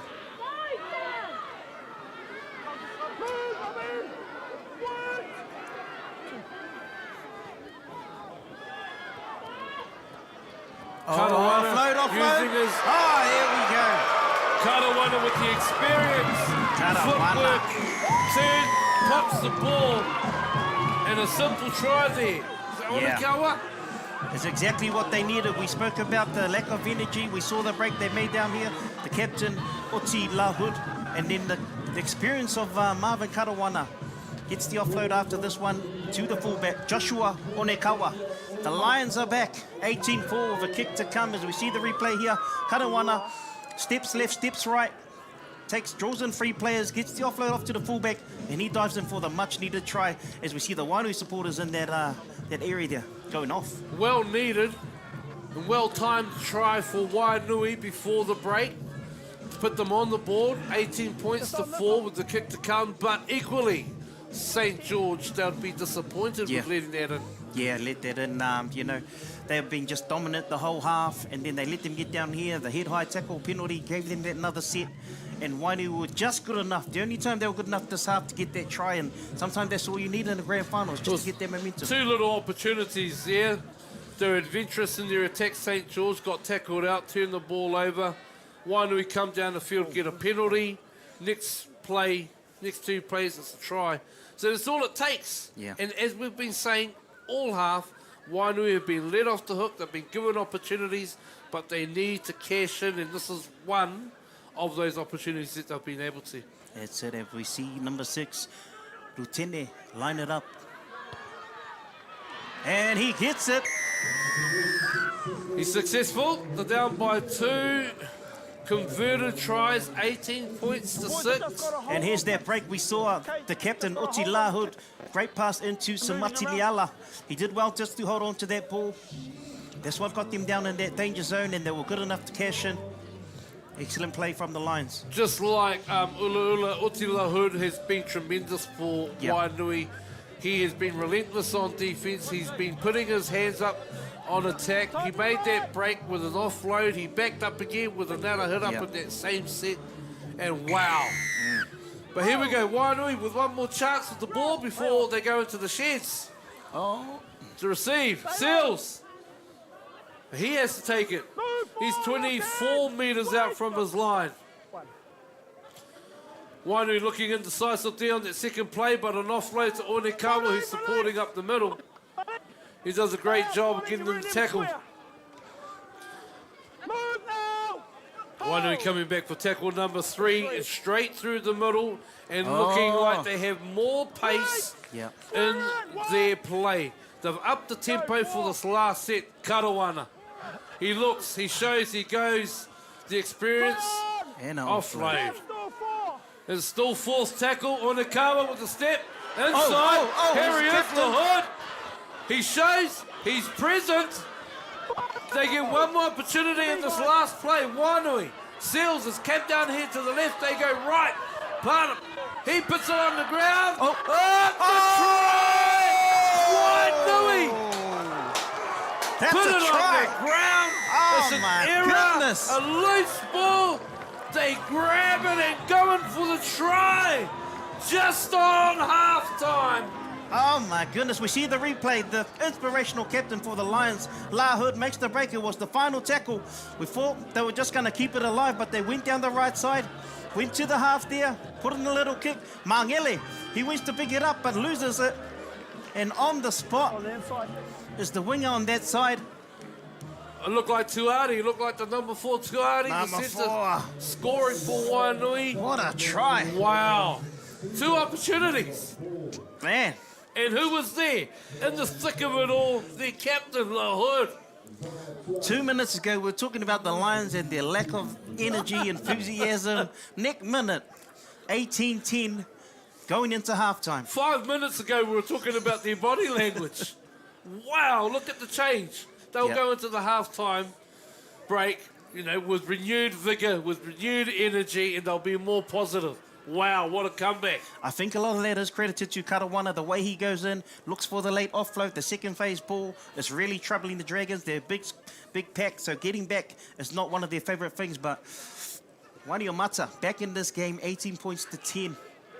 Yep, Karawana instrumental in the first try as well. Offload, a late offload in this set leading up to the try. That's wow. But with the kick to come.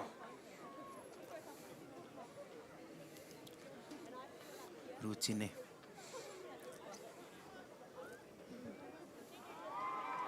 Sounds good. The crowd tells you it's over.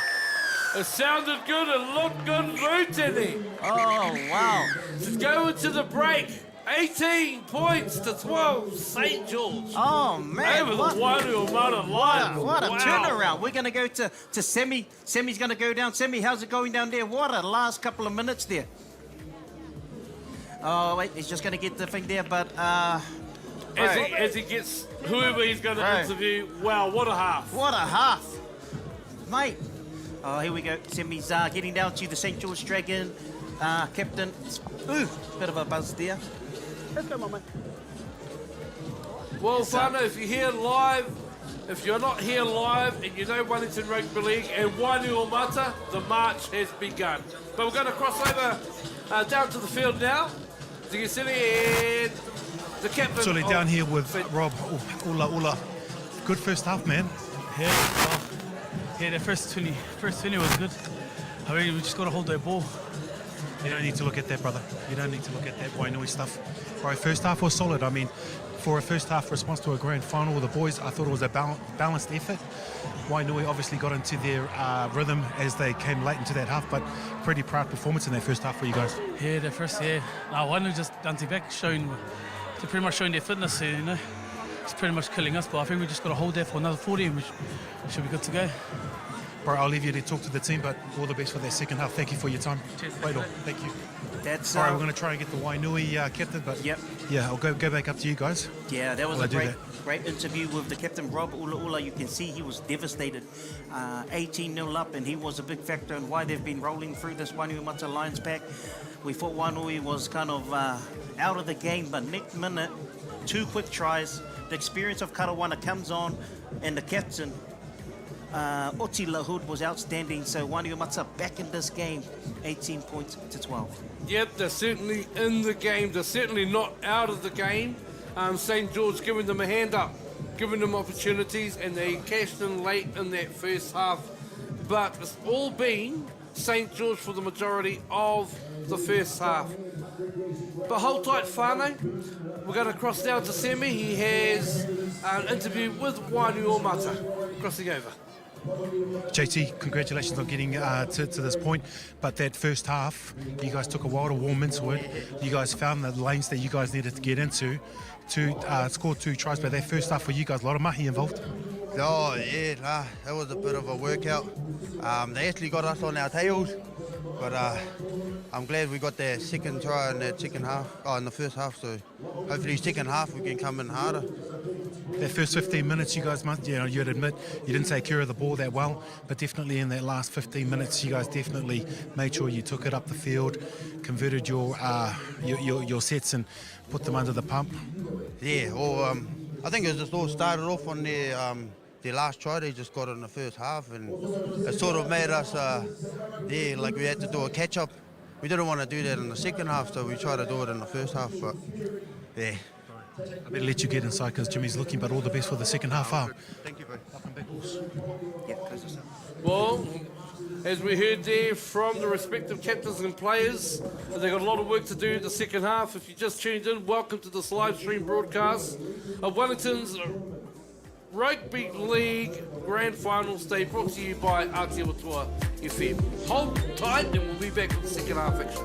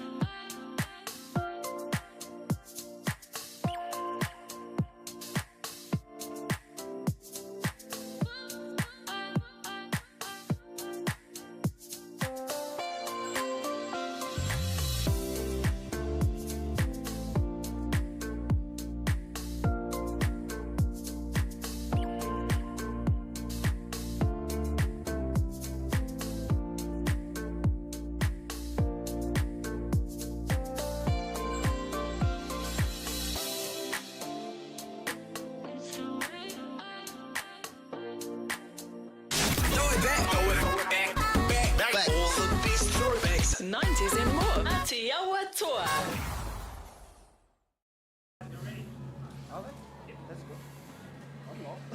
Anau hoki mai anō ki tēnei o ngā pāhotanga matua, tēnei o ngā kēmu hākirakira whutupōro riki, pāho atu ana kia koutou mai te pokapū o te awa kairangi, the Hutt Recreational Ground. You're welcome to Wellington Rugby League Grand Finals Day whānau. If you just tuned in with us, welcome to our live stream brought to you by Aotearoa Toa FM. I'm Tautoko and I'm joined with Jules Grisser.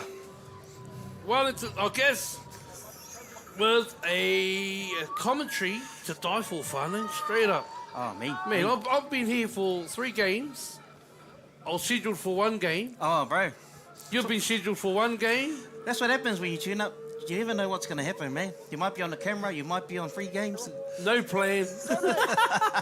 Hey, we're 18-12, and we're not too sure what the changes are to the lineups, whānau, but I can see Karawana still out there for Wainui, as well as the number 14, Leala. But here's the kickoff, St. George. Wainui receiving, will cross down to semi. Catch up of the coaches. Down sideline with Coach Kennedy, Ropiti, half-time. What was said? We let those 2 easy tries in, but that's only because our defence was, we kind of slipped away on our defensive pattern late in the second half. But we're looking to fix that early in the first half so that we don't go back on it. But yeah, otherwise it's been a good first half. We've managed to play the kind of game we want, but kind of slipped up in the last bit of that first half. Nice. Obviously, the bench will come into play quite nicely in the second half, so I guess we're looking forward to a bit of momentum coming off the bench. Yeah, we're always looking for momentum. They're supposed to be the momentum changers, which is, I kind of read what's been done during the game and then put on who I feel should be changing the momentum. So, Coach, all the best. Thank you so much for answering our questions. All the best. Yeah, we are back to the action, whānau. Wainuiomata with the ball, final tackle. They get to the kick. Sheels with the kick, and a big chase from Whanepapa. But a great take and offload to Fili. Lynn Masters. And he's taken out in a great tackle by the fullback, Onikawa. Wainui able to get back. Onside. St. George with the first opportunity to attack the line this early in the second half with their 3rd tackle.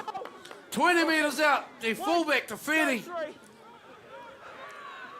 Oh, and a change of number here to 61. Bit of a grapple around the head there, but the referee says play on, and Big Brown gets turned under.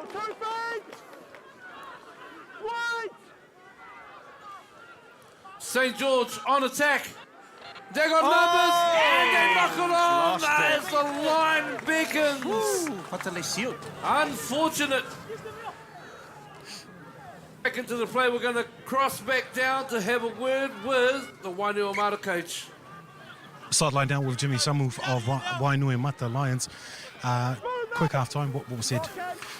Sammy, yeah, just to find ourselves, our composure that we do, making far too many errors. But, that's finals footy.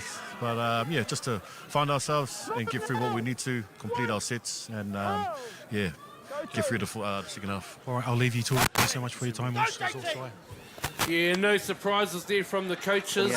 Kaneti Ropeti lamenting the little errors at the back end of the first half and allowing 2 tries to come in.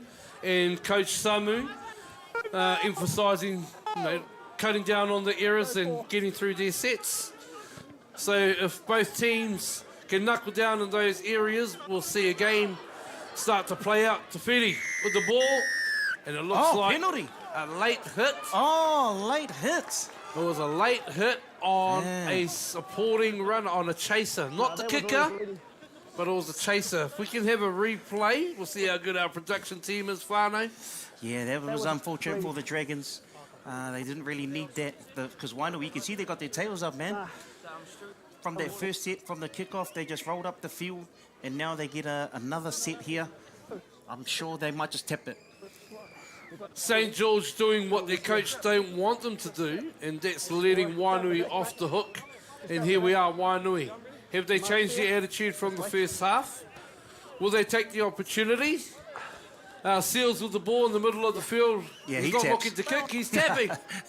Not after that first half one. It's big number 16, and he is not on my team sheet. Nah, that's actually Faleleala. He's number 15 on the team sheet, so yep. It's Valkyrie. It's been a bit of a changeover, but there's Keipai Whānau. It's Wellington Rugby League at its greatest time of the year. Wainuiomata, hot on the attack. The captain, out Numbers the here. Seals. Onikawa. Oh, that's a high tackle, and the ref calls it. Kakahi received his second highest tackle, and it's time to have a chat. Back-to-back penalties for the Dragons. Definitely something Kennedy was talking about. Being disciplined, not giving them that chance. But we see here in the replay, centre comes down the right side, and a high tackle there from Patalesio. Wasn't that bad, but it was still high. So yeah, not so much malice in it. yeah. We did hear in the first half the ref give a warning about it's the last one. It wasn't an official call, but nonetheless a call. But this one looked official. Yeah, man, momentum's swinging the way of the Lions. We'll see what they can cook up here. As we see Seal, he'll probably just tap the ball again. Get one of his big boys that looks like Leala. He's going to have a hit up. It looks like the play is all set to go. Ref indicates time on.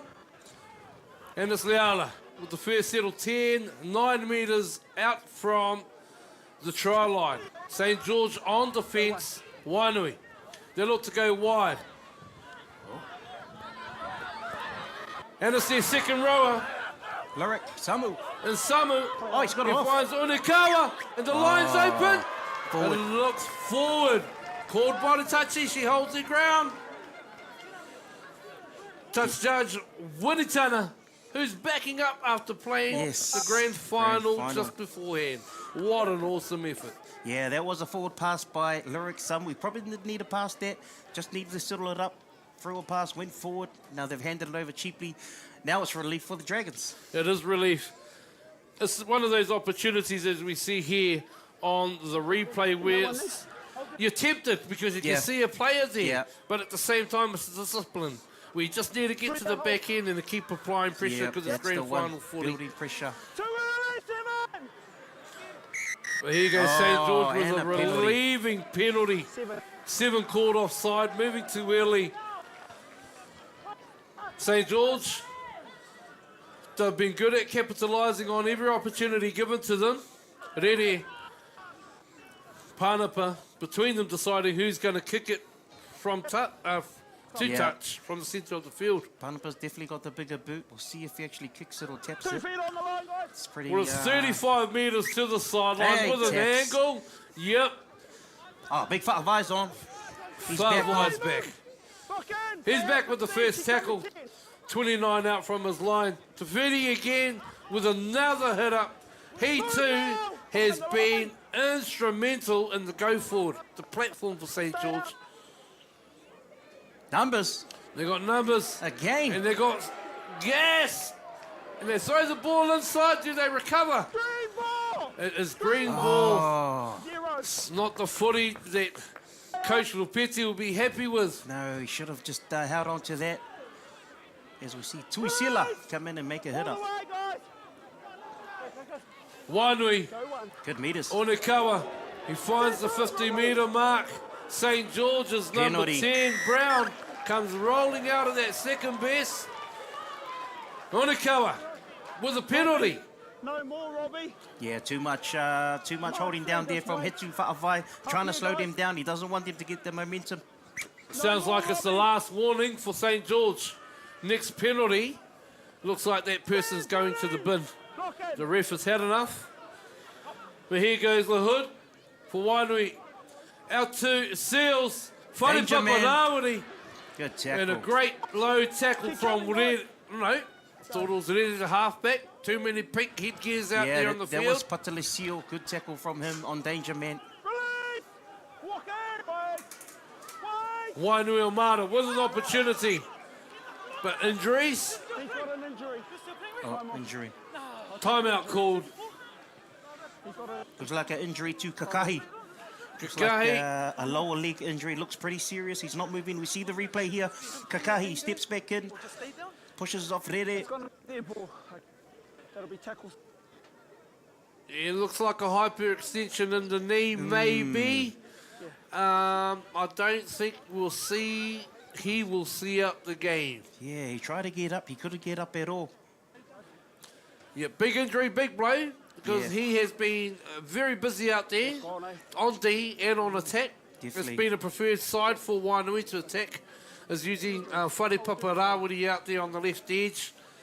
And they have been making inroads. Yeah, definitely. Big loss for the Lions, like you said. Dominant runner, but he doesn't look like he's going to get up from this. So Jimmy will have to reshuffle the deck again. Get one of his subs to move into the centre. He's got a few back rows that can actually play in the centre, so he's quite lucky at that area. I think for Wainuiomata, they just have to stay focused, stay in the game, remain disciplined, keep applying pressure because a try will come. They've had the swing of the pendulum, the momentum thus far, this half. And St. George equally showing resolution in defence and holding strong and denying Wainuiomata from crossing the line. But a stretch has been called by the sounds of it, Whānau, as we continue with time off here at the Hutt Recreational Ground. 18 points to 12. St. George Dragons, who are chasing a premiership. Yes. Not since 1977. 77.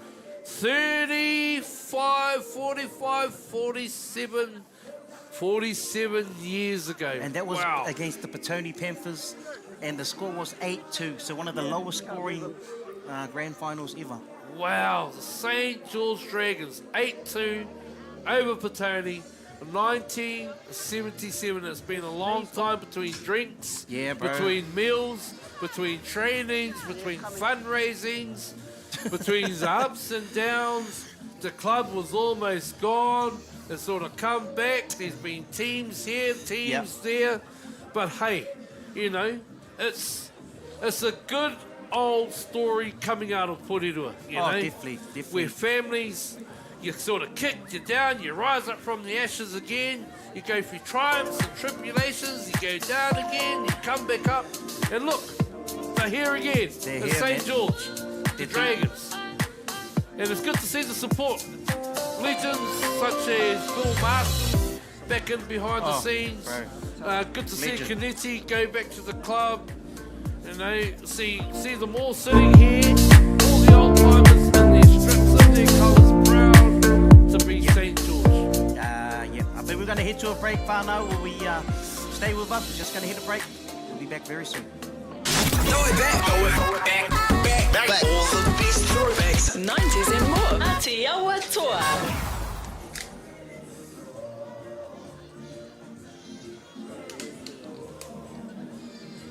Is that only 8 minutes on the half bar?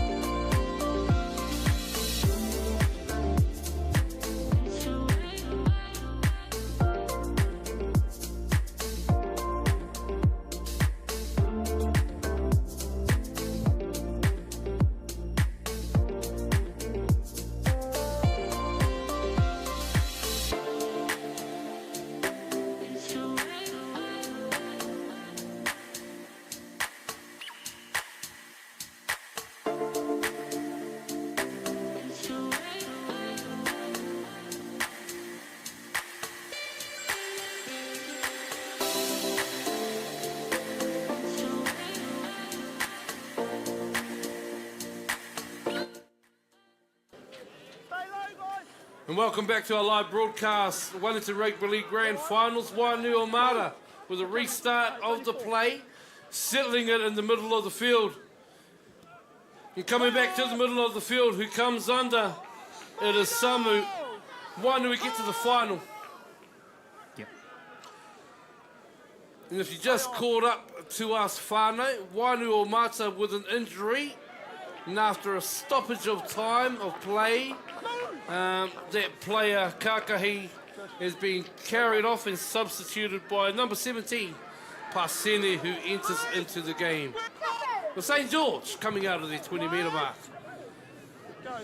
They probably needed that break, the Dragons. Bit of a momentum killer for the Lions. Gave the Dragons a bit of time to get their breath back. And so they'll try and get back to their dominant... we see a knock on there. The commentator's curse. It's not intentional, but I was agreeing there. I was standing here, nodding my head. Get back into your structure. Yeah. Get back into your system. Start finding some front ball. And it was starting to build into that. And then Wainuiomata, again, with another opportunity. 35 metres out. Let's go, bro. Let's see what they got Chance here. to feed the scrum. Rutene looking out wide. Onekawa outside of him. We've got the second rower, and Samu stationed out here in the back line. And he's going to take the first. Yep. Yeah, he's a bit of a ball flat. He's got some space. He doesn't look outside. Oh. He holds the ball. He gets taken down 5 metres out from the line. They got numbers on the interference. And he scored the try. To some lazy defence there from St. George. Yeah, he caught that guy pushing across. Had his back turned and around the ruck. And Rutene looks like he found him out as the dog has found his way out to the field. The dog's excited as well. He's in there Where's he celebrating come Wainuiomata. We see the replay here, the quick play from Samu, who was great play from him, made the break down the right as we saw. Rutene gets in the back of that prop. Was it a sense? And he scores the try. The defence just wasn't ready. The break there from Samu off the scrum to get outside the backs. Make the break. It was open on the outside. He didn't quite see them. Yeah. Gets taken down, and in the ensuing play, Manele from St. George slow to get back to the defence line, in the way of the ruck, in the way of the markers. And Rutene able to cash in for Wainuiomata, 18 points to 16. There's a kick to come. Oh, talking about cashing in, man. The Wainuiomata Lions are back after being down to 18-0. Then they've just gone bang, bang, bang. 3 unanswered tries for the Dragons. So Kennedy, he'll be sending some messages out to the boys. Come on, let's get back to what we know. You spoke about the structures, about the process. Their 1-2-3 punch, which worked so well for them in the first half. It's just not working at the moment, I guess, because they haven't had the ball in the right place. What I saw there in that defence straight off the scrum was a lack of discipline. Like, when the ref started to play again, they didn't switch on. The effort from the outside backs on Samu and reaching and trying to grab in that tackle was the impetus of them getting that try. So if St. George want to get back into this game, their attitude needs to change, their body language needs to change, and they just need to go back to those systems. But hey, what a game with the 18 conversion. 18 all, ladies and gentlemen. Wainuiomata, St. George Dragons. Here's the break from Samu, such a skillful player. Now I know why they put him on the backs. As you said, he didn't see on the outside. He had 2 players, but the players came across and took him out. And there's Mangele. He's still running back, number 3. Rutene, he gets in the way of Tawhiti to make that tackle. And so very unfortunate. Friendly fire there. They've hit back. 17 coming on for St. George. Is that Ngalofa? I can't see who he came on for. Yeah, that's Regan Ngawalofa. He's a centre, so he's come on to this spot for, I think it's Mangele. Mangele's been pulled. Leala with the return. Wainui, 25 metres out on the first tackle. And they continue to the centre of the field for play 2. Karawana lining it up, saying, give it to me. And here goes the line break man again. He finds his front. Wainui, 3 tackles down. Karawana involved early in the plays. Whare Paparau when he gets to the outside. And he's got an inside. He bumps off a tackle out there. And Rene comes back for a second attempt, but Wainui, they're going to come left to right And here's the Hutt. What He a finds the set, ground. final. It's a big set. It's a big kick. It doesn't go anywhere, but they continue to keep the ball alive, Wainui. And a cross kick there from Lutene. Oh, nah, good Well tackle. He didn't taken. take him in the ear. Good discipline from Vada Piparawiri. I thought he was going to tackle him in the ear. So they keep the pressure on through the defence. A good end to the set, but equally good defence from St. George to defuse the high kick. Here they come for their third play in their substitution. Pasene. No, Nalofa. Oh! Big defence from Wainui. And an early kick. 40-20. They're looking for a 40-20. Out on the full. But it's come undone. It's a coach killer. That's a big mistake there. 23 metres out from his own line with an early kick. And it goes out on the full. Wainui with that word again. Another opportunity. Another opportunity. We saw the half there on trail. Arai Panapa tried the 40-20, went out on the full, handed it over cheap position to Wainui. And they're on a bit of a roll, bro. They're a bit of momentum. Look like Skinner, number 10, coming back on for Wainuiomata, entering into the action. And he'll look to get the ball earlier on the set as well. Karawana. Ooh. Show and go. Quick play. And it is a quick play. The Hood. He goes close. Two defenders over him. He plays the ball right under the post. Penalty. And a penalty. They'll take the 2, surely.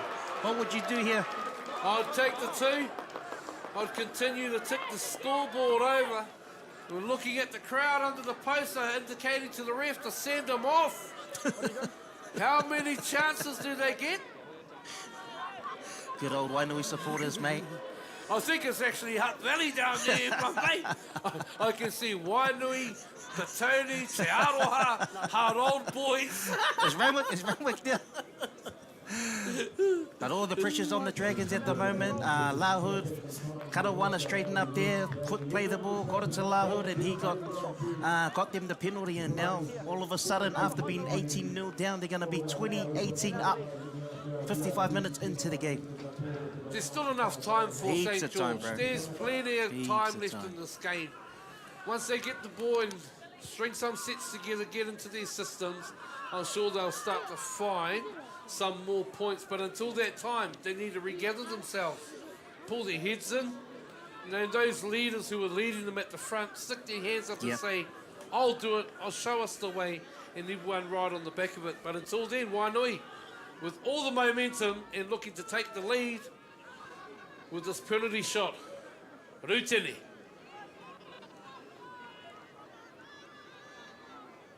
Vital kick as he aims the ball, lines it up, and slots the goal. We're at the 56-minute mark here at the Hutt Recreational Ground. St. George now trailing Wainuiomata. 18 points is 20. Wainuiomata with their tails up. Definitely. Looking to take the trophy home, back over the hill. Yeah, like you said, there's a lot of time for the Dragons, but they really need to try and change their momentum, use their big boys again. Especially in this set, they can't let the Lions make too much meters as they kick it off. A big defensive set required here from St. George. And here's Skinner to bring it back for Wainui. A strong carry to get over the 20-metre line. Karawana, the Hood. Into the middle for a second hit up. Wainuiomata on attack. Going to their strike players. Yeah. And here he is again, showing the ball, finding his feet, still walking forward. And Samu. Skinner again, just back onto the field. Second hit up the set. And an easy Early kick. get to the early kick, not long. No, they've got to tackle him. Tafiti. He's been one of the standout players for St. George. Well, he shows them how to go forward.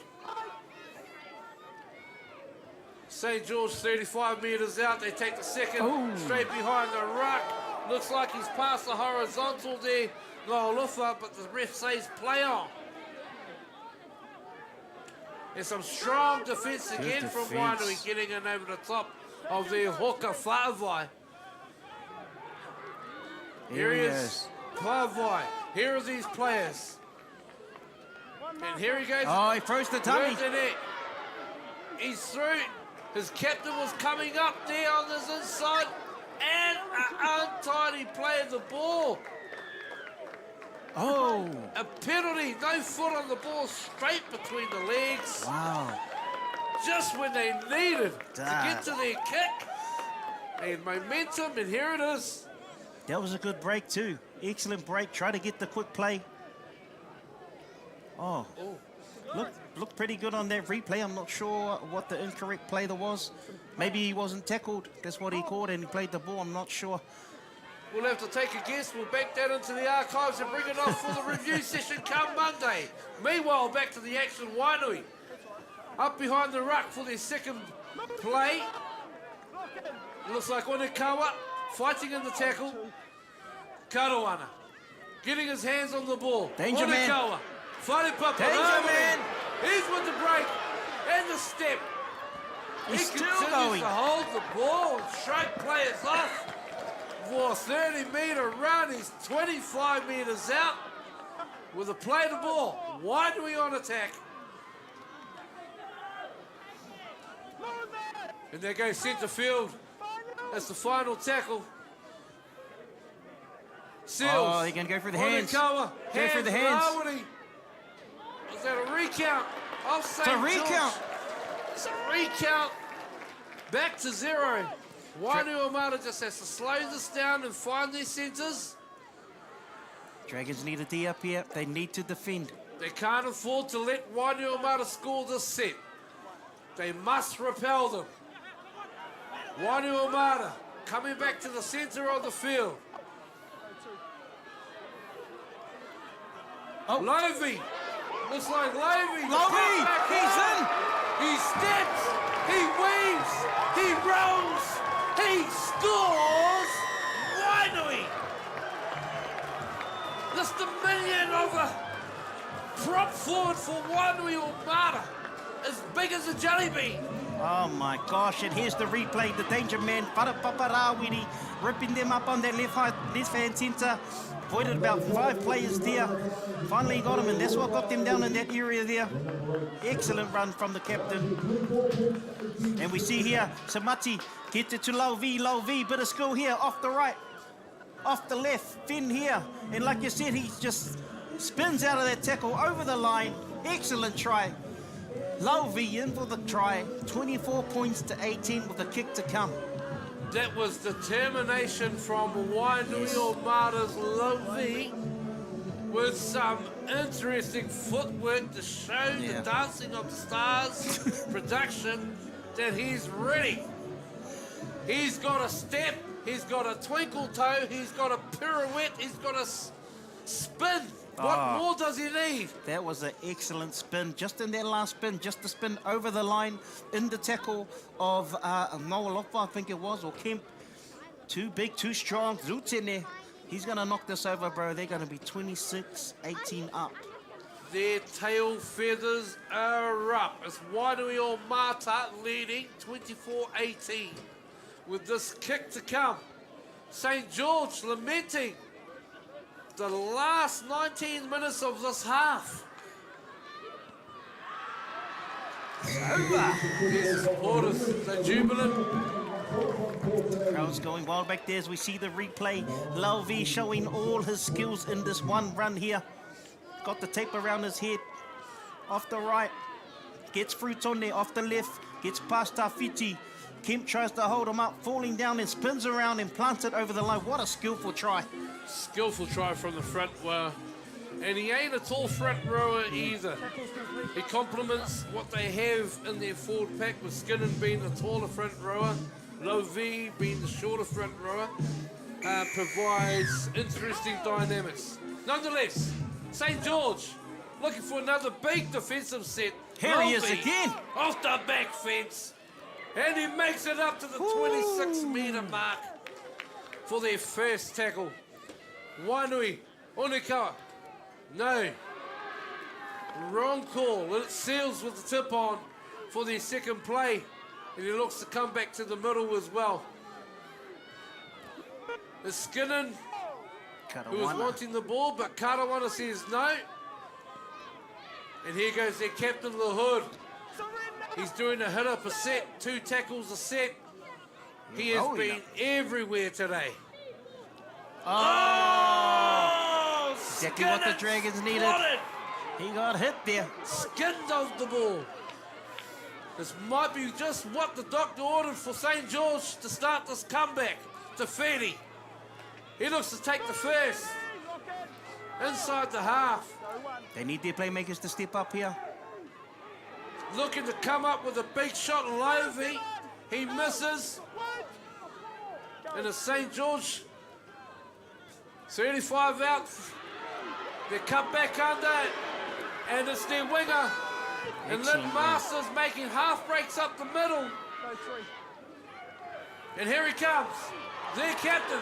Urura. Still going. He says, I'm coming straight for you. 4 metres out from the line. Quick rushing defence. He puts it on his toe. Oh, it's dead. Penalty, offside. But a penalty for offside is being called. Yeah, we saw them rush up. Dragons just need to settle it down here. Just take their time. They don't need to be excited as much as their supporters are beneath the post. They need to remain composed. Yeah. And get points on the board. There's still a lot of time to go, Whānau. We're at the 64-minute mark, as we can see on the scoreboard. St. George, halfback, Rere with the tap. Tone. They're going to try and smash over. He's taken down 7 metres back from the line. Tone with the play of the ball. And here goes this bench back on again. The Whainga with the 1-2. Setting up a play. Here's the big captain. Ah! He's dropped the ball. He's lost it. He's lost it over the line. Ripped in the play of the ball. What's the ref saying? And it looks like... Oh, stripped it. Oh, yeah. It's drop out. Drop out. 40 was over. Who was that? That was a try-stepper. Oh, Whare Paparawiri. Whare Paparawiri. Came in and stripped that ball. Stripped over the line, which you're allowed to. Yep. Regathered and touched down by Wainui to constitute a dropout. And here we are with the restart. Wainui go long. Whainga to bring it back to the line. And he's met with tough defence. 23 metres out in the centre of the field. Tawhiri, the workhorse. The workhorse fullback coming in for a hit up. He has done so many hit ups. 10. Oh! This is a big call. Big call. This could be it all the way until the 76 minutes. St. George were given 2 warnings. The captain. No one got sent. Wainui, 1 indiscretion, 1 sin bin. A big call from the referee who gets his debut from the Manawatu. Yeah, that was a big call. Questionable call. Big call in the grand final. Big call. With 14 minutes still to go. We see Karawana, he's not very happy. He's trying to tell his boys, hold on. So he's not going to be back until 3 minutes to go. It's all about heart. It's all about heart. What do we got? And this is where your fitness is 50%. Your heart, your mentality is the other 50. St. George. There's the space there, the captain. He's over. He backs his way into the line and over the try line to score. St. George Dragons. Dragons are back. 22. Here's the penalty 26. here. See Karawana, he holds him up here. Tries to get the quick play to Fiti. The referee said it was too long, sends him to the bin. And from that penalty here, the Dragons, we knew they were going to go up the middle. One we short a man, got it to their captain, Ula, he crashed over close to the line. They'll get this kick, and it will take it to a 2-point game, 26-22 at the moment, with Tawhiti lining up this kick. Tawhiti has been outstanding for St. George. Numerous tackles, numerous hit-ups. Here he is to narrow the score to 2 points with about 11 and a half to go. He's successful. 26 plays 24. Wainuiomata with the kickoff. More importantly, Wainuiomata down to 12 players for the next 8 minutes. 8 minutes, bro, and this is just what the Dragons needed. They needed this try to get them back in. They haven't scored since probably the 20th minute in the first half, so it was a much needed try. You see their supporters riding them all the way back. So the Dragons, they're going to have a big set here, so Wainui need to really try and contain them. Don't let them get those big meters like they did in the first half. Yeah, Wainui need to really work hard on defense for the next 8 minutes. They need to scramble hard. The fullback needs to communicate strongly, reposition his players, but at times he may also need to defend in the line. So it'll be interesting to see how they defend. But this set, St. George with Tawhiti having an easy run back over the 20-metre line. Wait. Goes. Fauna. St. George is second, but he's met by a pack of defenders who put him to the ground. Tone off the tip-off. He tries to meet the C defenders, but he's driven back and onto his back. Wainui buying time and energy, but they've got numbers down the short side. Panapa decides to show and go. They're going to go wide. Tone, and they're looking wide. They're shaped up. They got numbers, but it looks laboured out there. Whare Papa with the clean-up.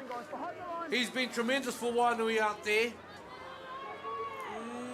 Slow to get up, and it looked like an underarm coming down and up from Whare Papa. Yeah. That's just an opinion, no proven facts, Whānau. Quick play the ball there. Rere. St. George to the kick. It's not a deep kick. Wainuiomata. Oh. Tackled after the kick. It's a late hit on the kicker. Hit. And the Dragons got an opportunity. Wainuiomata just did not need to give away anything silly. Not on the last. On the last, 12 players down. Yeah, that was Seal. We saw the replay. Seal came in for the late hit. After that, they kicked it. Wasn't required. They had the ball in good position. 35 out. Now it's a turnover. St. George. They decide to march upfield with a kick to touch. Oh, when the Saints come marching in, is this the call? That's it, mate. To get them across the line. Tone. Met by a strong Wainuiomata defensive line. Ula, back under to Whaunga. He finds the left post. Here he comes again. And here he comes again. 1, 2, and he is serene. Oh, he's lost it. With another mistake at the line. It's been the story of the day for St. George. Here we see here Ula on the cutback. He gets a good quick play the ball. He's up there. But he just knocks it on when he tries to put on the quick play. Just when they had the momentum. It looked like they were going to score on that set. Good defense from the Lions. Not quite 10 minutes ago, Wainuiomata coming out of their red zone. Leading by 2 points. They need to get to the back end of the set. They need to get down the other end of the field. Yeah, they can't afford anything silly. They just need to complete the set, wind the clock down until Karawana gets back and get down in that half. Nothing fancy. I wouldn't be surprised.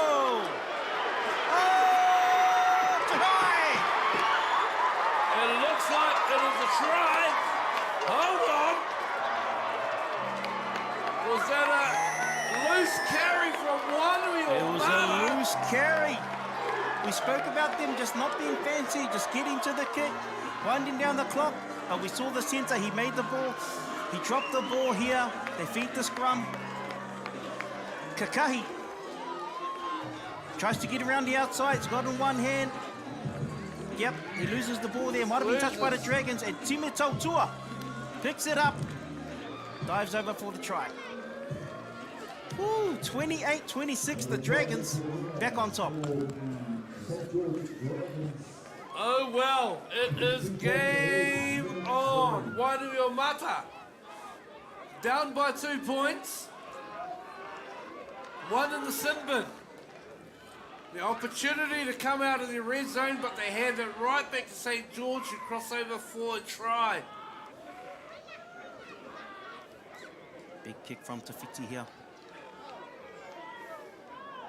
It is a big kick,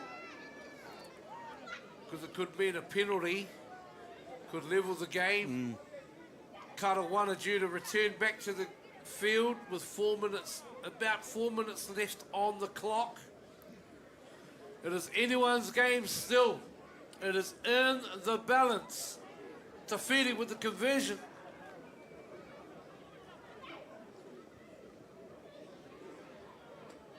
He's looking hard. I'm looking straight down the same line.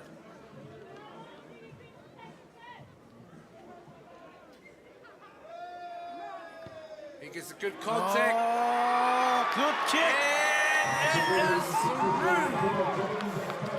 It means Wainuiomata must score a try to draw level. Here's the replay again. We see the centre holding it with one hand. Looks like it gets taken out by the Dragons, but it's a play on. Time Tautua, quick to pick up that ball. Crashes over for the try. 30 points, 26. 5.5 minutes to go with the short kickoff. Doesn't look like it's going to go anywhere. It's out on the full. It doesn't cross the 10-metre plane. It is a penalty back on the halfway centre field, St. George. They probably didn't need that short kick. I think there's still 5.5 minutes. Go deep, defend that set, and then come back again. And now they've just handed cheap position halfway. Dragons, they'll be loving this. I agree. The long kick was still the option. Hold them down there, make them come off their line now. They get to start from their 50 with Whaunga. Tone with the second drive for the set. He comes up just by the 40-metre mark. St. George on attack, going down the middle of the field with their captain. Ula met by Skinner, which looked like a no-arm tackle, but he's offloaded. Whaunga again backing up. He's been good again this spell coming off the beach, Whaunga. Tackle three, St. George. They come to the left. Panapa shows Tafiti at the back door. Cut out pass. And he shows on the line and he's out. It's a poor set from St. George. Yeah, very poor set. Fortunate for them that it's down here. One we need to go all the way, but yeah, they didn't need to come out and try and threaten. Same thing again, just get to the kick, kill that timeout, as we see young Tuisila come in for another hit up. Yeah, Wainuiomata, they need to show some enterprise here. They got a couple of chances left in this game. They'll have another 3 more sets at max. At max. After this, maybe 2. But here they need to get down the field, get a good kick chase in, and apply some pressure. Sheels, low V, short ball to the Hood. He is sandwiched on the 50-metre line. And they're going again. Lieutenant, and here's the centre. He's got one on one. He dips it on. He stays in. Coming from finals. They got to go wide. They're going wide. They're offside out there. Good tackle. Great cover tackle from St. George. Good tackle from Rere. Thought he should have went to the hands. I thought he should have went through the hands as well and just played out the numbers because they had the numbers equally. St. George, I think, were offside. They were offside a couple of times there. Played to the ref. Some big calls. Nonetheless, he played to the ref. Here's the defense. Wainuiomata looking to force an error. St. George coming off their line. and a low ball to Tafiri. Gonna try and force that And he error. gets forced backwards. He's 5 metres off his try line. Wainui looking to get off their line and put numbers in, and a good shot. Faunga with his fourth hit up in recent minutes. And their captain, Ula Ula, gives him a bit of reprieve when he makes it to the 20. Oh, a bit of space. Indecisive, it looks high. It's an offload. St. George in the corner. This will be the last hit 2 for the minutes Lions. to go.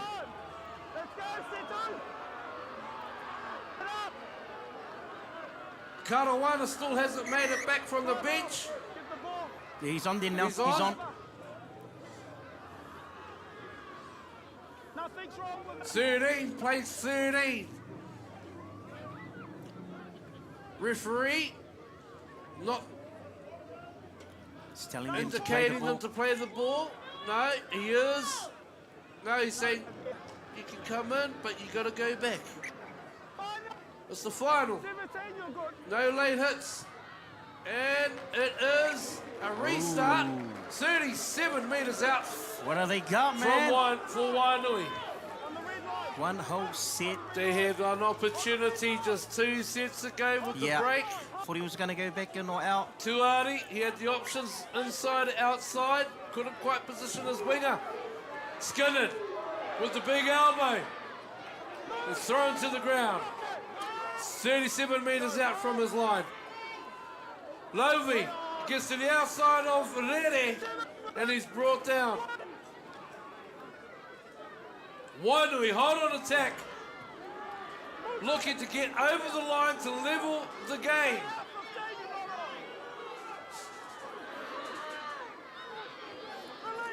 Good defence. Wainuiomata 14 metres out from the line. There's a Lutene to play the ball, and it is slow.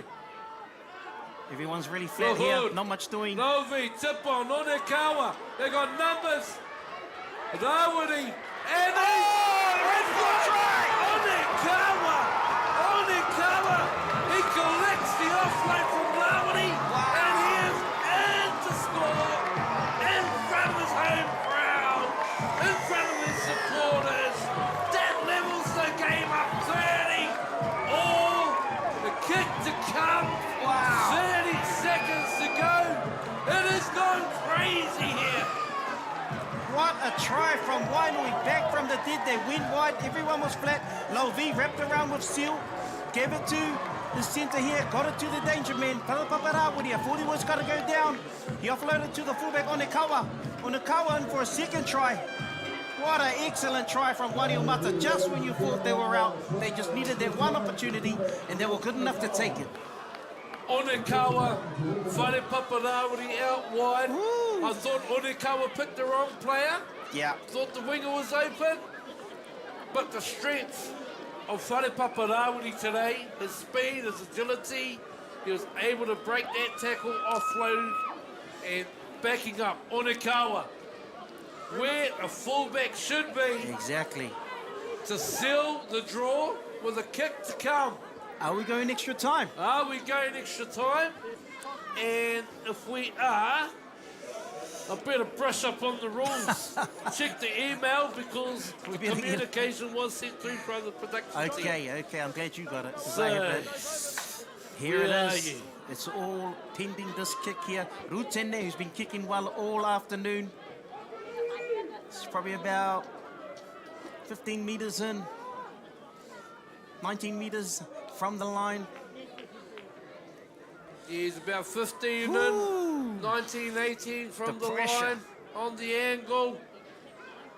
Man, I know what the feeling's like, You mate. used to kick goals, bro. How did you, when you kicks like this, what was your mindset? What Bro, did you... in all honesty, I go back 2014, we played the grand final against Randwick, and I was the kicker. Not that I wanted to be the kicker. Exact moment like this, but the try was right on the try line. And it was my chance to kick for glory. Missed the hole, mate. I missed the hole. Here we go. Here we go, man. Here he is. Come off the hour. Come off the man. come off the hour. Is it? Come off the boot. The crowd will tell you. Oh, we're going into overtime. We are going to overtime. Overtime. He has missed the kick under pressure. My one doesn't seem so bad after all. Wow. Okay, ladies and gentlemen, let me run through the rules of extra time. Matches requiring extra time. A. Extra time will be required in the event of a draw at full time in the grand final series. It shall be as follows. 1. Immediately following the end of normal time, the referee shall toss a coin and decide which team will restart. 2 spells of 5 minutes each way will be 5 played minutes in each full. way. Yeah. Teams will be permitted to make an additional 2 player interchanges during this period of extra time. Number 2. Should the score still be equal, then further spells will be undertaken until the match is terminated immediately after the first points are registered. So that's the golden point. The golden point is after extra time. Yes. Woo, 2 minutes of 5 halves, man. It's going to be quite intense. Marvin's back on the field too. We saw when he came back on, he was managed to get them down there. Okay, teams will be permitted to make an additional 2 player interchanges during the extra time. In the interest of player safety, the maximum playing time, including extra time, should not exceed 100 minutes. 100 minutes, so they're going to go 90, so you can only go 10 minutes in golden point, okay? Okay, so should we reach the 100-minute mark, if that has elapsed, the winner shall be the team that scored the first points in normal time. Be the Dragons. Be the Dragons. Yep, so Wainuiomata need to finish it now if they want to win, and the Dragons, same as well, need to finish it here as well. 2 5-minute halves, man, all to do for both these teams. We haven't had an overtime grand final. I can't remember the last time we had one. Might have been our one in 2014. Yep. 20 points all, 22 all, whatever it was. I remember it like yesterday. Oh my gosh, what a game. Who would have picked this? Yep, let's go down. Sammy, what's happening down there, Barry? Must be crazy. Let me know when I'm on. You're on, bro. Oh man, look. Everyone thought that it was all over, but that kick didn't go over. And now we have 2 5-minute halves. It's going to be awesome. Everyone down here were already celebrating, as you already saw on the field, but it's a whole new game now. 5-5 both ways, and if it's still a draw after 10 minutes of those 2 5-minute halves, we go to golden point. The last time that this type of ending happened was in 1986, and it was, I've got a historian, it was the Upper Hutt versus, who were they playing? Randwick at the time. And that's the last time we've had a draw at full time. Back to you boys upstairs. I might have to correct you, Sammy. 2014. 2014. Kerry doesn't know the latest stats, mate. Aroha versus Randwick. Yeah. We were locked in 20 all at full time. Kerry, you're going to get your historian card taken off you, buddy. Kerry, eh? Kerry Clements. Well, let's see what calls be made with who's kicking He's good off. at remembering stuff before 1972. Well, St. George. Kickoff. They're 5 minutes away, or 10 minutes away from going home after 47 years with a trophy. Oof. Or 100 minutes from again going home with a premiership trophy. Either way, the team who finishes with the most points at the end of this extra time spell of 5 minutes each way will be determined the winner. Failing that, if it is still drawn at the end of these 2 5-minute extra time spells, we then move into the golden point era. Ooh, golden point. Golden oh my points. goodness. St. George. Kemp to kick off. 5 minutes on each way. Here we go. Low V to bring the ball up beyond the 20. He's done a great job bringing the ball back, and he does it again, 25 metres out from his line. Dragons' line is moving up quick. Dragons need to have a fast defensive line to set to prevent Wainuiomata getting downfield. Skinning with the tip on to their captain, Lahoud, who's tackled 34 metres out from his line. And they're looking to tuck it back under with Lovey again. Ooh. Second hit up the set. 43 out from the line. He looks a bit slow getting up. Wainui. Play full. Oh, They the big switch cutback. back. They're already looking at doing something enterprising. He finds it inside space. Rutene. That's Rutene. He's pulling a hammy. He's cramping up. He's tipping on. They don't have to win it in the first No, set, they but don't. they've come down. Wainuiomata with Tari to play the ball. Rutene puts the kick up. St. George defused the bomb Good and come defence. down on there. 11 metres out from their line. Great set from the Lions there. Good starting set. Taviti with the spin. Sideways he goes. 15, 20, 23 out from his line. There's 10 stuff here. In this Wellington Rugby League Grand Final, St. George with their first set in this extra time coming off their line. Tony to go in the middle of the field, 30 metres out. Last play here for St. George, and it's their captain, who's been inspirational. He makes 10 yards. And they get to their kick. Blockers in place. Kicks down, it looks long, it looks good. Oh, out on the full. It is a disastrous of a kick in this extra time period. Yeah, they didn't need that. He had the length, didn't have the angle. Great kick, but it was just too much. Cooked it too much, and now Wainui get to play the ball just outside the 30. Let's see what they can do here. Wainuiomata with a chance to put some points on the board. Just a reminder, Whānau, once they score, it doesn't guarantee them the win. We have to play out the whole extra time period. 5 minutes either way. But he's Onekawa. Out to the left side. Wainuiomata to play the ball. 20 metres out. Whare Paparawari. Penalty. Wainuiomata. They've drawn a penalty. In the ruck, is it? Or Interference offside? around the ruck. Yeah, in the Going ruck. back yeah. to the mark. Yeah, Patalesio, he got caught up in that tackle, made a good tackle on Onekawa, but he couldn't roll out quick enough, so the referees pinned him. Wainuiomata, what will they do? Definitely not look at taking a shot at goal. A minute and a half or so to go in this first half of extra time. Wainuiomata tackled 5 metres from the line. And they're coming from left to right. They're dropping it under. Is that Onekawa? Takes it into the centre. It's Karawana. It's Rutini. It's Good Tuari defence. with good defence in numbers from St. George. Wainuiomata looking to go back to the post, and they do. Sheels with a show and a go. He settles it there. Referee telling the defenders to get off him, let him up. No penalties needed. Rutini on the ground. It looks good. And he scored. He looks like he scored. Wainuiomata looks like they have scored.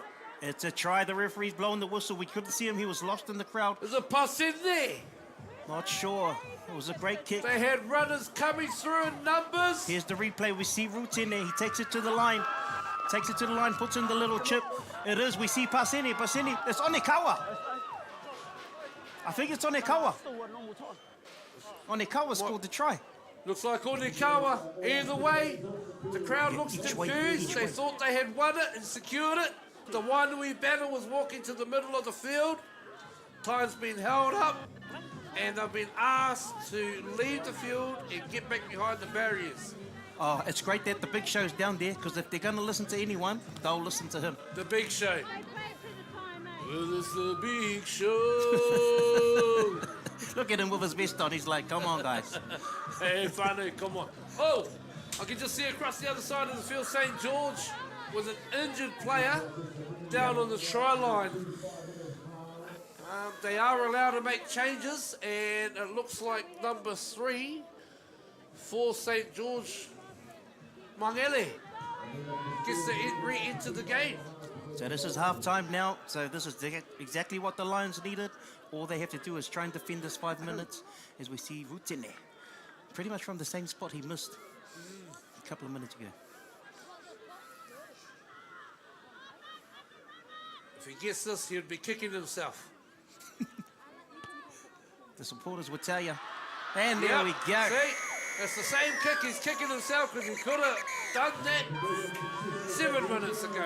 36-30. 5 minutes to go. One more half, and all the pressure is on St. George. It's on St. George, eh? We've got one. See if you can put it back. If you can't, even a drop goal down would win it for Wainui. St. George to receive the ball as well, so they'll get first opportunity to go up the field, apply some pressure, and see if they can get to the back end of their set and apply some pressure on their defence and get the ball back, and hopefully score a try to make it interesting again. Either way, it has been a fantastic afternoon. Right. It has been amazing, and to see all our whānau out here, our rugby league whānau here. Big ups to Aotearoa FM bringing this to you again, as they always do. It's just such a blessing to have this opportunity to showcase this to our viewers from Australia, all over the world really, who've left New Zealand, but still want to keep in touch with Wellington Rugby League. Yeah, our Wellington community, our Wellington Rugby League community, no doubt, around the world. Over in England, there's many of you there, there's many of you in Australia, and a big shout out to all of you that are tuned into our live stream broadcast. A big shout out as well to Mana Wahine, the collective of entities who are doing their part to uplift our wahine, their families, their partners, their husbands, because the ripple effect is wellness, is whānau ora. So for them to sponsor the women's competition this year has been fantastic. Congratulations also to Petone. Petone Panthers, what a game. Wow, 20 points to 18 over Randwick. It was an awesome start to the game, right? What a game. I thought Randwick had some opportunities in the end there, but they couldn't get it done. And then to the Valkyries, taking out the Premier Women's. Yeah, they started off slow, but their class in the second half, their patterns, their shape, their discipline, they proved they were just a little bit classier than our Aotearoa Sheels. Nonetheless, commiserations to our losers, but hey, they made the finals, you man. made the finals. Congrats. We're here on the last dance. Yeah. And we're back to the action. 5 minutes to go. 5 minutes. So the Dragons, like you say, will probably get about a maximum of 3 sets. About 3 turns each. Yeah. At attacking. St. George Dragons with the first. They'll be looking towards Simi. They'll be looking towards Ula Ula, Whaavai, Rere, Pānapa, Patiliseo. Here we go. Here we go. Whaunga to bring it back. And he's met inside the 20-metre line. Just exactly what Wainuiomata needed to start the set off. And they're up again. Brown. Ooh. 25 metres out. St. George to play the ball.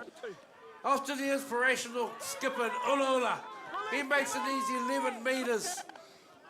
36 metres out. Oh, he's lost it. Another lost ball call on Ula Ula. That's a big call, but he's forced the error there.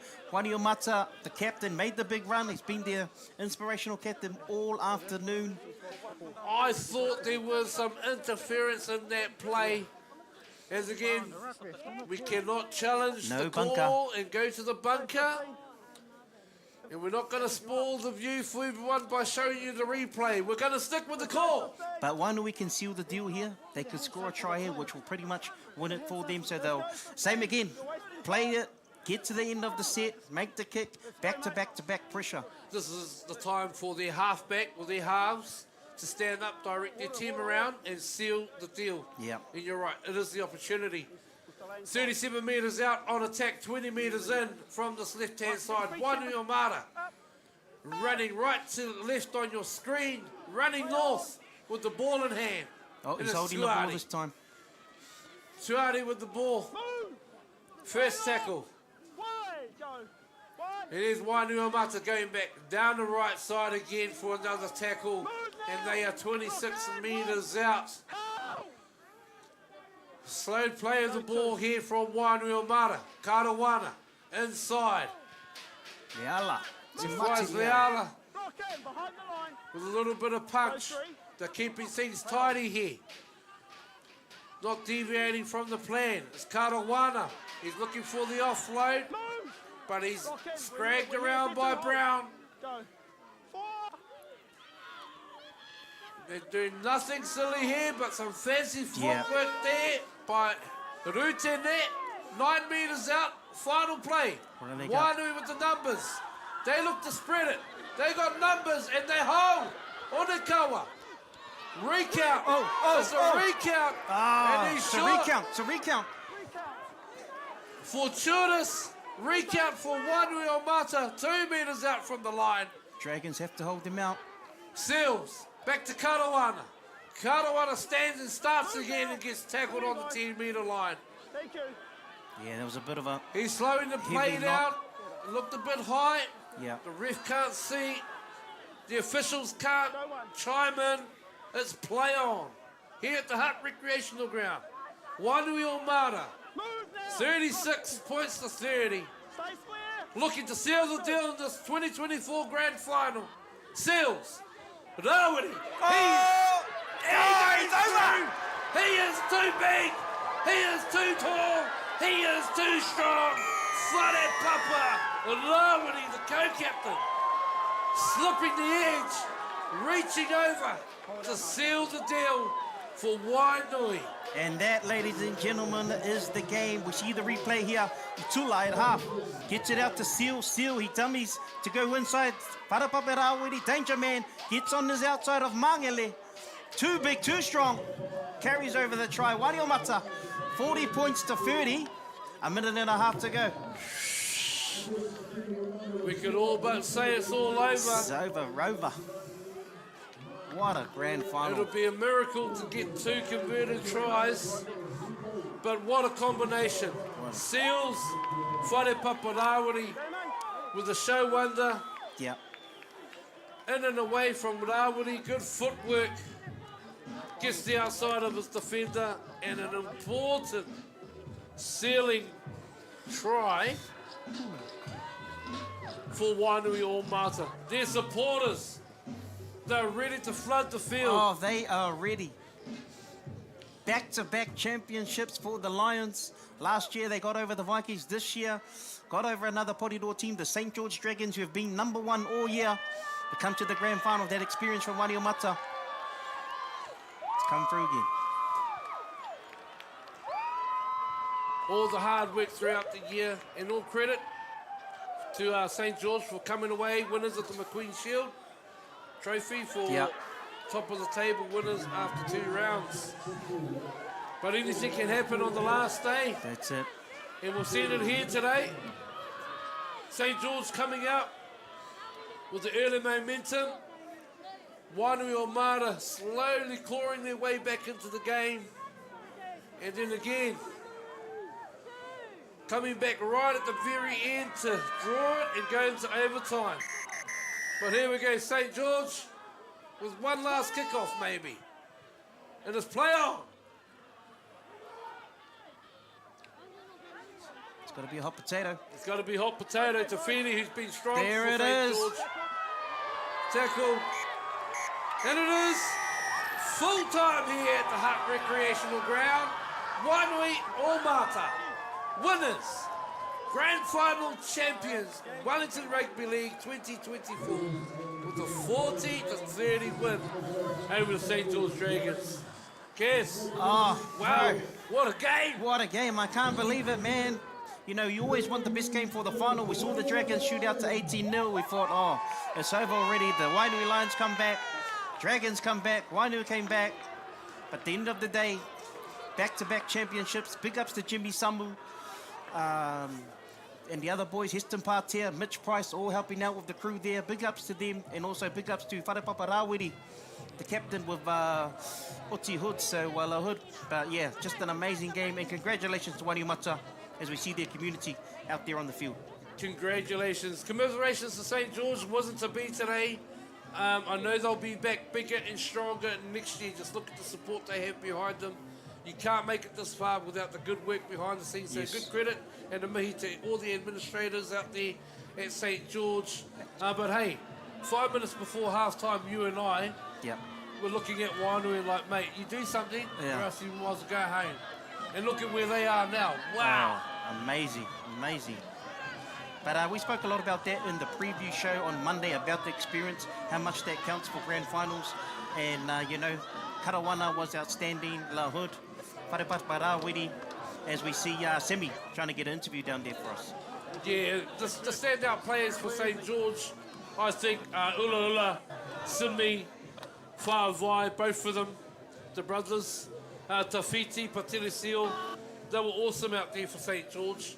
Whare Paparawiri, as well as La Hood, they were awesome. Low V going forward, and I thought Karawana was a settling figure in their attack today. He was able to help them out. But all in all, an awesome turnout today. Congratulations once again to Wainuiomata, and mate, who wants to pick a player of the day, because how difficult would that be? Right. Yeah. So yeah, I don't know, bro. Player of the day. It's going to be a hard one, bro. I think a few of the Wainui players stood out, even the Dragons. Yep. Well, Whānau, we're going to cross down to Simi, who has the winning captain from Wainuiomata Lions. JT, halftime, I said to you, welcome back to the grand final. You're back, you did it again. Back to back, back to back. Another emotional time for you. Oh, wow, can't believe it, eh? Oh, can't believe it. Now, I dedicate this game to a brother called Jose Tiuro. It was one of my close mates since high school and all that. I just want to say big love to the family up the East Coast, and to the sister Annie. Much love to you too, sir. To my babies, hope you're watching this. But yeah, up to Nui Dorte, love you all.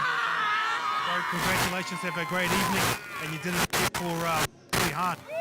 Oh, thank you, man. Thank you so much. I'll see you again next year, I guess. I'm getting too old. Sweet, he's done. Well, that's Simi with the winning captain, triumphant Wainuiomata captains. And an awesome victory today. 40 points to 30 over St. George Dragons here at the Hutt Recreational Ground. It's been a pleasure bringing this live stream to you, Whānau Ma. I can't be here all afternoon, neither can Kaz. You're the man. But hey, bro, if I was to pick me a player of the day today for this game, it was La Hood. La Hood, La Hood for Wainuiomata. Equally, Ula Ula, they were in the same realm, those two players, all day. You know, bringing it back for their teams. You know, they were working hard on defence. They were all over the ground today. But someone has to come away with it, and that was my pick for today. Oh, definitely, I agree with you as we see Wainui singing their victory song down on the field there. Let's go down to them. Listening.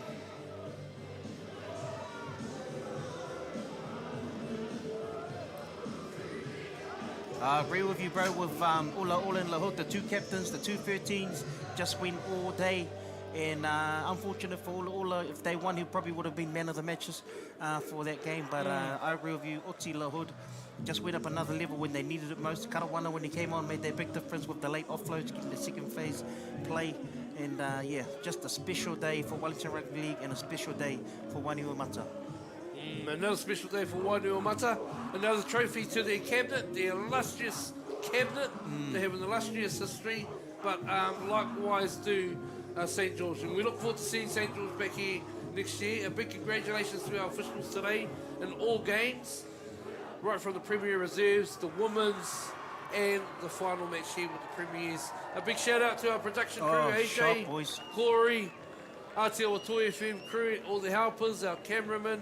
We all do this unpaid whānau, but if you want to bring us a McDonald's voucher, a Waiwhitu Bakery voucher, you're more than welcome. Shock crew, Shock Tommy, meeting with the Sounds Bro, also Toby and Noel. And Commentating, DJ, riffing, and then TA, man, this guy does it all. Doing everything, bro. But hey, bro, it's been massive calling with you two kids. Too much, brother. Yeah, well, we're crossing back to Semi. He's got one more before we close out. Whānau.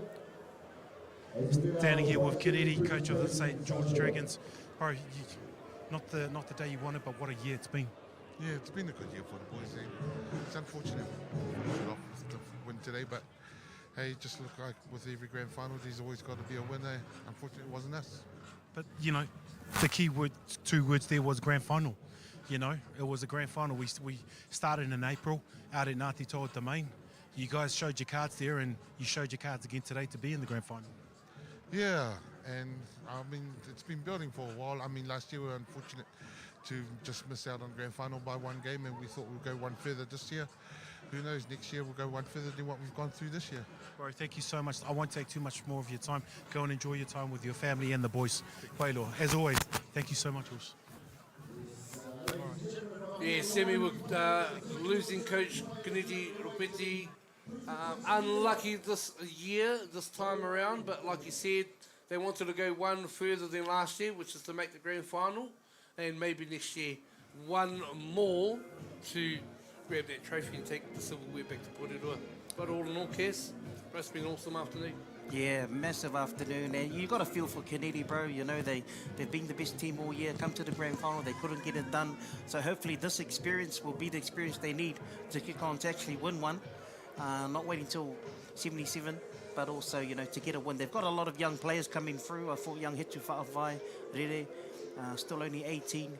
So, yeah, that's the building blocks for the future for the Dragons. Wow. Well, that's good to hear. I don't know too much about the Dragons and their players, the ages, but to know that here that there are 18-year-olds out there fronting up for St. George, the future does look bright and promising, and likewise for Wainuiomata, some younger fellas, a mixture of old heads and young heads, which is cool for our game.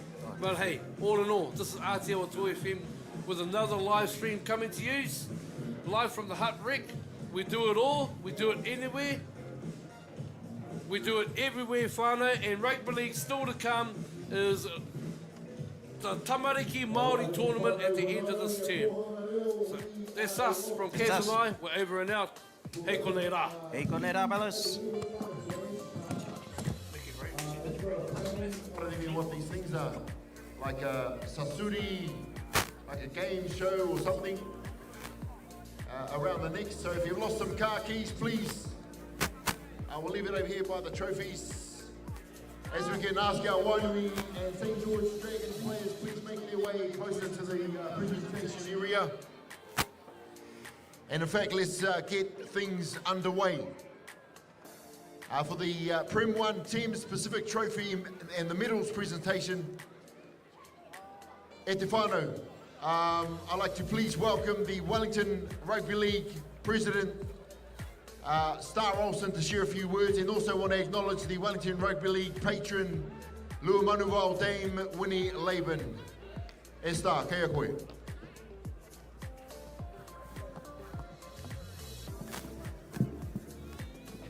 Kia ora nō. The game of rugby league, of course, is about creating history. St. George nearly created their own bit of history today, but just come up a wee bit short. Outstanding effort today. Boys, it's one of those games where extra time, we've never had extra time since 1986. Extra time, and it was only fitting we had it here today at the Hutt Recreation Ground. I just wanted to acknowledge not only our dame, our patron of the game, but also our life members here today. And it's good that we can still record our history, even though we're a pretty young game here in Wellington. I also want to thank all those who give of their time for little or no reward in support of our game. And of course, That's not without saying that we couldn't do what we're doing now without the support of all our sponsors for the game. And while we're here collectively, I think it's only appropriate that we do give them a round of applause, because we'll be putting in some applications next year.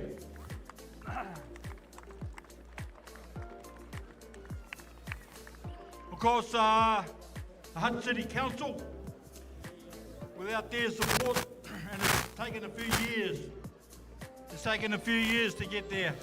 So we've got there with their support and acknowledgement of the game that we are here. We're not the only, rugby is not the only game going around. There's another game called Rugby League, for sure. I was just thinking of something to say about our Māori wardens, our unsung heroes of our hapuri.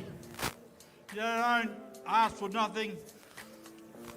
They don't go looking for kudos. They just turn up when they're needed. I really want all of us to give them a solid round of applause to our wardens.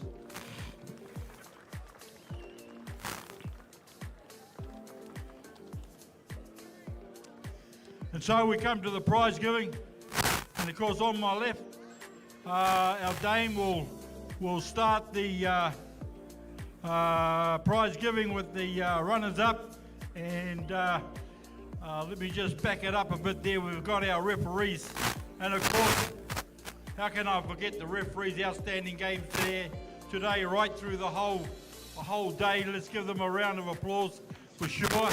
Not only the ones who win the main game, but our reserve grade and our women's game. If they can come forward, please.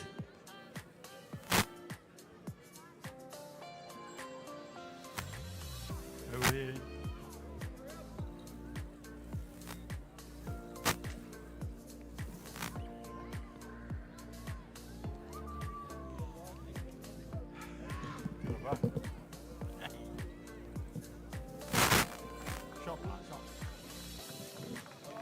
Shotgun ball. Awesome. St. George Dragons. What can I say? Hell of a game. Great advertisement for the game in Wellington, for sure. If we can have all the boys line up to receive their medallions, and a few words from the captain. Kia ora.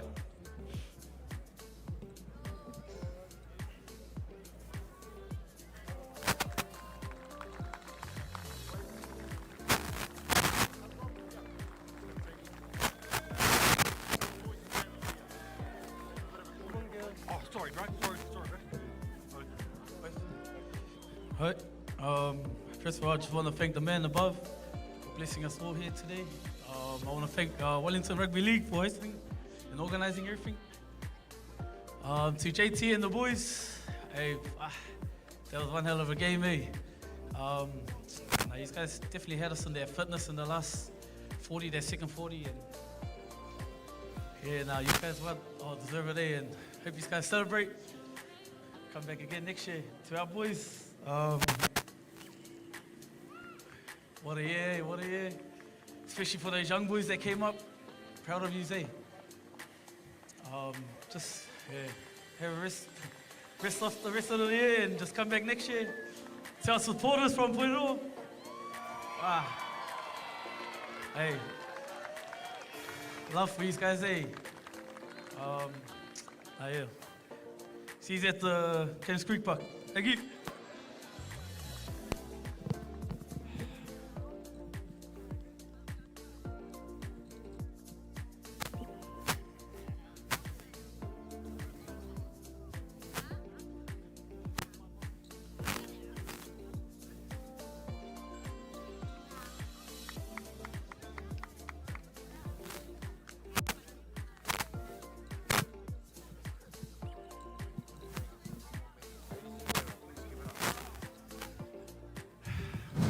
Ladies and gentlemen, please give it up for the St. George Dragons.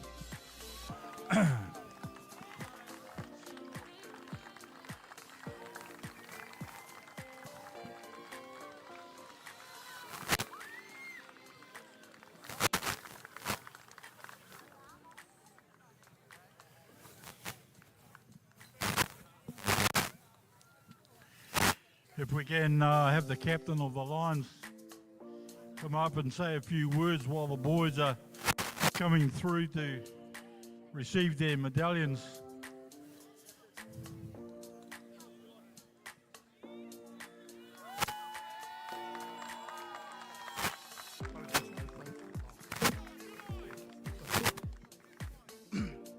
First and foremost, I want to thank God for this beautiful day we have today. All glory goes to Him. I want to thank the Dragons on an outstanding season. These guys were the pinnacle, and we just knew that we had to work hard to get that win over yous. I want to thank the community, Wainuiomata community, for coming out, supporting the boys, backing us all the way.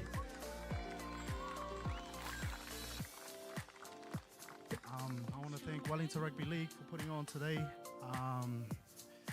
And last but not least, just thank our sponsors, and I just want to thank my brothers for pushing it all the way to the end and not giving up and believing that we could take this win today. Thank you.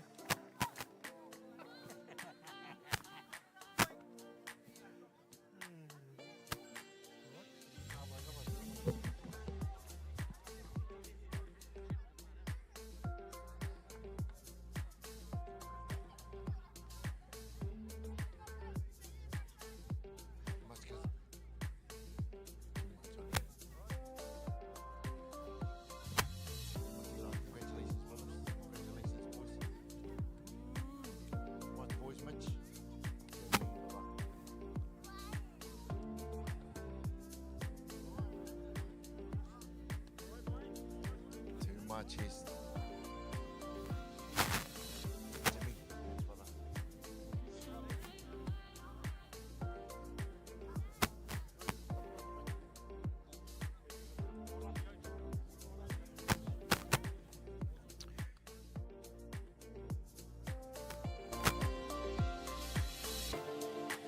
Here we are, Te Whānau, almost ready to celebrate the victory. Ladies and gentlemen, brothers and sisters, please give it up for the 2024 Grand Final Premier Champions, the Wainuiomata Lions!